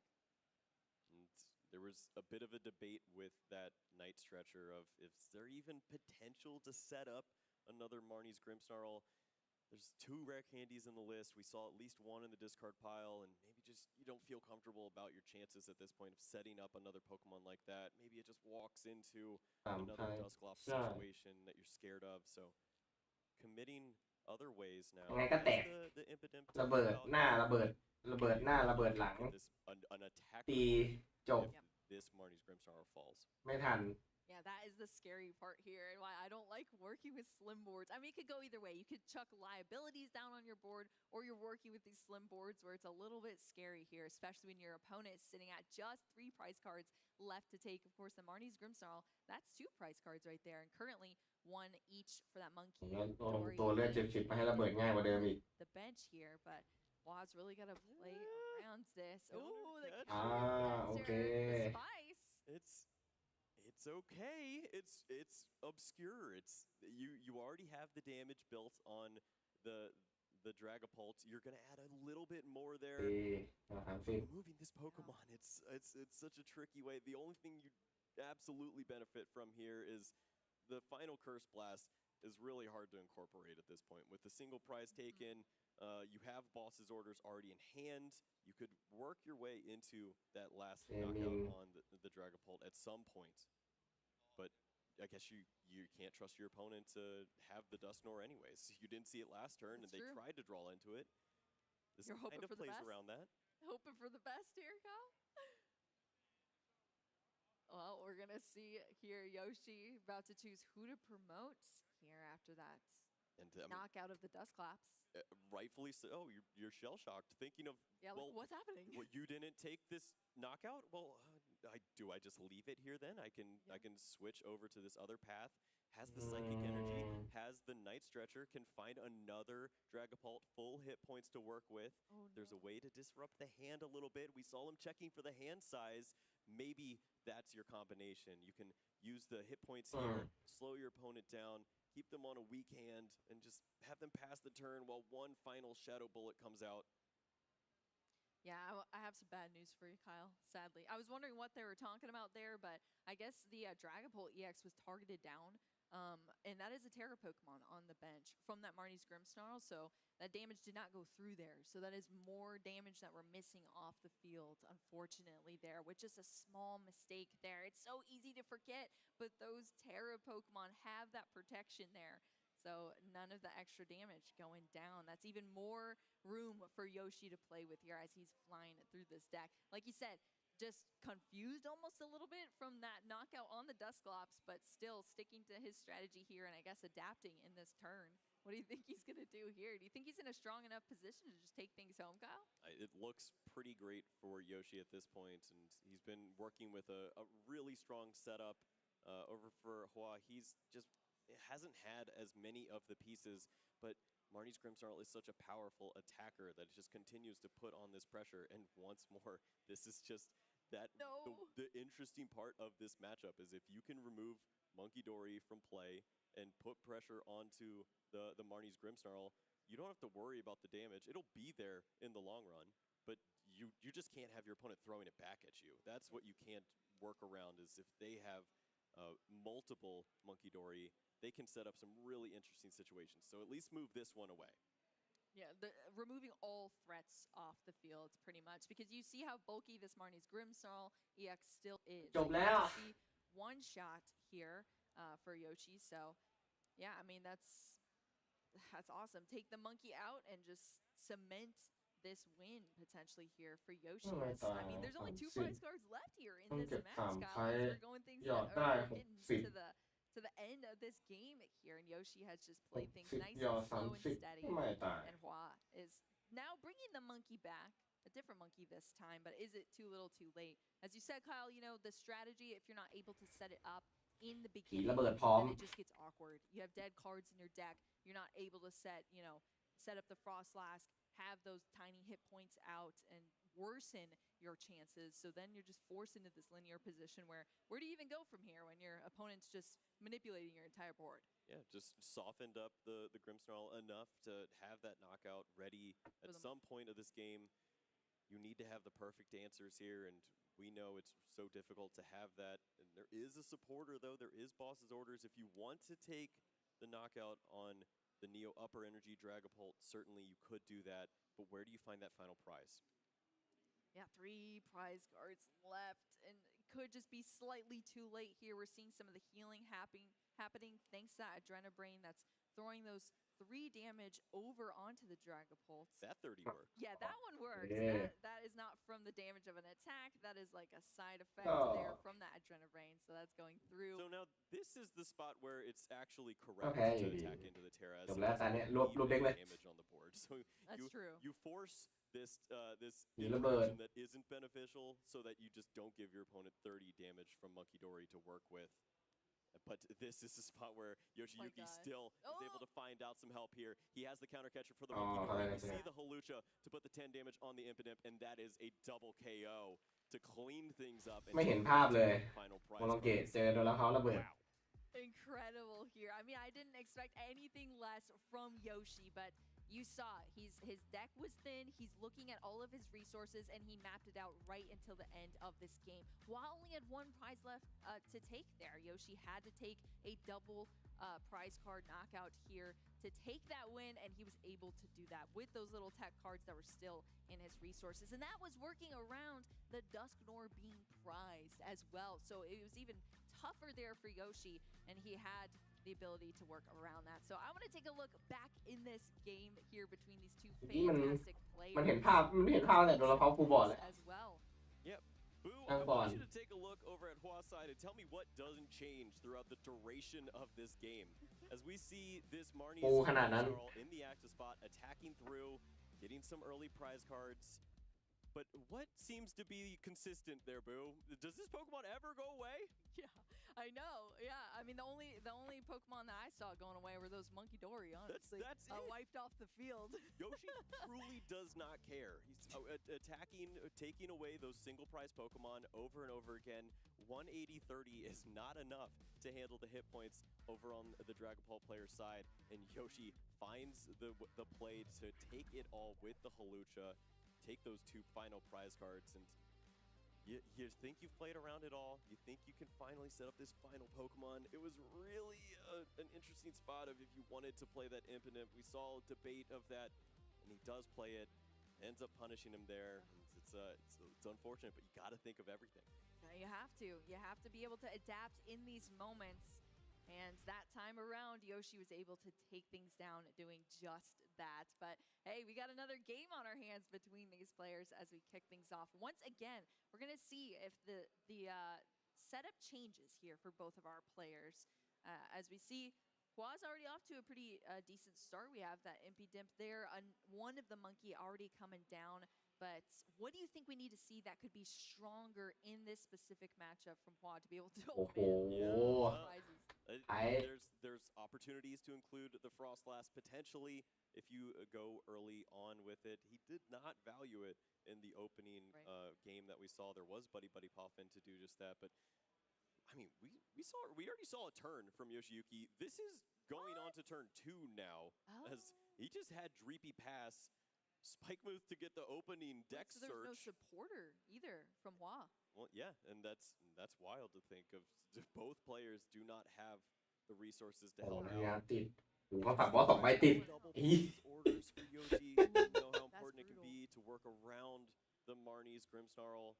We did see Brock scouting in the hand, I think, so some play this time, but both players would be wishing for a little better help. Yeah, I mean, I would say so. Awkward positions here that we've seen for both of our players. But I mean, Yoshi, I'm sure breathing a sigh of relief after seeing, oh, there's no supporter. You know, you got a dark energy on your monkey, and that was about it there for the establishment of that turn. Yeah, I can work with that exactly. Especially when you have 2 Dreepy down. They're ready to start going into these Dark Cloak now. Since we did see that turn, I totally missed the turn, Kyle. Like I was out of I think here. the stream missed the turn. Oh yeah, I think you're right. He is zooming over there, and rightfully so. This is what you need to do. You have 26 minutes to try to close out a second game here. Do not give your opponent any breathing room. We see the first recon directive. It finds Neo upper energy of all cards. And ถามว่าหนักไหม there is ก็ another Dracloak ready to go. We see all ไม่ได้เล่นเขา This เป็นหลัก is ไม่ได้เล่นเลยไม่รู้ว่าหนักไหมแต่ก็ไม่หนักขนาดนั้นนี่หาซูโบมิมาเพื่อยื้อเกมแล้วเนี่ย very unexpected to see that card this early on. Yeah, this is just gorgeous here. The Brock scouting bringing out these Pokemon as well for Yoshi. I mean, we are just setting up. Kind of faltered on that first turn, but now we are establishing things over for Yoshi on this side. So he's doing a great job here as we get into this Itchy Pollen. This is awkward here now for Hua. I mean, we didn't even see a supporter on the first turn. We do have the Stadium card to work with for some Marnie's Pokemon, but or Marnie's cards, but I mean, is that all we're gonna see here from this hand? I mean, the Badoo was perfect. There are 2 rare candy, 1 secret box. That's just about what you're playing around at this point. And the rare candy was in hand for Hua. He was ready to roll with the Grimmsnarl. Instead, what a turnaround here to have both Morgrim ready to go. If you're gonna have an answer to a Badoo, it looks like this. I mean, that is awesome to see here. We see the evolution happening here for Hua. It's like we're looking for a little cleaner shuffle this time around. Also, should note the weakness that we see on this Impidimp and the Morgrim, you'll see a little extra damage from the Badoo. So the clock is accelerated. That's not what Yoshi wants. Yoshi wants more time so you don't have to think about Dory pushing this over, taking a free KO, and then surrendering a free Dreepy or Duskull in this spot. And look at this too. This is a huge difference for Hua as well. 2 monkey down. We have both Dark Energy attached. You don't have to worry about accelerating your Dark Energy when that Grimmsnarl comes out, because you do it with its ability, that punk up ability to get not 1, not 2, not 3, 5 Dark Energy attached out of your deck. I mean, that's incredible because it's allowing Hua to get these monkey out, and we're seeing that damage already slinging back over to Yoshi, putting him on a clock here as he goes into this turn with the Buddy Poppin to establish some Pokemon on his side as well. But it's a race. It's a race here, Kyle. Yeah, the perfect answer with the double Morgrim Iono moves the Neo upper to the bottom of the deck. Yes, it's shuffled at this point, but finding this card for an attack with a Dragapult seems very unlikely. So lean into your helpers. You've got the Dracloaks, Recon Directives, play the energy you already see, and use Iono of your own. You've countered the stadium. It is not guaranteed that you're going to see a Marnie's Grimmsnarl this next turn. Yeah, I mean, love it. All the stops are being brought out here from Yoshi.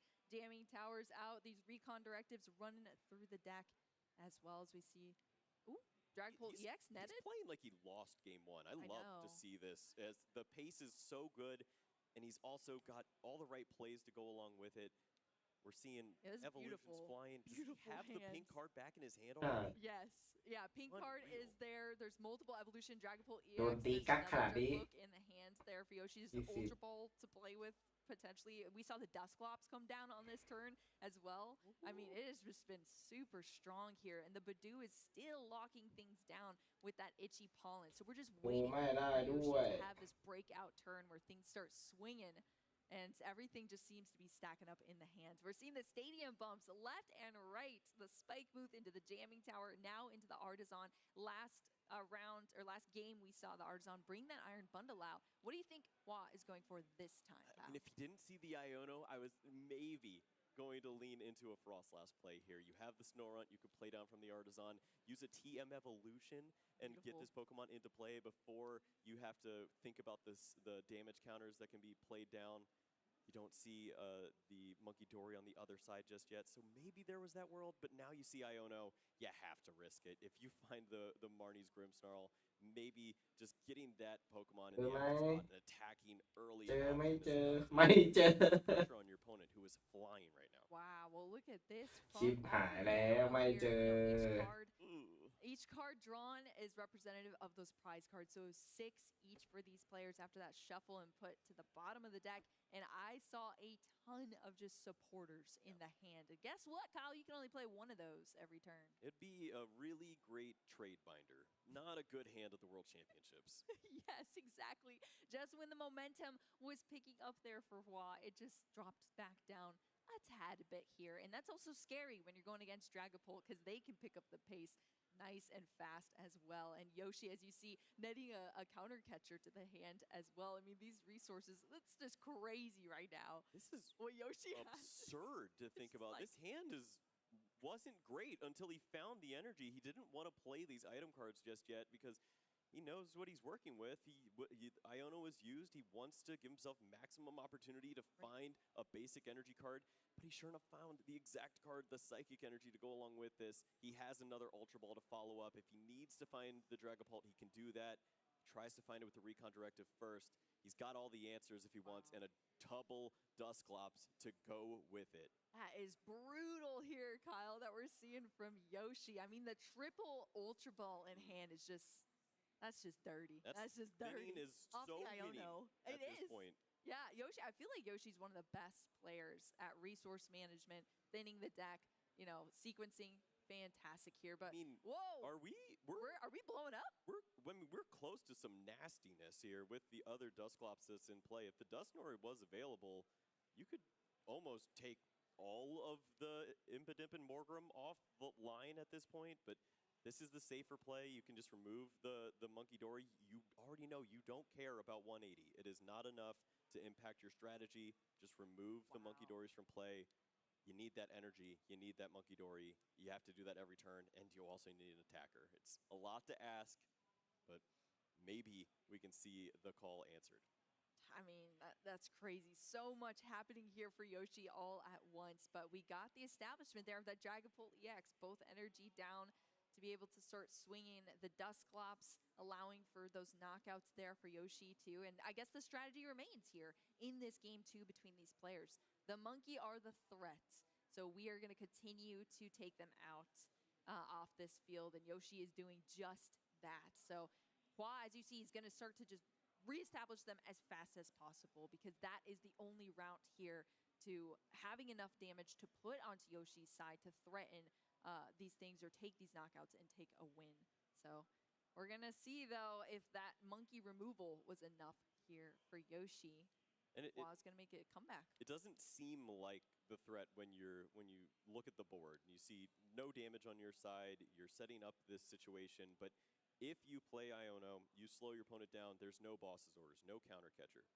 Dragapult has to attack into the active, and then when that damage is in play and stuck on this Pokemon, and you start to move it around, have another Marnie's Grimmsnarl in the active, you swap these Pokemon out, and you attack with that one as you clean this one up and move more damage, take these free prize cards that are starting to accumulate on the other side. Things can go so well, but Yoshi knows that's coming, so he avoids it at every passing chance, taking away all the Monkey Dory here. And it's up to Hua to just put pressure on. Attack through wherever the energies are. Keep going. Maybe things will slow down. Remove the threat as much as possible. Hua's doing just that here as we see the swing of the Shadow Bullet come down off of this Marnie's Grimmsnarl into the Dragapult EX. First damage down on these giant titans of Pokemons. Of course, the 30 damage as well being placed onto the bench on Yoshi's side. So we're seeing these damage counters stack up here on all of the Dragapult clan here from Yoshi. And yeah, we're going to start going into this deck once again. We've already seen one Recon Directive, and the Neo Upper is back at it into the hand. We've seen it flying around the deck and the hand, but Yoshi has got that back. Yeah, it's just an extra security blanket at this point. As you've already used a few of your energy cards, you have 2 committed to the active Pokemon. If you have 1 more attacker to work with, you guaranteed can work through this active Marnie's Grimmsnarl if you don't have the resources to target the bench again. But break glass for pretty crazy. Yeah, well, this one also can break glass. He was thinking about going for the Dusknoir here. It's a little safer to go with the other Dragapult, have that established with the Neo. But I like crazy. I like crazy too. I mean, we like to see that on stream. The thrill here from our players. Yoshi giving us a good show here. Dragapult EX coming out of the deck thanks to that Ultra Ball there. Some more discarding of some supporters as well. So now we see kind of the same thing here that you were talking about the Marnie's Grimmsnarl, you know? You kind of absorb the hit, trade into the other one, and outlast your opponent. Yoshi's able to do that same thing with these giant Pokemon that we see. And he's got the damage on his side as well with these Dusclops, the potential Dusknoir, the monkey potential as well. So we're seeing, what do you think about that? Boss's orders for the monkey, gonna be wiped off the field once again. These Monkey Dory cannot stick around for Hua. What do you think about that play, Kyle? This is interesting to watch because I love taking out the Monkey Dory, but then you could either lock in on the prize cards here, use one of your Dusclops, give that prize card away, and take away one of these Morgrem, likely the one with the air balloon. But then you're in a situation where you're a little more susceptible to Iono. You're susceptible to that knockout happening from the Marnie's Grimmsnarl, and then trying to come back at that point. So he wants to give himself a few more answers. This leaves you with a situation where you could incorporate a Monkey Dory into the mix to find the final resources if perhaps one of these Dusclops is knocked out. But he has the answers here already. If he gets to keep this hand, likely we would see Dusclops pop, Dusknoir, and a Dragapult knockout for the final 3 prize cards to happen. Ooh. We're going to have to see. I mean, Hua has been building up quite the hand on his side as well over here. We're going to see the Super Rod to recycle some of these resources back in. We've seen so many Monkey go down, but now they're back. Unfortunately, you just can only charge up 1 at a time. These Pokemon are coming back, but you're just accelerating that one singular energy. There is some damage on your side of the board to move around, but just not enough, as you're playing right into a couple of odd situations. Some damage from a Hawlucha could be enough to help out in this spot. A Monkey Dory with the energy could get the job done here if you have the Dusknoir to go along with it. I always forget about that Hawlucha. It jumps out right at the perfect moments to just add that extra damage, take out these knocks, and yeah, sometimes it's inevitable, unfortunately, but we're still seeing Hua turn through these turns as we see this fresh Marnie's Grimmsnarl fully charged up thanks to some punk ups here in that ability, and it's going to start swinging. We're finally seeing this giant Dragapult EX go down. That is 2 prize cards there for Hua as we're going through this game, and the Badoo promotion from Yoshi. Yeah, Free Retreater has a Night Stretcher, wants to see if there's anything to perhaps find from the discard pile. The only thing that looks enticing at this point would be the Dragapult, but you want to use that Recon Directive first. The issue there is you have a supporter already in hand, but you don't have all the resources that you want just yet. Now, this is probably just for a look with the Artisan. I don't want to bench anything. That extra bench space can be pretty interesting to how you're going to incorporate that, even though you do still have Dusclops to open up spaces whenever. Keep your options open. A lot to think about here, but I think research is going to see a lot of great cards. Yeah, well, we're seeing the Recon Directive here from Yoshi first. Looking at these 2 cards. Ooh, it's the Luminous Energy and a Counter Catcher. The Luminous going to go into the hands. That's the energy that we've been seeing applied to the Monkey Dory to serve as that dark energy needed for the Adrenabrain. The Night Stretcher is coming out here, Dragapult EX. There's the Luminous attached as well for the attack for that Dragapult EX to be charged up. All right, a Dusknoir and a Hawlucha would get there. We see not much. Oh. Or just a little bit short there. Nest Ball, but the energy's already attached. If the Monkey Dory was the plan, you're missing out in that regard. Pheasantipede could draw a little bit more, but we have that bench space situation. It's fine with the Dusclops, however. You just might have to use it earlier than you wanted. But who cares? You could win. I like drawing cards, so yeah, Pheasantipede is coming out here. The beautiful artwork there. We're flipping the script. That's going to be a draw 3 here for Yoshi. Was that Ultra Ball? It was Ultra Ball there. Yeah.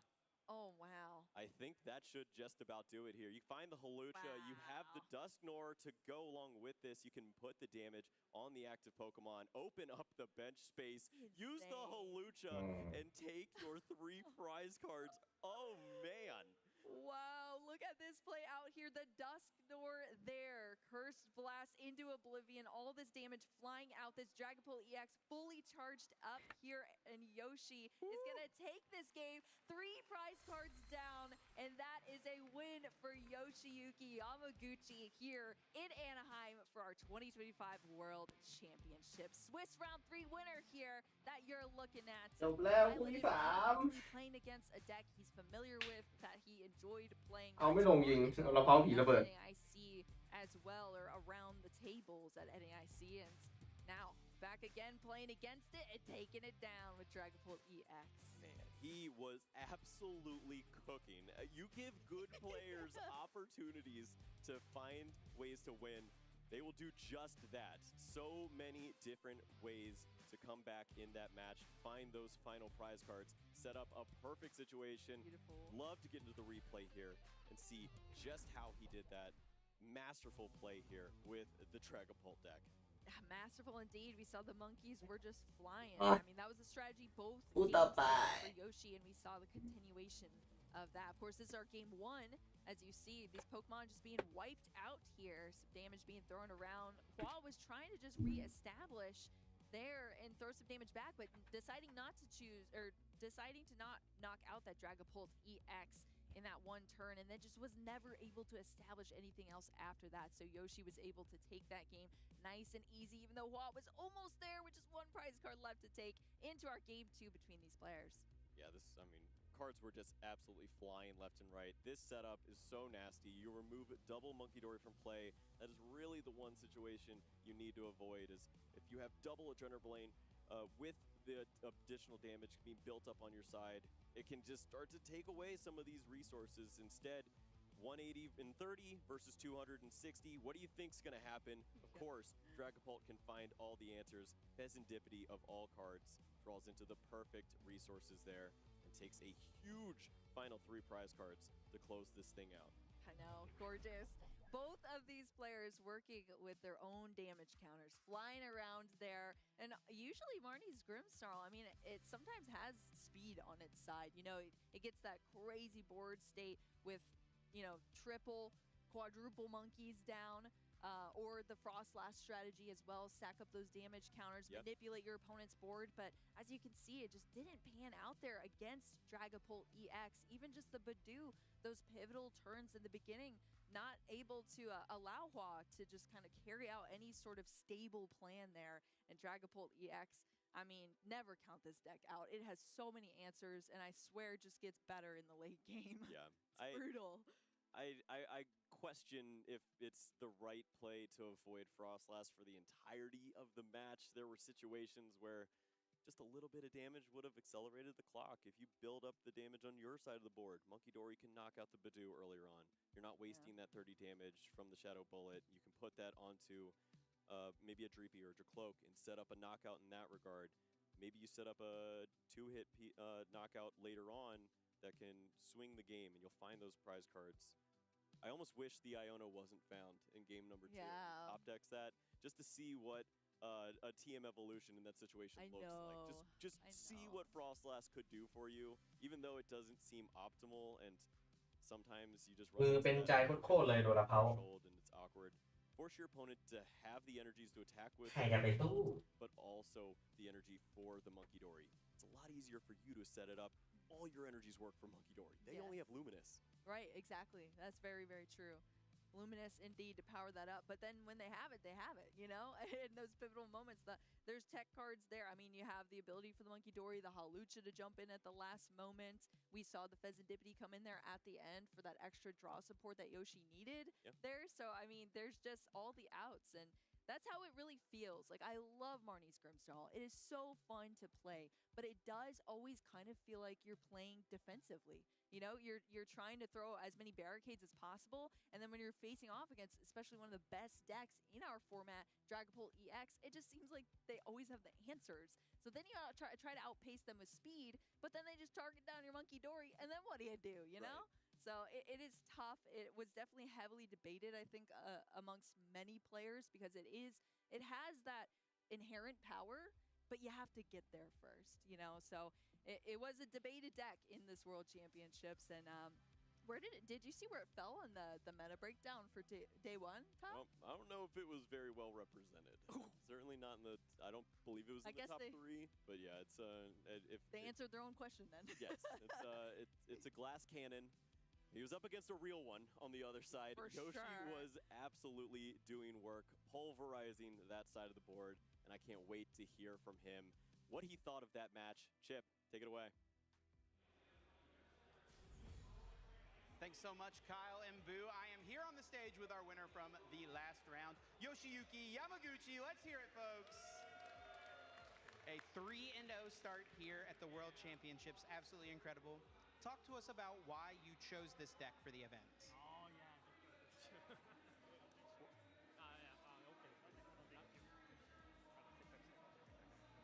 Yeah, so 日本語そうですね、今回は結構難しかったんですけど、選ぶのが、もともとリザードンのピジョットとかいろいろ触ってて、最終的にちょっとパワフルでいいデッキだったんでドラバルトを使うことにしました。でもめちゃくちゃ選ぶの大変でした。I had a tough time selecting which deck I wanted to use. I, scoured around like Charizard EX with Pidgeotto in it, but ultimately I went with Power with Dragapult EX. It seems like a good choice. It paid off for you well thus far, 3-0. Your opponent was using a deck that you recently used at the Japan Championships. Do you feel that that gave you an advantage in this game? 自分もたくさん使ったデッキなので、やられたら嫌なこととか、結構考えながら、プレイしましたね。今日も2回目なんですけど、勝ててよかったです。I've used that deck before many times, so I know the ins and outs and what I don't like about it. So, I worked around that, and I played that deck twice today. So, and it's obvious that you know it very well how to play that matchup. You're 3-0. What are your hopes for the rest of this tournament? World champion! He is calling his shot. Congratulations, Yoshi, on the start. We're going to throw it to a quick break, and we'll be back with more World Championship action very soon. Hey trainers, welcome to Pokemon Championships History, the series where we take a look at some of the most memorable and exciting matches in the past of the Pokemon Championships series. My name is Jeremy Jallin, and today I'll be talking about the 2017 Memphis Regional Championship Finals, where we had a clash of two of the best players that the TCG has to offer, Azul Garcia-Griego and Michael Pramawat. Hello, I am Michael Pramawat. My name is Azul Garcia-Griego. Even back in 2017, both of these players were no stranger to the final stable, with Azul having 4 regional wins to Michael's 6, the most at the time. Who is your biggest rival? Biggest rival? That's a tough one. Probably Michael Pramawat. All right, yeah. My biggest rival would be Azul Garcia-Griego. We always have good games when we play. We play each other a lot in local events, and then in the top 8s, top 4s in major tournaments. Most recently, we met in the finals of Memphis Regionals. But at the end of the day, we have 2 familiar faces, Michael Pramawat and Azul Garcia-Griego. These 2 players actually faced off in the top 4 at that San Jose Regional Championship not that long ago. And Azul got the best of Pram in San Jose, so this is perhaps a bit of a grudge match. Azul was using a deck based around the powerful attacks of Glycopod GX paired with the obnoxious Garbodor with its Garbotoxin ability to disrupt the ability-ridden field of the tournament. Pramawat, meanwhile, was using a deck centered around 3 Pokemon GX and their powerful abilities, Zoroark GX with its Trade, Lycanroc GX with its Bloodthirsty Eyes, and Tapu Lele GX with its Wonder Tag. Both Azul and Pramawat start with a Wonder Tag to search for a Bridget to get a bench setup. Azul is able to play down a Garbodor to start locking down abilities, but Michael has a quick Field Blower to start applying pressure early. Rising 2 Glycopod GX means Azul was focused on protecting the one he had, and thanks to the card Acerola, he was doing just that. Acerola picking up that Glycopod GX and all the damage with it. Garbotoxin, in combination with N, forces the game to slow down, and Azul jumps ahead on prizes once more. Michael responds with a Puzzle of Time, a unique item card that allows you to recover any resources if you have 2 copies, to bring back Field Blower and enable his abilities yet again. N disrupts Azul's hand once more, Pram's last. What Azul draws off of these 2 could determine the outcome of this game. And out of 3 cards Azul has set up for the winning attack on the next turn. And the Float Stone. Michael top decks the last Field Blower in his deck, which gives him access to trade once more. The first trade finds another 2 copies of Puzzle of Time. This enables Pram to get a KO on the heavily damaged Glycopod GX with Guzma, and with no cards in hand, it is looking like the scale has shifted in Michael's favor, as he has the strong energy needed for the last KO and takes game 1. Everything went Michael's way after a few turns in the middle that kind of looked iffy, and he's 1 game up in the finals now. Game 2 starts off much better for Azul, having Wonder Tag for Bridget and the Glycopod GX and Garbodor with Floatstone to go along with it on the following turn. Pramawat finds himself with not much going on and struggles to get much of a bench going until a late Bridget finally gives Michael a full bench. Typically you want that Bridget on the first turn of the game, not the third, but he'll take it either way. Michael draws N to keep his hope of a comeback alive. A Field Blower allows Zoroark GX's trade to be used once again, but the draws don't find an energy for him to attack. Azul responds with another KO and sees himself 1 prize card away from tying it up. Pramawat is forced to pass the turn to an empty-handed Azul, who top decks a Guzma to clean up game 2, and they are off to their final game of the set. Your boy comes in the clutch and cleans up game number 2. In game 3, we see Pramawat to be the one starting off strong with a Bridget, as Azul just passes with a couple of Wimpod in play. Azul finally draws a Guzma and takes a KO with Glycopod GX, but he struggles to do much else. After managing a 1-hit KO with Dangerous Rogue GX, Michael is able to set up a 2-hit KO with Field Blower, and is now in the lead 2 to 5 prizes. Azul finally plays the end that he has been holding on to and finds a tool for the Garbotoxin once more. Michael attacks back, forcing Azul to get the Glycopod GX out of the active spot with Crossing Cut GX. Crucially, Azul's last Guzma is in the prizes. Ramwat misses Guzma, while Azul picks up the heavily damaged Glycepod GX and continues the pressure with First Impression. The last two puzzle at a time allow Pramwat to switch up gears and go for 2 Guzma with the hopes of trapping the Garbodor in the active spot and deck Azul out. Azul looks at his hand and concedes, knowing the last card in his deck is of no help. Michael Pramwat nabs his 7th regional championship win and cements himself as one of the best to ever do it. 6 years later, both of these players found themselves placing 3rd and 4th at the Yokohama World Championships, with plenty of energy left in the tank for that inevitable finals rematch. Thanks for watching, and make sure to let us know your favorite competitive Pokemon TCG moments using the hashtag #PlayPokemon.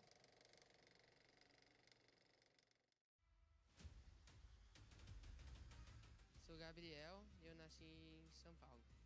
Meu Pokémon inicial seria o Pikachu. É um dos Pokémons favoritos meu. Eu jogo bastante com meu irmão, ele sempre me ajuda nos treinos. Competitivo, os 2 primeiros anos ali foi mais na brincadeira, aí depois umas pessoas vieram falar com a gente dos torneios maiores, e a gente foi acabando entrando nesse lado competitivo do Pokémon TCG.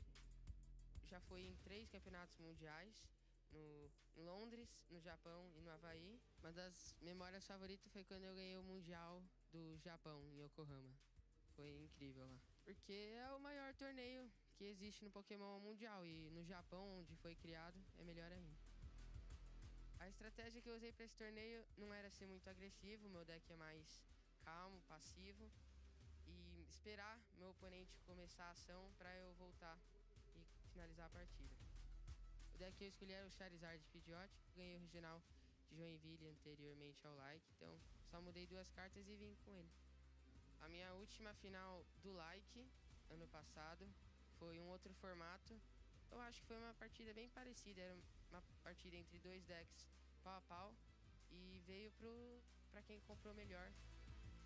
A parte da jogabilidade que eu tento melhorar sempre é o nervosismo, que minha meta é acalmar tudo, mas sempre tem aquele friozinho na barriga antes das partidas, que às vezes acaba também fazendo eu errar. Acho que é muito bom estar na final, a sensação de chegar longe. You can hear the crowd chanting his name.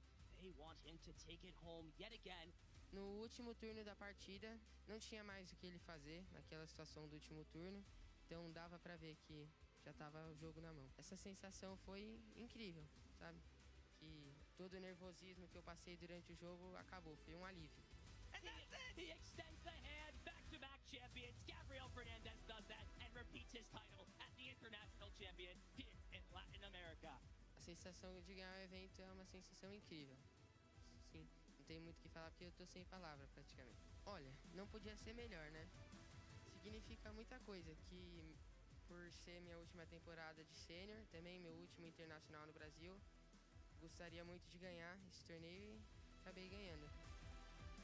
Eu vejo como mais um título que vai me dar confiança pra jogar aí os próximos e conseguir mais título por aí. O conselho que eu daria para os treinadores de Pokémon é treinar bastante, que não consegue chegar numa final e ganhar sem o treino, sem o preparo bom.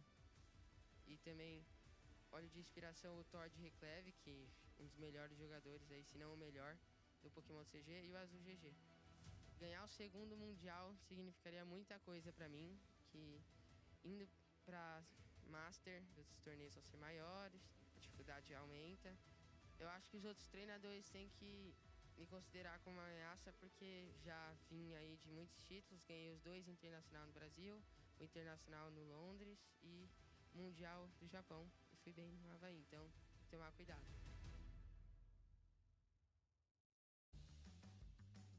Anaheim, California, the home of the beautiful palm trees, the beaches, the breeze, the sunshine, and now the World Championships of 2025 here for Pokemon. You're joining us on the TCG side of the stream here, and we're so excited to be continuing into the action. Shelby Boo here with my incredible co-commentator, Kyle Sablehouse. Kyle, feeling good? Feeling great. That was a lot of fun. Right. We got there with Yoshiyuki taking the win there in round number 3. And it's like too much fun. Like it's going by too fast a little bit for me. You know, like He it's flying. proclaimed himself as world champion. He's ready. Like you have to speak it into existence. How can you not root for this good. I know. I love that energy. Yoshi is like one of my favorites, and now you see exactly why. What a great interview there. Well, we're going through this day. I mean, I said it was flying by. We're already halfway through. We're going into Swiss round 4 here, but there's still a lot of matches that are going on right now out in the fields. And you know who else is out in the field? Kyle. No, I'm not. I'm not going out there. I like my desk. Sukovic, baby. The Puka himself, Kyle Puka Sukovic, the best sideline reporter we have around. Kyle, how is it going out there in the fields? It's great out here, and Kyle, nobody has ever confused us before. That must be the first time. Yeah, ever.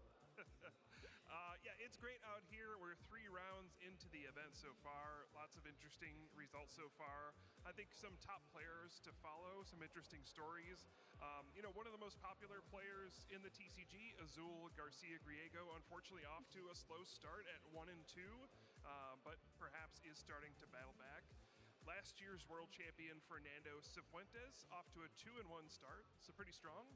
But there's lots of players out there at 3-0 so far. Kyle, I think one you're familiar with, Aaron Curry, who's off to a 3-0 start. How does that make you feel in the year 2025? Yeah, it's a blast from the past. It's been great to see his rebirth in the TCG. He's found his way back in. He was casting some games with me on some grassroots stuff, and he's been showing up in a lot of these events now, and he's found a deck he likes. The OG making the run back, huh? Yeah.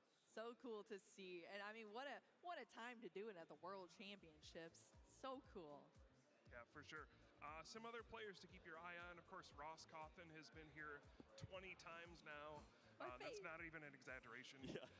He is also off to a 1-2 start, unfortunately, so he's going to have to battle back. We have some of our other star players, Henry Chow at 2-1. We have, you may be happy to hear this, Boo, there is a Crustal deck still out there at 3-0. How you feeling about that? Let's go. I'm so excited about that. I mean, I am very hyped. I was just telling Kyle, Crustal's my main character in Unites. You know, I know all the moves, and bringing that heat to the TCG, how could you not love it? Crab hands all day for that Crustal player. We are going to need your help, though. We keep using our cloth one, and I think we need something a little more original. You're going to have to help us figure that out soon. More like that, maybe? Yeah. Look, bring the sand in, build the wall. Help us. That's true. Definitely there. Well, it sounds like there's some cool decks out there, Kyle. Are you seeing some epic plays as well from our players? Oh, yeah, absolutely. I mean, it's the World Championships. There's crazy stuff going on every round. I think one thing we always keep an eye on is the TCG has only had one multi-time world champion. That was Jason Kozinski, who won it 3 times. Kind of greedy, if you ask me. Nobody else has even won twice. But we always keep an eye on former champions who have a chance to, you know, make history and win again. Of course, Fernando is in the running. We've never had a back-to-back world champion. Would be thrilling to see. But we have players who've won in younger divisions as well. Liam Halliburton is an example, won in the senior division, and he's off to a 3-0 start. So that's a story we're going to follow throughout the event. That's incredible. Yeah, it's always nice to see our younger divisions, how they're performing, because their stories are being built year after year in each of our games here, but especially on the TCG. I mean, it's just so cute. Watching them shuffle their cards and, you know, start as like little kids and then grow up into these incredible, amazing players. You love to see it. And it all starts juniors into seniors, now into our masters. So I'm very excited for Sunday when we're going to see the display of all of our age divisions and who has made it to the top. Kyle, of course, thank you so much for that update. That side reporting is just invaluable here on our stream, and we appreciate that. We're definitely going to practice some more movements for that Crustal appreciation, but thanks so much. Keep me updated. Will do. Well, have a good time out there, Kyle, as you continue to scope out the field, see what's going on. But we're going to continue to scope out the stream matches here. I want to see another good one on the stream. Kyle. We only get so many of these that we get to cast, you know? The World Championships is epic, but it's only so long, and it flies by here. So hopefully we will see some epic decks coming up here. You know, we had a giant meta share of Golden Go. We have yet to see one here on the stream, so I'm curious if that's going to be coming up for us. I would be really excited to see that. Nearly a quarter of the meta right now. Did you expect that? Is using coin bonus. I know. I was like, what? I thought maybe like 15% max, Yeah. but 22 is insane. I don't think we've seen it really past that 11, 12% mark throughout all of this, but it's Right. just one of those decks that you can rely on. It's very consistent. It's got its own built-in engine. It adds the Genesect now to find its evolutions and just build up this board. You just fly. And as soon as you use your ace spec, you know that you're in a great spot because you just depleted your deck of so many cards you don't want to draw into. You know where they are for the rest of the game. And how many single prize decks really are there right now? If you want to take 2 prizes a turn, it's pretty easy to do. Exactly.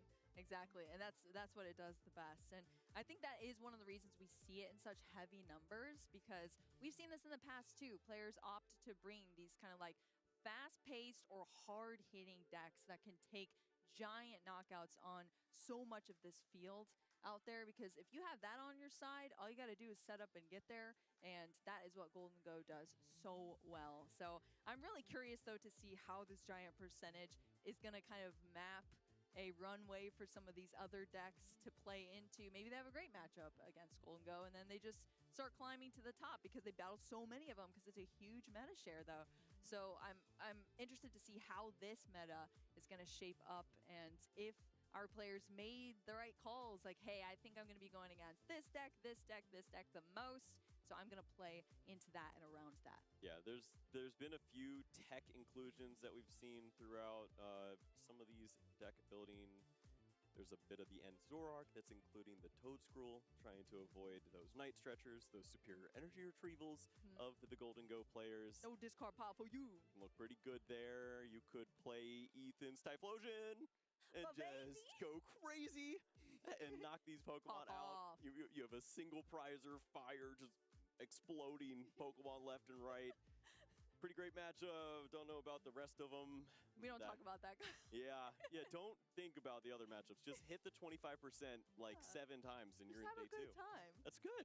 I like that. That is awesome. So much to think about here. There's the Flareon players that are still in the mix. There's some Terrabox out there that's still trying to get the job done. Just give yourself every potential attacker and maybe you'll find a way to win. Well, every potential attacker, but what about stopping some attacks too? Let's check out a deck profile of this Crustle we've been talking about here all across this stream. Walk us through this deck, because it's new on the scene. It's trolling all these players. How does it work, Kyle? There have been... Look at these cards, It's dude. so I'm dying. goofy. There's so many different decks throughout the course of TCG history that have tried this. They're just all called Safeguard decks, because that was what the ability has always been. Right. And it's usually just like a 4-of inclusion of this one Pokemon with Safeguard and good luck. And sure enough, it's good in a lot of different metas, because they just come down to, this is the good shiny card. I want to include it in my deck. I want to attack through everything and take knockouts. Right. Well, Crustle says, your shiny card is garbage. It's not going to do anything. I've got a cool house, and I'm just going to do very simple things to get the job done. Attacking for 120 and not being affected by a lot of different attacks from some of the best cards in the game. Yeah, the Pokemon EX, it's blocking those attacks with its mysterious rock in. And it's so funny too, because this has been a deck that's just showed up and just debilitated its opponents. But like when you look at the artwork of the Crustle, it's just hilarious. He's like falling over on the ground. He can barely contain himself, thinking that he is a real deck in the World Championships. Exactly. There is a very notable player who is 3-0 with this deck right now. We'll leave the surprise for now, but this is a real deck. You have to worry about it. If Tim Franklin was able to get a few 100,000 more views, maybe we'd see another Crustle in this format here. But you have to worry about this. Monkey Dory moving damage around. If you can't deal 150 with your non-EX Pokemon, you are in for a world of pain. Yeah, and then I mean the A spec as well is just You never see this ace spec. This Why is, would you? Right. Pokevital A. It's like the only time I think we've seen this actually play. I don't even know if we've seen it on a stream match at all. So not a stream I've watched. It's just such an obscure thing, but sure enough, it is beneficial in this style of deck. You can increase your hit points. You have the luxurious cape. You can build such a powerful Pokemon, and then just healing off when your opponent finally gets to that point of, I've been working tirelessly with all these little guys trying to get a knockout, and then you just demoralize them with the healing. Yeah, demoralizing indeed. Being taken down by a Crustle. I'm sure many of our players have been through that experience. And, even just thinking back to our last World Championships as well, the winner, in that Iron Thorns, following similar strategy there, just blocking off attacks and walling it out and, just outlasting your opponent. It is frustrating to deal with. And then when you put this deck into the hands of these incredible players, you can start to see, hey, someone's 3-0 with it, and we'll see if that can outlast the competition going forward. But it's going to be a funny one to see if the Crustle makes it through, breaks through, and just the wall is too strong against all of these decks out in the field, and Crustle's just plowing through everybody. That's all you need. It's a very simple deck. It's got a few other options. You can include your Terra Pokemon, the Cornerstone Ogre Pond to get the job done. Just give yourself a little more help if you want to avoid the Pokemon with abilities. Some matchups, you just don't run into the EXs as often. You need to have another answer, another wall to build. So you've got a backup plan too. Look at this, the energy as well, the spread. We have the Mist energy, the Jet energy, the Medical energy, the Reversal energy. I mean, that is like so many different types of energy. Limited amounts of them, though. Look, there's one of each, except for the Mist energy is 2. I don't know if you always see that. I think the Mist energy is the main one you want to go with. Just provide yourself There's options. a little more of a ruse of, well, you can't hit me this way, you can't hit me that way. Just a little more protection. And sometimes that is enough. You just cannot be attacked by anything in their deck that doesn't do 20 damage. And that's pretty good for you. A lot of energy there, but yeah, that is good. That's the game plan here, and you see it in this entire deck list. You even see the Turbo Energize as well for that technical machine. Yep. Charge up those energy onto your Pokemon. I mean, it's just a wall. It's a wall that you have to get through here at the World Championships. I didn't know if I would see it go far, but I'm obviously rooting for our Crustle players out in the fields because what a cute little Pokemon to show up on the scene and make some strides here at the World Championships. Yeah, it may not be the most fun opponent for you to have on the other side of the board. Not at all. You have a lot of work ahead of you, and it's in a very obscure way to try to take your 6 prize cards. But you can get the job done. You have to think outside the box, work on those dwebbles, try to take them out early on. And I mean, as great a deck as this is, it does have its issues. You don't see any way to really continue to draw. If it is only the singular Crustle there, if you can take that Pokemon out, maybe you don't have to worry about a second or third coming about. It can be tricky to make this deck work, but if it likes you, you might as well go for it. Do you think this deck would like you, Kyle? No, and only because it's the World Championships. If it was any other tournament, I'm sure that this goofy deck would call my name and say, "You've got it, buddy." Just embarrass a bunch of your opponents with this silly safeguard. But the World Championships, nothing will work for me. Aw. Oh, Kyle, having to live through the pain every single year. Have you ever missed a Pokegear 11 times in a row?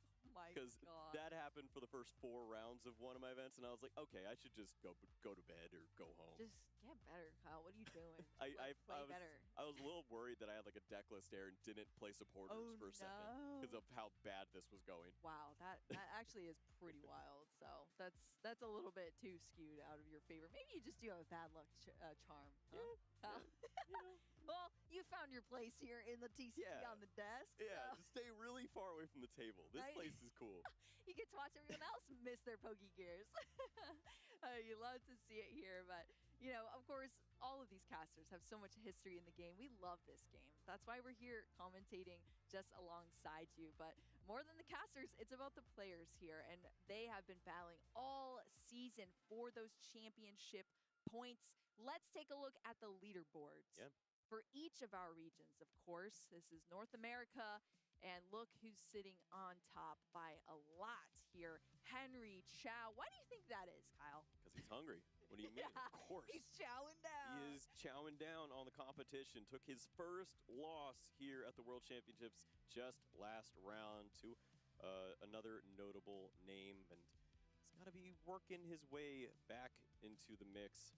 Probably playing one of his favorite decks. Who knows? It's Henry. We've seen him very consistent through the regional events. We know. And even at NAIC the year prior, he's just worked tirelessly, and he's made so many great choices with his deck lists and his play that we know that he's always going to be one of these big names to look out for in the near future. It's just so cool. I think about it. We started this season off in our regionals with Henry Chow taking things down, the very first regional, and now we're seeing him here sitting at the top of our leaderboard at the end of the season, going into the World Championships. I mean, it just has mapped out truly how powerful he's showed up here in 2025 and just taken things down. A multi-regional champion just in this season, and he has already carved his name in the history books here of the TCG. But look at all of these other names that we have. So many powerful Pokemon players, some that are still young, that are still trying to shine here in the TCG or already have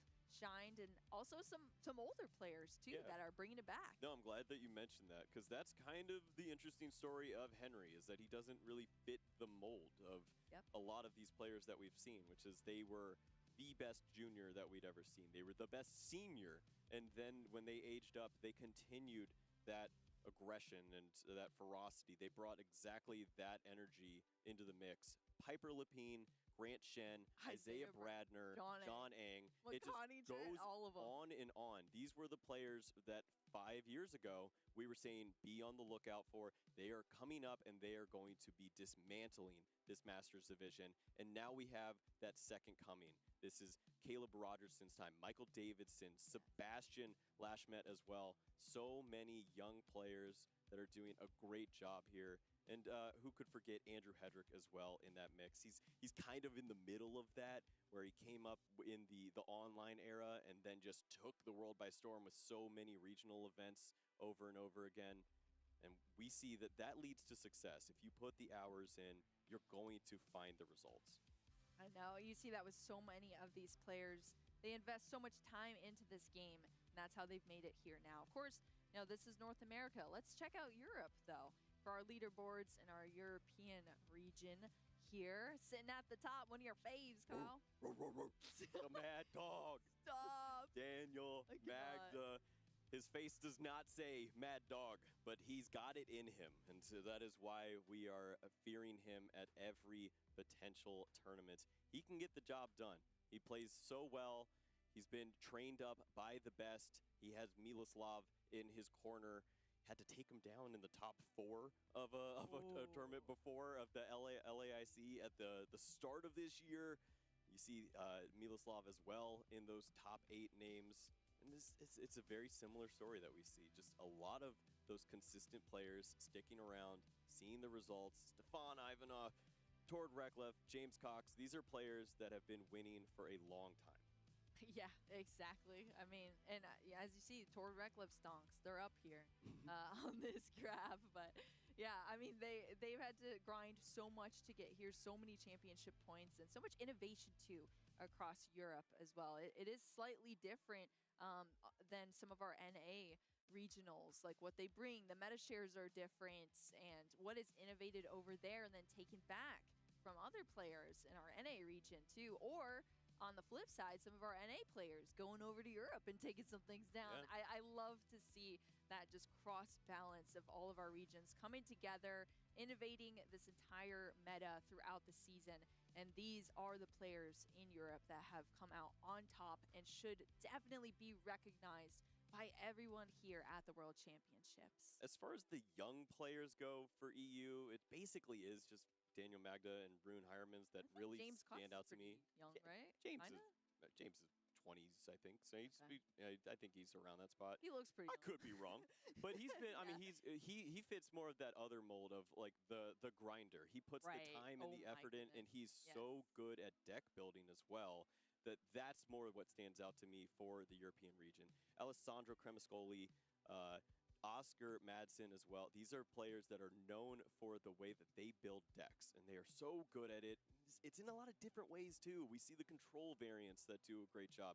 Tord with his ever-consistent style that has started to switch up now. He's now giving himself these single tech inclusions that give him these unique ways to close out games. And Oscar's known for a lot of the behind-the-scenes work for some of these big-name players, making these perfect deck lists, and now he's starting to pilot them to the success as well. I know. Very, very cool here. Definitely huge shout out to all of these players representing Europe here at the World Championships. But we got to round things out here with LATAM, our LATAM community, our leaderboards from Latin America, of course. Incredible names. It does not stop here at the World Championships. And there's definitely several standouts here that I'm seeing. What are you seeing, Kyle? Yeah. I mean, sheesh. You could go on and on about the players that we see on this list. There's some amazing names. William Azevedo, with that 12th place there, with around 1,200 points that were earned, he does that in such a great way. He's one of those great deck builders that we've seen. He's also a solid pilot when it comes to his strategies. Pedro Pertusi as well. Giovanni Sasso, a young gun getting the job done. Yerko Valencia has been traveling to so many of these different events, and we've already seen Fabrizio and what he's capable of here too. But I think it all comes down to the story of the Fernandez brothers. Of course. There is nothing more exciting in the LATAM region than what those two players have done. Vinny took the world by storm with his inclusion in the Masters division, playing very well at some of the North American regionals, and he just became a standout, while his brother won everything that existed. He won the World Championships in the year prior, and then this year alone, his final year in the senior division, he has won every tournament that exists. He has maxed out on points. It is unbelievable what he is capable of.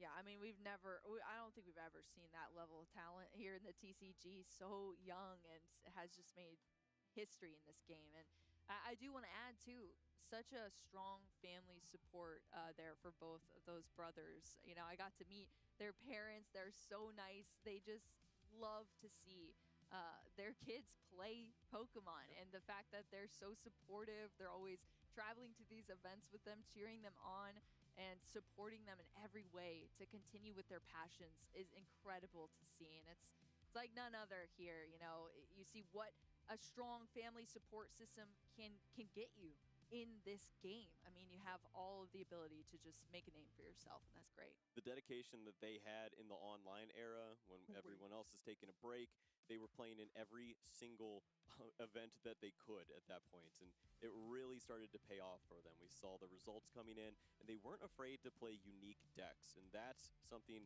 that Vinny has shown us along with his brother Gabriel.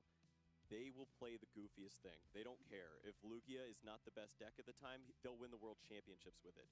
If Charizard is on its way out, they will win NAIC with it. It doesn't matter as long as it makes sense to them and they know that they've got the matchups lined up. That's a little unique advantage they have. It might not be the most powerful deck, but they know more than their opponents know about the matchup.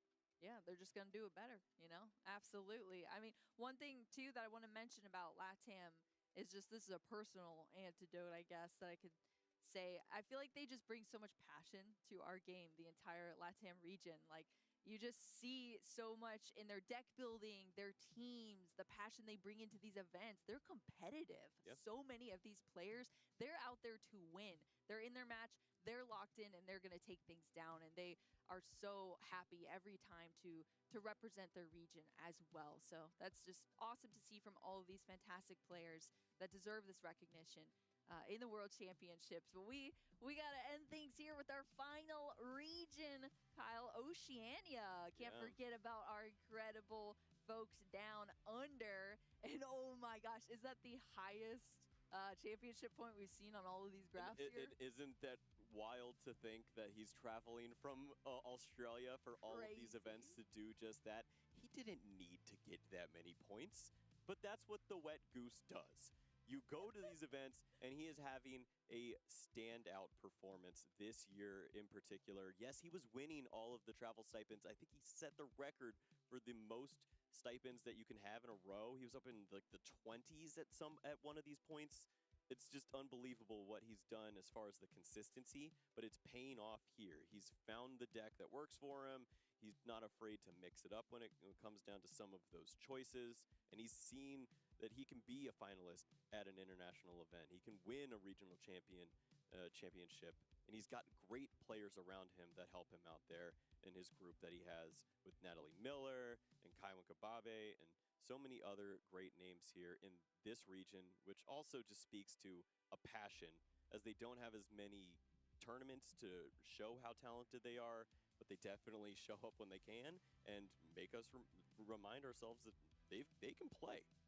Oh, they can play indeed. They're here to play. And I mean, it's proven in all of those championship points that you see from our Australian players. So there's so much talent out there. You know, we only get to feature so much here at the World Championships on the stream, but what's going on behind us is even more epic at those tables. Of course, you know, speaking of the stream, we've been chit-chatting about our players, some of the decks that we've seen. We got to learn all about Crustle, but now we're going to tune into this next Swiss round coming up very soon for y'all as our players get ready, and it is going to be an explosive one. We're going to see some of those decks we were talking about and how they're going to collide here in our Swiss round 4. Yeah, this is definitely one for the history books.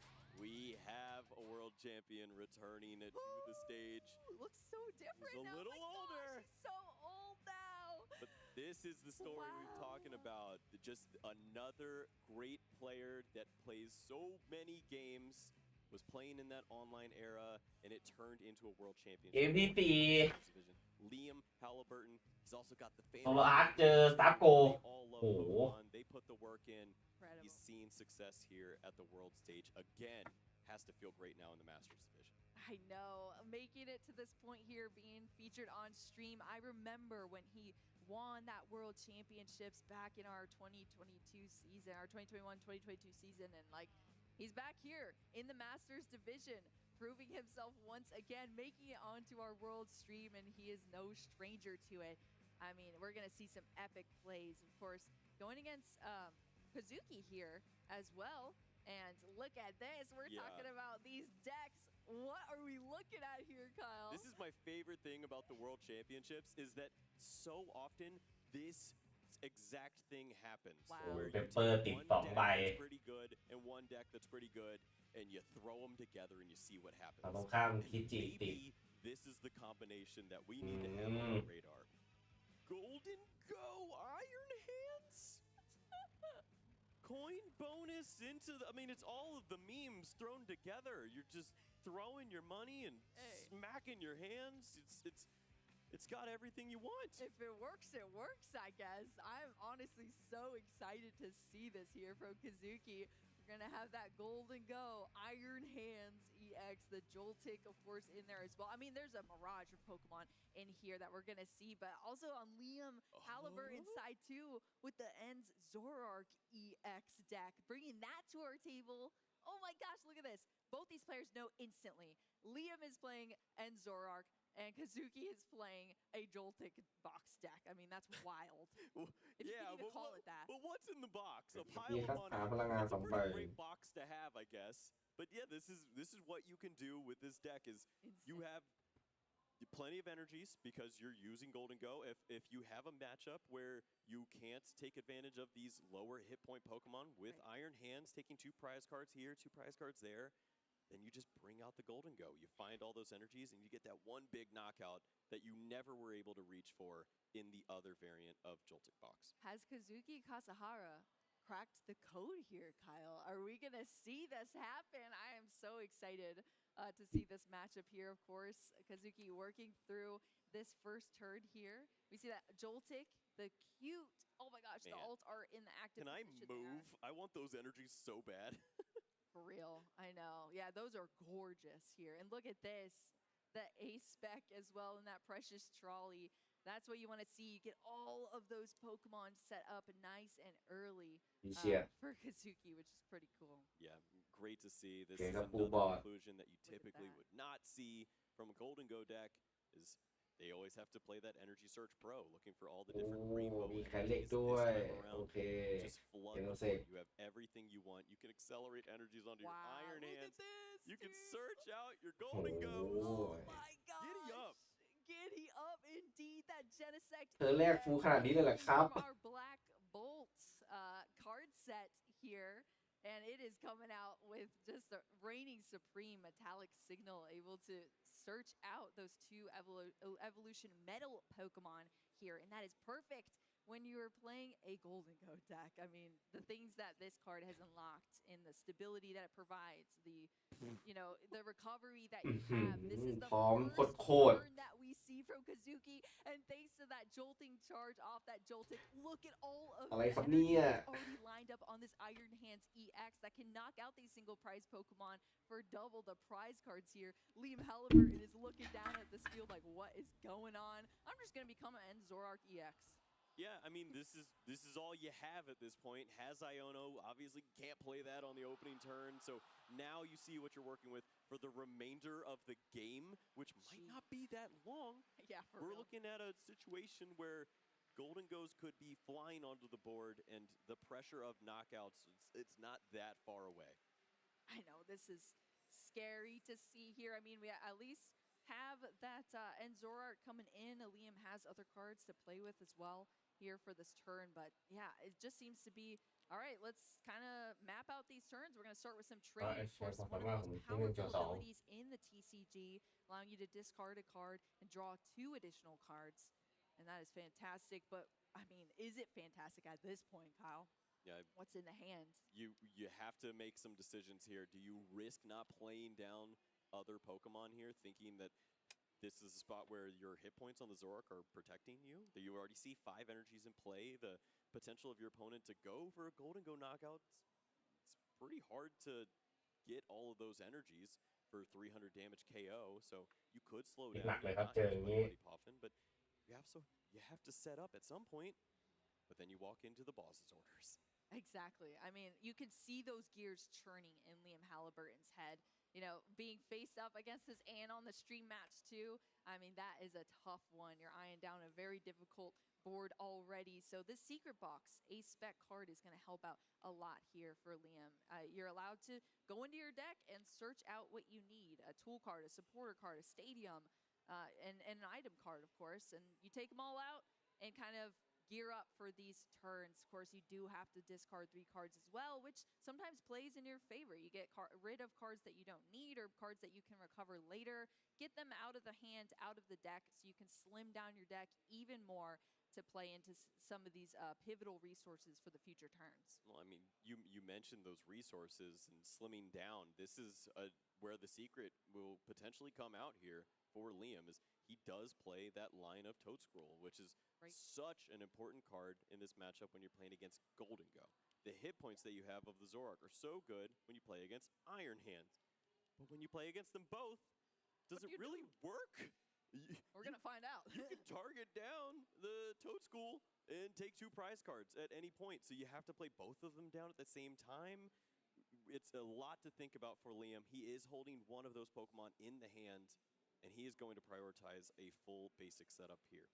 I mean, as needed at this point for Liam to try to establish things. Do you want to walk us through the Zoroark EX? I mean, we've seen this card around because it is so powerful, but the deck functions so uniquely in comparison to every other deck that we see in our format right now. How's it work for us, Kyle? Yeah, well, this is the problem we've run into with Zoroark, is it gives you more questions than answers. True. You have Trade, which is an amazing ability, but is this Pokemon going to be a support Pokemon, or is it an attacker? You have Night Joker, which is great. You have these resources like Ends PP up to help you get the energies accelerated at the right time. But your options as far as attacking are not great. You have Reshiram, you have N-Star Manatan. That's basically it from this point. You can't really target any other attacks. And if those attacks don't work for you, you're in trouble. If you're playing against a deck with Shaman, Darmanitan's not doing very much for you. And if no one puts damage on you, if it's one-hit knockouts, Reshiram is only going to give you that 170 to work with the Virtuous Flame. It can get really awkward very quickly here. So, I mean, we see Liam adding that line of the Toadstool in to try to maybe slow things down and change the pace of games a little bit there. But yeah, we're going to see how this pans out here for Liam against a unique deck on the other side as well. But that Toadstool is going to be so powerful there with that slime mold colony. And that's why we see 2 Toadstools come out. Yep, and that's the head-scratching moment for Kazuki is, oh boy. Well, I expected to lose this. That's fine. You can copy the Darumaka, take a knockout with a good old flare, as silly as it is for a Joltik. But now what? I would love to remove the Toadstool from play, but maybe this is a spot where you have to shift gears. Target down Darumaka if you have the resources, and just limit your opponent's potential attacks. Yeah, I mean, it is nice. We saw the Iron Hands EX charged up fully there for Kazuki right away. I mean, it just came out swinging there, which is what that Joltik does. But now we're going to see some of the other options coming into play. We see the coin bonus start to happen here. That first Golden Go drawing into a card. We have another Golden Go coming out, evolving, drawing another card for Kazuki as well. So you see this engine and these cards build up into the hand. One of the reasons this deck is so good, but like you said, Kyle, the race of is also going to become quite a sticky issue for Kazuki. So I'm excited to see how he navigates in this specific matchup against that Toadstool that now is double on the board. Yeah, this is a spot that's a bit interesting as you see the energies accelerated, energies to the discard pile, but maybe it's double-edged sword where you're trying to take that knockout on a Darumaka because you don't want to target double Toadstool in this instance. You see the boss's orders, you get excited that 2 prize cards are coming, but you still need to have an answer. If you can't handle Toadstool, you need to have basic energy in your deck to just coin bonus into these resources. So if we saw the superior energy retrieval for maybe 2 energies, 3 energies, that wouldn't really surprise me at this point. I think there's only 1 energy. Have to try your best here to lock down these resources and keep track of them, as they're going to be so important in the later game of this super unique matchup. The Darumaka is coming up into the active position thanks to that boss's orders from Kazuki's side of the field. มีฮาชิโน Love it. ใช่ป่าววะไม่ใช่ดีกว่าไอ้นี่มันเมือง coming out onto the field. Don't see this one too often unless we're seeing these lightning decks here, but that's going to switch up our studio. And Liam is going to lose a Darumaka in this turn as well. That's a prize card down, another one for Kazuki, and Liam's promoting this End Zoroark.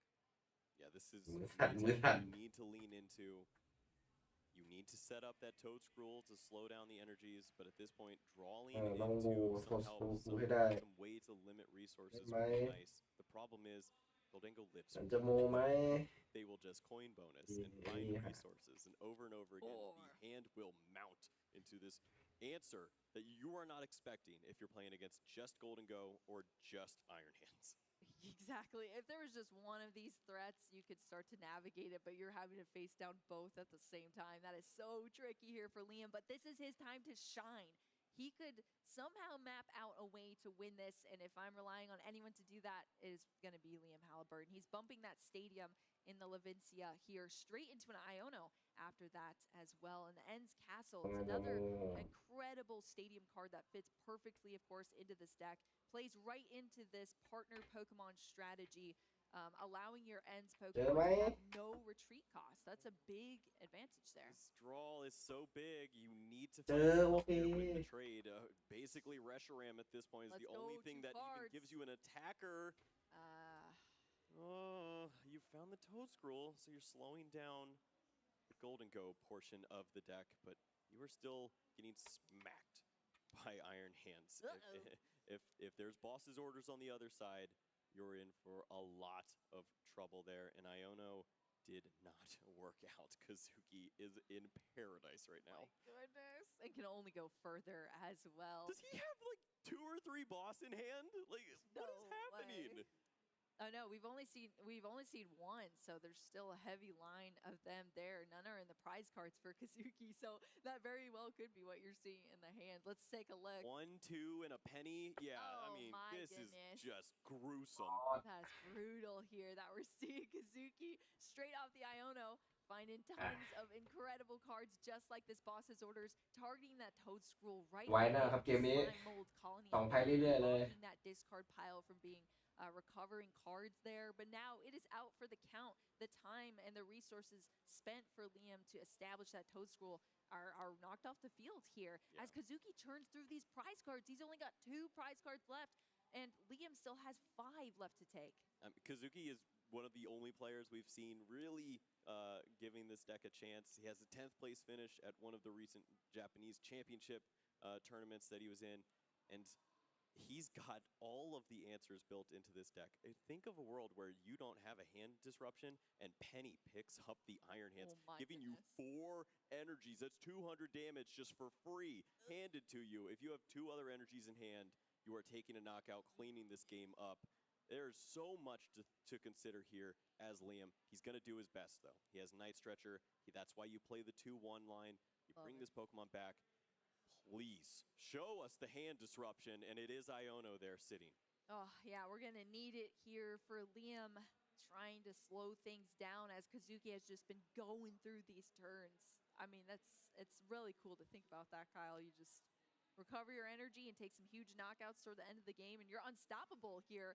Liam's trying to hold on, of course, looking through the hands first before the Iono. Definitely keep track of your cards. They're going to the bottom, and then you're seeing what your chances are to draw into more of those resources once again. But Liam here going to draw 5 of these cards. Of course, Kazuki only going to get 2, so that's the limiting that we need to try your best. Come on. At this point, just still not finding the resources. He drew with multiple trades. It had the Pheasantipity, and he's passing over the turn. The top 5 did not work for him.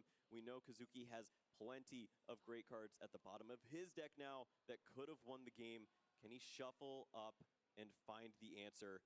He's already doing that here with the Genesect. A perfect way to use this ability. Yeah, that's perfect. Who cares about evolutions? Shuffle your deck and draw. Yeah, we've already got all the evolutions out here. They're on the field, and they're ready to start coin bonusing thanks to that Genesect support. We see the shuffle here. Waste. We see the Toad Scroll there. Looking for a little more help. Oh, no. Oh, was that just yet. Lavencia? Lavencia in combination with a penny Boss, would be เจอ enough ไหม to do it. Boss's orders เจอไหม would be a great card to ไม่ take. เจอ He's not finding it. Is that like triple Arvin? Wow, triple Arvin off of this Pokegear. I Looks guess like double and a scouting. It's still not great. No, yeah.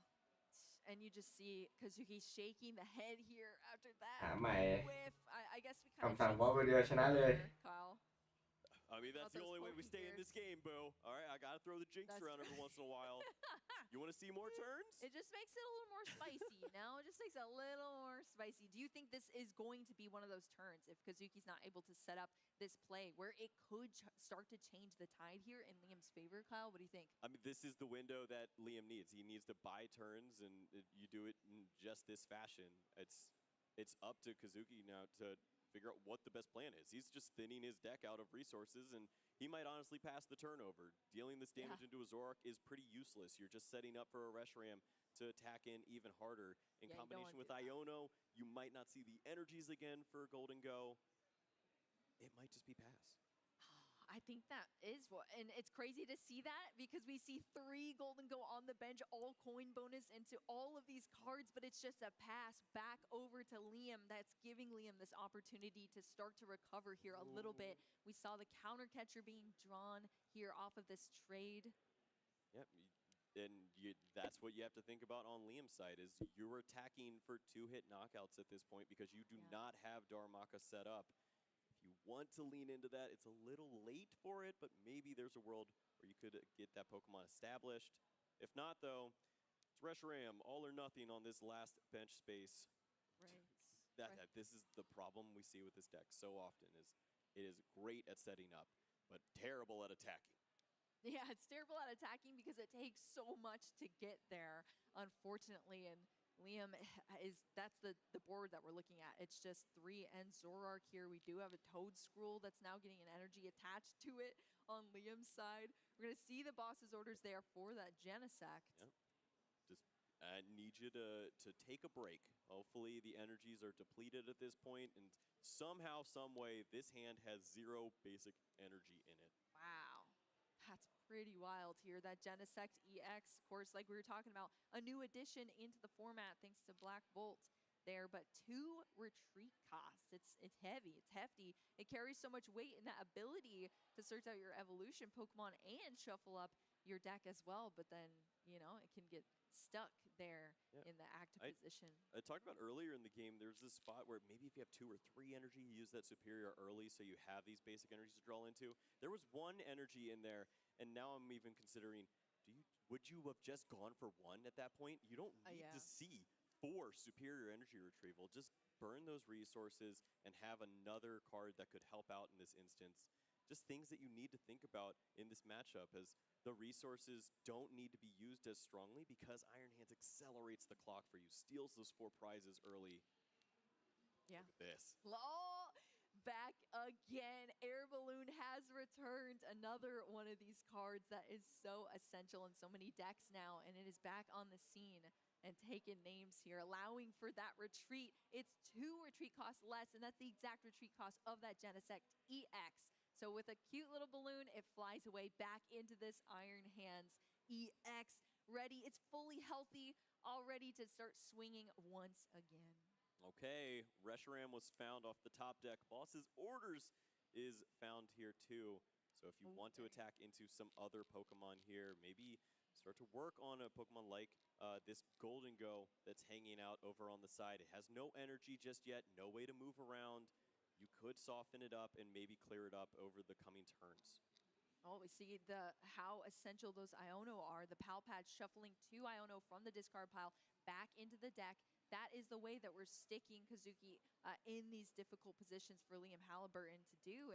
And yeah, prioritizing that. We got the Reshiram out. Energy's found. There's still plenty of draws that could happen here. Another energy, so now the Penny is a live way to clean up the game. You could pick up Iron Hands and get there with the 6 energies. Do we see it? It is in the hand. He can pick it up. Look at the combos here. You find the energies, and he's got all of them. That is a crazy knockout. Oh, Indeed. Kasahara taking the knockout there for the final 2 prize cards with this. จบเลยง่ายๆอย่างนั้น Sorry, the Golden Go, thanks to scooping up that Iron Hands EX with all those energy right at the correct moment there, and that's exactly how you explained it, Kyle. You have those energy on board, you're just taking names with this Iron Hands, and then it all goes back to your hand for that final knockout. Taking this game here in our Swiss round 4, first game between Kazuki and Liam Halliburton, and that was just incredible. You saw it work so beautifully there for Kazuki. Yeah, it's both these cards together just work. Let's just see it. Let's just see how this deck works, because it is beautiful to watch. It thins out flawlessly. Arven is a perfect card for this list. You just build up your board, throw energies into the mix, they sit on the Iron Hands, and then you're always using Boss's Orders to take 2 prize KOs, either with Golden Go, taking out the EX Pokemon, or the little Pokemon here that we see knocked out with the Iron Hands. Use them early and often, steal the prizes, and then eventually you will find the answer. The 4 energies are sitting on the Iron Hands for the entirety of the game, and he just picks up the perfect answer from the coin bonus, draws into 2 basic energies, and it's all waiting for him. What a fun way to win a Pokemon game. I know, that was some of the coolest Pokemon I have ever watched here, and it did. It looked fun. I'll tell you what, anytime you're playing a deck that runs 4 Boss's Orders as well, I feel like you're going to be having a fun time. And we saw so much connect there for Kazuki to be able to take things down. Think about how strong that starting turn for Kazuki was. I mean, he charged up that Iron Hand straight away thanks to that cute little Joltik, and then everything just played out from there. The Golden Go were established, several of them, coin bonusing every turn. The Ionos could not stick except for, I think, 1 turn. It made it a little bit awkward, but you got out of that thanks to those coin bonus, supplying you that stability throughout the game. Liam Halliburton, it's tragic to see, but he just felt like it was so on just the back foot, unfortunately, in that entire match. So we'll see if Liam is able to recover from this, take a loss in game one. Maybe things don't go so smoothly for Kazuki in this game too. I didn't eye up the prize cards cleanly as we could have in that opening game. Maybe for Liam, he did not have access to double Darumaka, but you start to consider those lines when it comes down to it. If you're not attacking, it doesn't matter if you have a toe scroll set up that can limit the potential of a Golden Go. You need to at least be putting some pressure on this Pokemon because you can get wiped out by Iron Hands. Yeah, the Iron Hands. We love to see it when it starts. Oh my gosh, He did it again! What's going on Just here? opening turn, Zorua Energy Go. This is unreal to think about. You make it all the way to the World Championships. You're 20 minutes into a pretty devastating game one, and you start game two the exact same way. I'd put my hand on my head if I was seeing that. อ๋อแขนเหล็กติดท้าย Going on? Nothing here is in these players' favor. I mean, what do you want to even look at first here, Kyle? This is wild. I don't โอ้ want แล้ว to ชิราติด my head. ติดไปด้วย The Reshiram is prized. A piece of the Darumaka line. You can't even go for the double Darumaka setup if you want to avoid the Iron Hands here. If Kazuki has the answers and just sets up Joltik Iron Hands once more, you are going to be run over. This is so scary to see, but Kazuki is on his way here as we're seeing some cards hit the hand. We'll have to see what is in his hand already to get things going. The Poke Gear searching out one of these boss's orders, thinning it out of the deck before we could potentially go back in. Are we going to see this explosive setup once again here? Oh, I mean, he is fishing, and this is what you have to do. Arven is a great card for a reason. It finds you the trolley. It finds you all the answers. If you get that, you have it what you need. And that was even a whip. support. Wow. Two Poke Gear here. Does have the Brock scouting. That's going to help out a little bit, but yeah, I mean, two supporters whiffed off the Poke Gear. Well, I guess we got one in the boss's orders, but yeah, just two basic Pokemon or one evolution Pokemon as a choice from the Brock scouting from Kazuki. Yeah, this is why you really want to go the Arven instead. You're limiting your resources. If that second card there is the Iron Hands, then you still can go for the Joltik and charge this Pokemon up, but you do not have Gimme Ghouls to go along with this. Just a singular Pokemon to draw out would be tricky. It's worth it, though. You saw Zorua Energy go. So giddy up. Here we go, the Joltik there, the Iron Hands in hand being placed down. We're seeing it once again with that jolting charge here. The little buddy helping out so much. We see 4 of these energy come out onto this Iron Hands EX. It is charged up. Turn 1 going second here for Kazuki.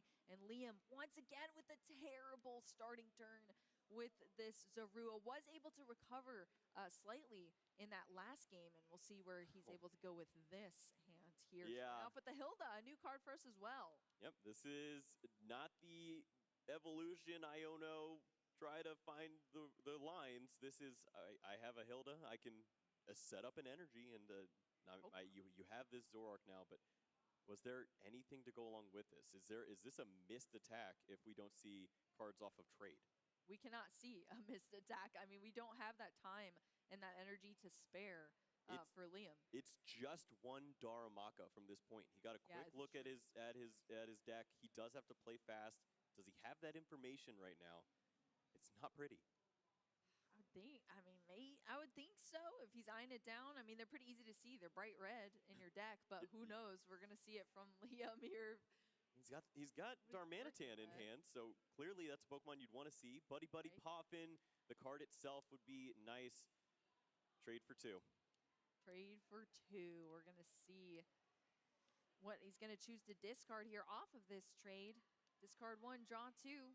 Fantastic, but you're only working with 2 resources, and if you need a lot more than that, puts you in a sticky situation. What are the 2 here? Darumaka comes I mean, if you're not going to find Buddy, you might as well just find the cards you'd find. Okay.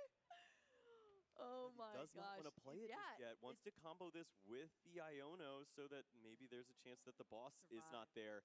He knows the boss is there, though, because the Pokegear saw him on his turn. Big brain. No, it is big brain here from Liam. choosing when and when not to play these cards, because as you saw and as we've spoken about, if they're targeted down from this 4 Boss's Orders deck Kazuki is running, that is difficult here. So again, valuing those Ionos, disrupting things for Kazuki and trying to slow things down here. But Kazuki is no stranger to this deck or the strategy around it. He played the same exact deck, I'm not sure the same list, but placed 10th with it in our Japan, in the Japan Championship as well. So he's familiar with what's going on here. He already took a game 1, and I'm sure he's feeling confident going into this game 2, having such a solid setup here. There is, I feel like, a little less with the Golden Go that we've seen so far. We just have that single Gimme Ghoul here, but still, Liam's also struggling equally on the other side. Yeah, I don't really know how you move past this point. Doesn't want to play Iono because the hand is so bad on the other side. There's no Golden Go to continue to draw through and find resources.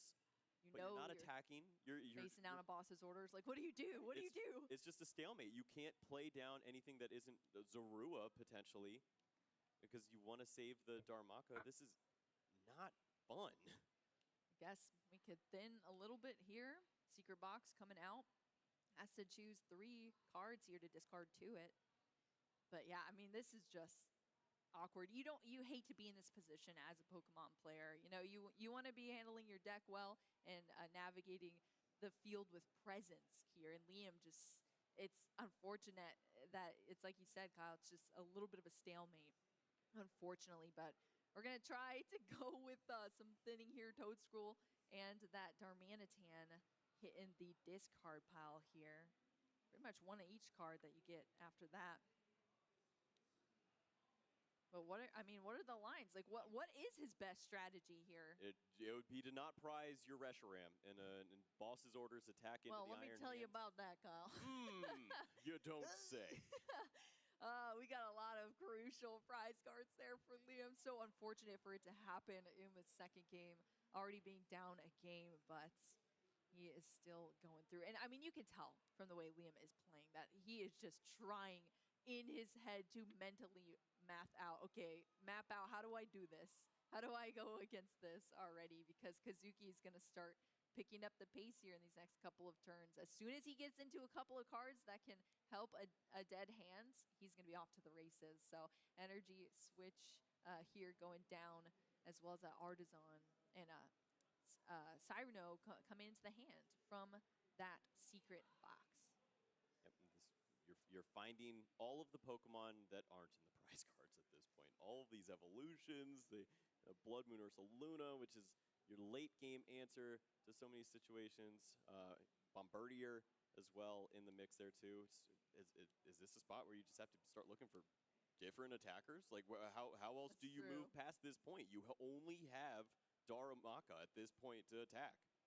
That is very true. You have to find some way to actually take your prize cards and win this game. I mean, it's so weird to see the situation Liam is in, but at least we're going to have some... Oh, that is another alternative attacker there with that Blood Moon Ursaluna EX coming down with that reversal energy, but that is going to be for later on here. It's a full bench now to Zorua. We have that Darumaka out, the single little Darumaka making a name for himself, and that Toadstool as well. Yeah, you're just trying to find an answer. The energy here maybe leads to some situations with the energy switch and PP up, just some cards moving around and maybe finding enough energies for the Blood Moon Ursaluna to take this Pokemon out in one hit. I mean, but look at this. You know, I was talking about the Golden Go being established slightly slower. That was because we saw this Precious Trolley way earlier for Kazuki in the last game, but now it's out. And this is what I mean with just starting to speed things up every turn that goes by. Precious Trolley allowing Kazuki to bring out this Genesect, bring out another Gimme Ghoul, get these evolution Pokemon thanks to that ability in the metallic signal to start to set this up. We're going to see coin bonus to reestablish the hand, get some pivotal resources there for Kazuki right now. Bravery Charm. And look at this. Also limited the amount of cards that were seen off the Precious Trolley. I believe that is for the bench space for the ดึงดารุมะขึ้นไปตี want to ท้าย have Pokemon online. He can incorporate that. Chooses not to play it down this time. instead values the higher hit points out there in the Golden Go and the Iron Hands. Yeah, the hired hands too, with that charm on it now. Little beefy buddy up there in the active position. That Darumaka, oh, it was too young. He went too soon, but I mean, we saw that happening there. That is an attacker option for Liam, and now it is gone there, at least for now, in the discard pile. We're going to see the energy switch, though, on this Blood Moon Ursaluna. This is a Pokemon that you see later game. It's season skill as, you know, your opponent goes through those prize cards. It's a late game attacker. It's such a high energy cost in that Blood Moon for 240 damage. But if you're having to desperately search for an attacker, that's why we're seeing this charge up now of this reversal energy and this dark energy here to start to get into the game. It's still your best answer at this point. You have to attack in his Pokemon, do what you can. The reversal energy is not really doing what you need it to do, but you're going to get the damage onto this Pokemon. You can't work through the Bravery Charm, it looks like. So once this damage is stuck, if you have the Toad's Rule online, then there's a situation where the Golden Goat doesn't have the immediate answer. We know if Penny is found and this attack happens, this could be game over. I know. Oh, it'd be so tragic. The Iono is what we're leaving it up to here now, though. Liam's going to throw away this Buddy Poffin, draw into 2 additional cards. The boss's orders and a counter catcher, I think, is what we saw off that. Where's the green guy? Where's our buddy? Or a way to get the buddy. Still haven't seen that just yet. I believe there's still one more trade left. One more trade. Could we see it here for Liam? Has to pick a card to discard. 2 cards coming out of this deck. Let's see what it is. Another Zoroark and a Dark Energy as well. That's going to come down onto the field here, onto that Blood Moon Ursaluna. Finds the energy there and slaps that down. It could look like that was the card he was looking for, but he did have the other energy in hand. But you always do that for your opponent to make them think, oh, you just found the energy. Maybe they don't have an energy for the next turn. Just little small things you can incorporate into your game plan, even though you're way behind here. The hand is not great for Kazuki just yet. 240 damage. Roll into it. Iron Hands EX still maintaining there on the His field. orders? Not bad. Yo, the Miraidon. Goofy. Yeah, that's what I'm saying. It's just like wild. This deck is so cool. I love it. Well, we're seeing Kazuki here applying air balloon to the field, looking at the hand, deciding which way to play this first. Of course, can go in on this Genesect and get some cards out.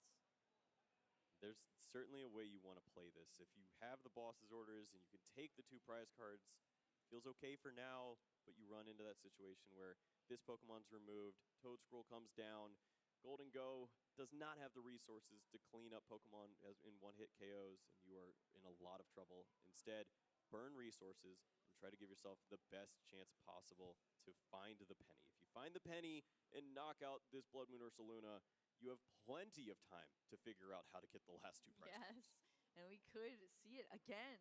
What we saw in the last game, just drawing slowly with just these couple of coin bonus.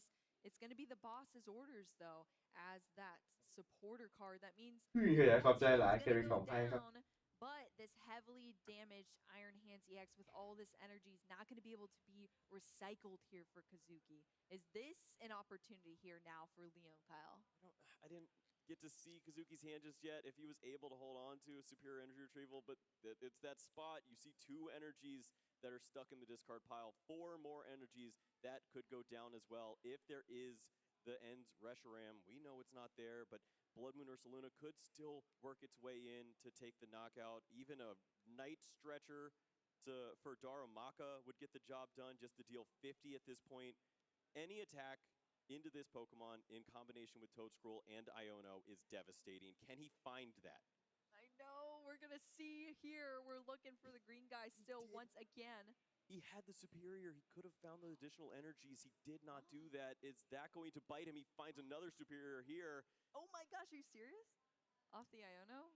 Wow. But if the Toad Scroll happens, ไม่เจอ then these cards are just terrible. If this is where you need to find some help, we are not seeing it just yet. Yeah, we are not. That's 2 ไม่ trades เจอ one more. That's it's just the monkey and the dark energy. We didn't see a piece of it. Nothing. I don't even know if we have Night Stretcher. I don't think so. I don't think I saw it in the hands here for Liam, which is so unfortunate here. Liam just looking through the discard pile like, where are my resources at, homie? I mean, the Toad Scroll was discarded earlier on. Oh, he does have the Night Stretcher. He actually has both Night Stretchers. Okay, so that's the piece. He found it all. Ooh. He has the answer here to slow down the special energy retrievals. The energies are not going to be coming back at this point. Darumaka is the perfect answer. It's going to take a knockout here for a simple 50 of all. That is exactly what you wanted. Who needs the Darmanitan anyway, you know? So many item cards in that hand, and thankfully found the exact ones he needed to get there. Oh, boy. I love it. I mean, I am so happy to see that here for Liam because we want to see the fight back, and that is what's going on our screens as we speak here, Kyle.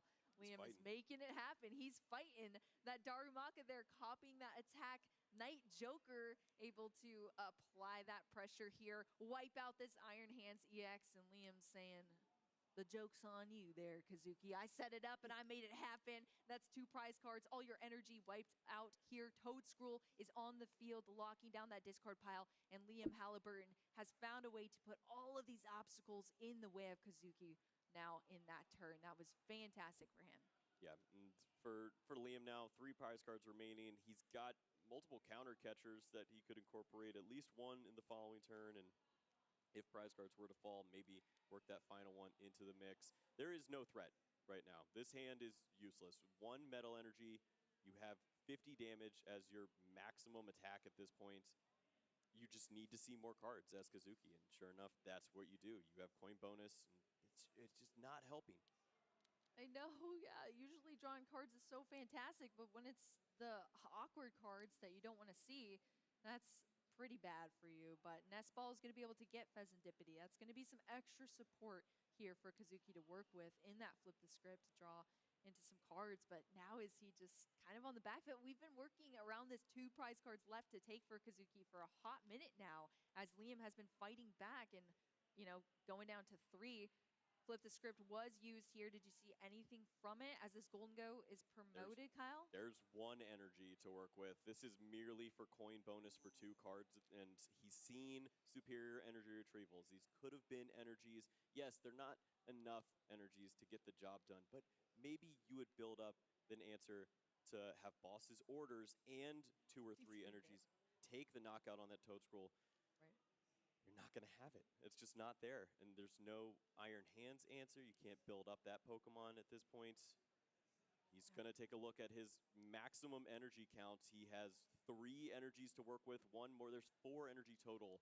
That does not culminate into an EX knockout. Yeah, that is just scary. Having been worked into the position here now for Kazuki, and to think that it could have gone so differently if we just had the penny, scooped things up there, got the energy in hand, had some attackers to buy us some time and go through this. But yeah, everything kind of changed in this game, battling through You just have to play cards suboptimally in this matchup. If you want answers to take knockouts at some point, you need basic energies. And he had a spot there, got excited, and passed through it. Still is looking for an answer. When your best answer is find the last remaining basic energies and boss's orders for a single prize when you have 2 remaining, you're not. This is the best answer from Liam. The second we saw that Pheasantipity, I knew it was going straight to the discard pile. Counter catcher, Iono. Yeah, this is exactly what Liam needs to do. That's 2 prize card liability there on Kazuki's side, and Liam knows that here. So we're going to continue to build up this hand here. Liam is just trading through. That is awesome to see. Yep, don't need counter catchers from this point. You are going to be winning. And it's not a spot that Liam often found himself in this match, but here we are. Blood Moon Ursaluna has the resources, has the attack. Seasoned skill is getting him there as the Pheasantipity will fall, and maybe you can set up a final attacker with that Darmanitan, or you can just wait a turn with the Blood Moon. What's going to happen? Name an attack. I don't see it. Exactly. Yup, we saw the ends PP up there to charge up some of these energy onto the field for Liam. One prize card left. Now that Pheasantipity is gone, wiped off the field. มี Kazuki ติด is ต่อเกม frantically 3 going through Liam's discard pile here to map out this scenario, but has to take those 2 prize cards and just being limited on that energy and still having to get the energy as well. I mean, what do you do here as Kazuki? We're going to see the boss's orders, bring up this Toad Scroll, try to battle buy through the it. time. Yeah, I mean, I guess what else do you do at this point? Yeah, you need this Pokemon removed from play. You can draw some more cards and use all of your energies to get it knocked out, and then maybe find the answers with all of those superior energy retrievals, drawing, Night Stretchers, Pheasantipities, whatever it takes to refill a hand. But from Liam now, find your attacker. You have the Darmanitan, and you have plenty of trades. Maybe you get a big attack here soon. Yeah, Darmanitan coming out here for Liam after we saw that super rod as well. Oh, that's it, Kyle. We're donezo. Scooping it up. Yeah, we're scooping it up, and there's only 8 minutes left on the clock here. That is a game win for Liam Halliburton. He fought back into a win here to เหนียวจริง bring ตุลาอาร์ค game 3 after that first game where it was โอ้โห so difficult for Liam, but he played it well. He just capitalized on all of those small opportunities and windows. He threw the disruption of the Ionos in Kazuki's way, and this time it stuck. It slowed Kazuki down. He had those opportunities to recycle some resources here and there, decided not to, and I think those moments were so crucial there for Kazuki, and it did, unfortunately, come to terms here in our later games. So this is our game 2 between these players. A very similar setup that we saw. Yeah, this is where you want to be as Kazuki. You have this massive attacker. You have the Bravery Charm that you tech specifically for this Blood Moon Ursaluna card. It's such a great answer. Gives you that additional attack that you can work into the mix, but got a little greedy. You take the 2 prize cards without the superior energy retrieval. You don't have the energies remaining to get the job done. The Golden Go tries to find an answer, find the energies, but finding 3 energies in a 20-card deck in combination with the boss post-Iono is a no-no. Is a no-no. Iono and a no-no, for sure. But hey, it leads to an exciting round 3 here between these players. We saw a smile there on Liam's face setting up. I would assume that means some good things for this hand after the first few games where you energy attach pass. So we see the secret box coming out turn 1 here for Liam Halliburton. Look at the Stop! What's going on? He's never going to attack with Darmanitan, whether it be prizes all the Darumaka or they get knocked out. He finally sees a way to set up all these Pokemon turn 1, not have to worry about Iron Hands, and the Darmanitans in the prize What cards. is happening here? That single Darmanitan there, stuck in the prize card, stuck in the Pokeball of the prize cards for Liam. So we're just going to see a bunch of Zorua come out, same as before, but a little bit more setup here. That means that's going to be more stability with more trades happening for Liam, so that's great to see. But the Joltik start already for Kazuki. He just has to put a couple of pieces here, and he's going second as well, which means the supporter opportunity is unlocked too. Well, this is not the one you want. Arvin into the trolley would lead to all the Gimme Ghoul established. Instead, you can go with this route. You don't need to include anything like the Miraidon. You have just Gimme Ghoul and Iron Hands. It would be enough. You attach, you get the energies on the Iron Hands, and try to make this work. He might have access to it already. Oh, he's got Pikachu. He's got Pikachu! What? Boo! What? He is mixing it up. How did we miss that? We're going for the Topaz Bolt. I didn't even see that here. The Pikachu EX dropping down on the field. I mean, this is, I guess, a lightning deck at heart here. You have the energies. If you play 4 onto it, you just attach metal energy to it twice, and you can discard 3 energies 2 times in a row. Knock out 2 Zoroark. I guess it works for this situation. I guess so. That Pikachu EX, we haven't been seeing it too often here, but when it came on the scene, it was pretty cool with its Resolute Heart ability, keeping it alive. If you hit into it cleanly and it doesn't knock out, it survives by 10 HP. So it's pretty cool here, but Liam Halliburton throwing out his own supporter on this side too, getting all of those EX Pokemon out. This time it's going to be those 3N Zoroark. I don't know. Like, maybe this is a great plan if you have 20 minutes on the clock. You have 4 minutes to win this game. How do you get it perfectly? Unless you have to find exactly all the metal energy back to back to back. Right. And you don't have the resources to really find anything else. That's scary. But Liam's gonna play into it because he wants to win too. He's gonna play down the evolutions. I think the better answer for him would just be to pass the turn with some Zoruas, and we'll see. So we're living on the edge, I guess, here. More so, we're seeing these trades start to happen for Liam. At least Leffa going in. avoid evolving active. Counter The catcher. prize cards are so tricky here. As PP up, I mean, yeah, it's a tough spot here, I guess, for Liam. It's awkward. It's very, very awkward.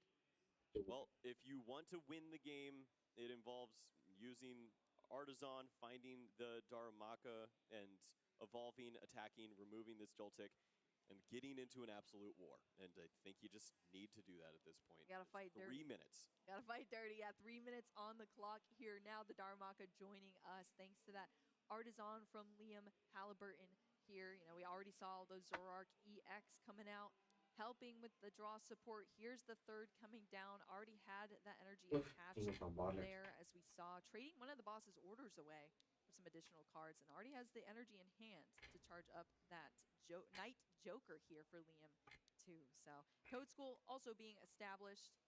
I mean, it's the same thing that we've seen before from Liam, but it's just a little bit different now that Pikachu EX is on the other side. Joltik going down as predicted and has done in every single game here. That's the first prize card, but now Pikachu EX promoted into the active position. What do we see? Hey, the precious trolley. Your pink card. That's exactly what you need. It's the Genesect. It leads into finding some more resources. Coin bonus, Pheasantipity. You want to find answers, metal energies. This is how you do it. He has to play quickly here. Yeah, I mean, at this point, absolutely. Just under 2 minutes here, we're going to see the precious trolley that brought all of these basics down. We see the Genesect Metallic Signal bringing these Golden Go back out as well into the hand. And we're going to see the evolution of the first one for a single card coin bonus. Yep, not the answer you're looking for just yet, but still some help here with the Pheasantipity. Also, one more coin bonus. I saw a fancy energy. It is a metal. This is going to be fun. Kazuki, if he can play this quick enough, maybe there's a world where you take 3 Zoroark knockouts back to back to back. It is a lot to ask. It is. It absolutely is. We see the extra energy there on that Pikachu EX, having to maintain, like you said, that metal energy on there to carry out the Topaz Bolt. It's 300 damage, but it has the awkward energy that you need to attach to it, and you have to discard the 3 energy from the Pokemon in order to use it. So it's a ton of damage, but there is drawbacks, but it can fit perfectly into this Golden Go Joltik Box deck here, but is Kazuki going to be able to pull it off? Wants to do this with the Golden Go. Ooh. That is a tricky one because... Well, also already coin bonus too. You don't have that resource. You don't have the energies to take this knockout. I'm not sure. Confusion? Superior energy retrieval? I mean, you find the energies. There's no supporter that's been used, but it's boss's orders. Oh, he wants to take out the Toad School. This is just not winning the game, though. You have 15 seconds. You needed 2 prize cards. Yeah. Yeah, I mean, playing it, taking out the Toad School, having been heavily affected by that Toad School in the former games. That Toad School is gone now. I think both players just heard it's time. And yeah. for Kazuki, that is heartbreaking. As you had a chance. You could have taken those 2 prize cards. If the turn started for Liam, you have turn 1 and 3 to try to get it done. Right. But that's all she wrote. Yeah, that is kind of, I guess, anticlimactic conclusion between these players. A tie, 1-1 here in our Swiss round 4, but still.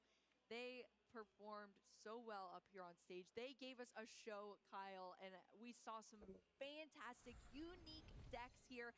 Psyduck's going to come in, sweep this wave Your boy. here as we, my boy, wrapping things up in this Swiss round 4. You know, you hate to see it. We always want to see a hard conclusion, see the smile on our players' faces as they're excited to advance in this competition with these undefeated records.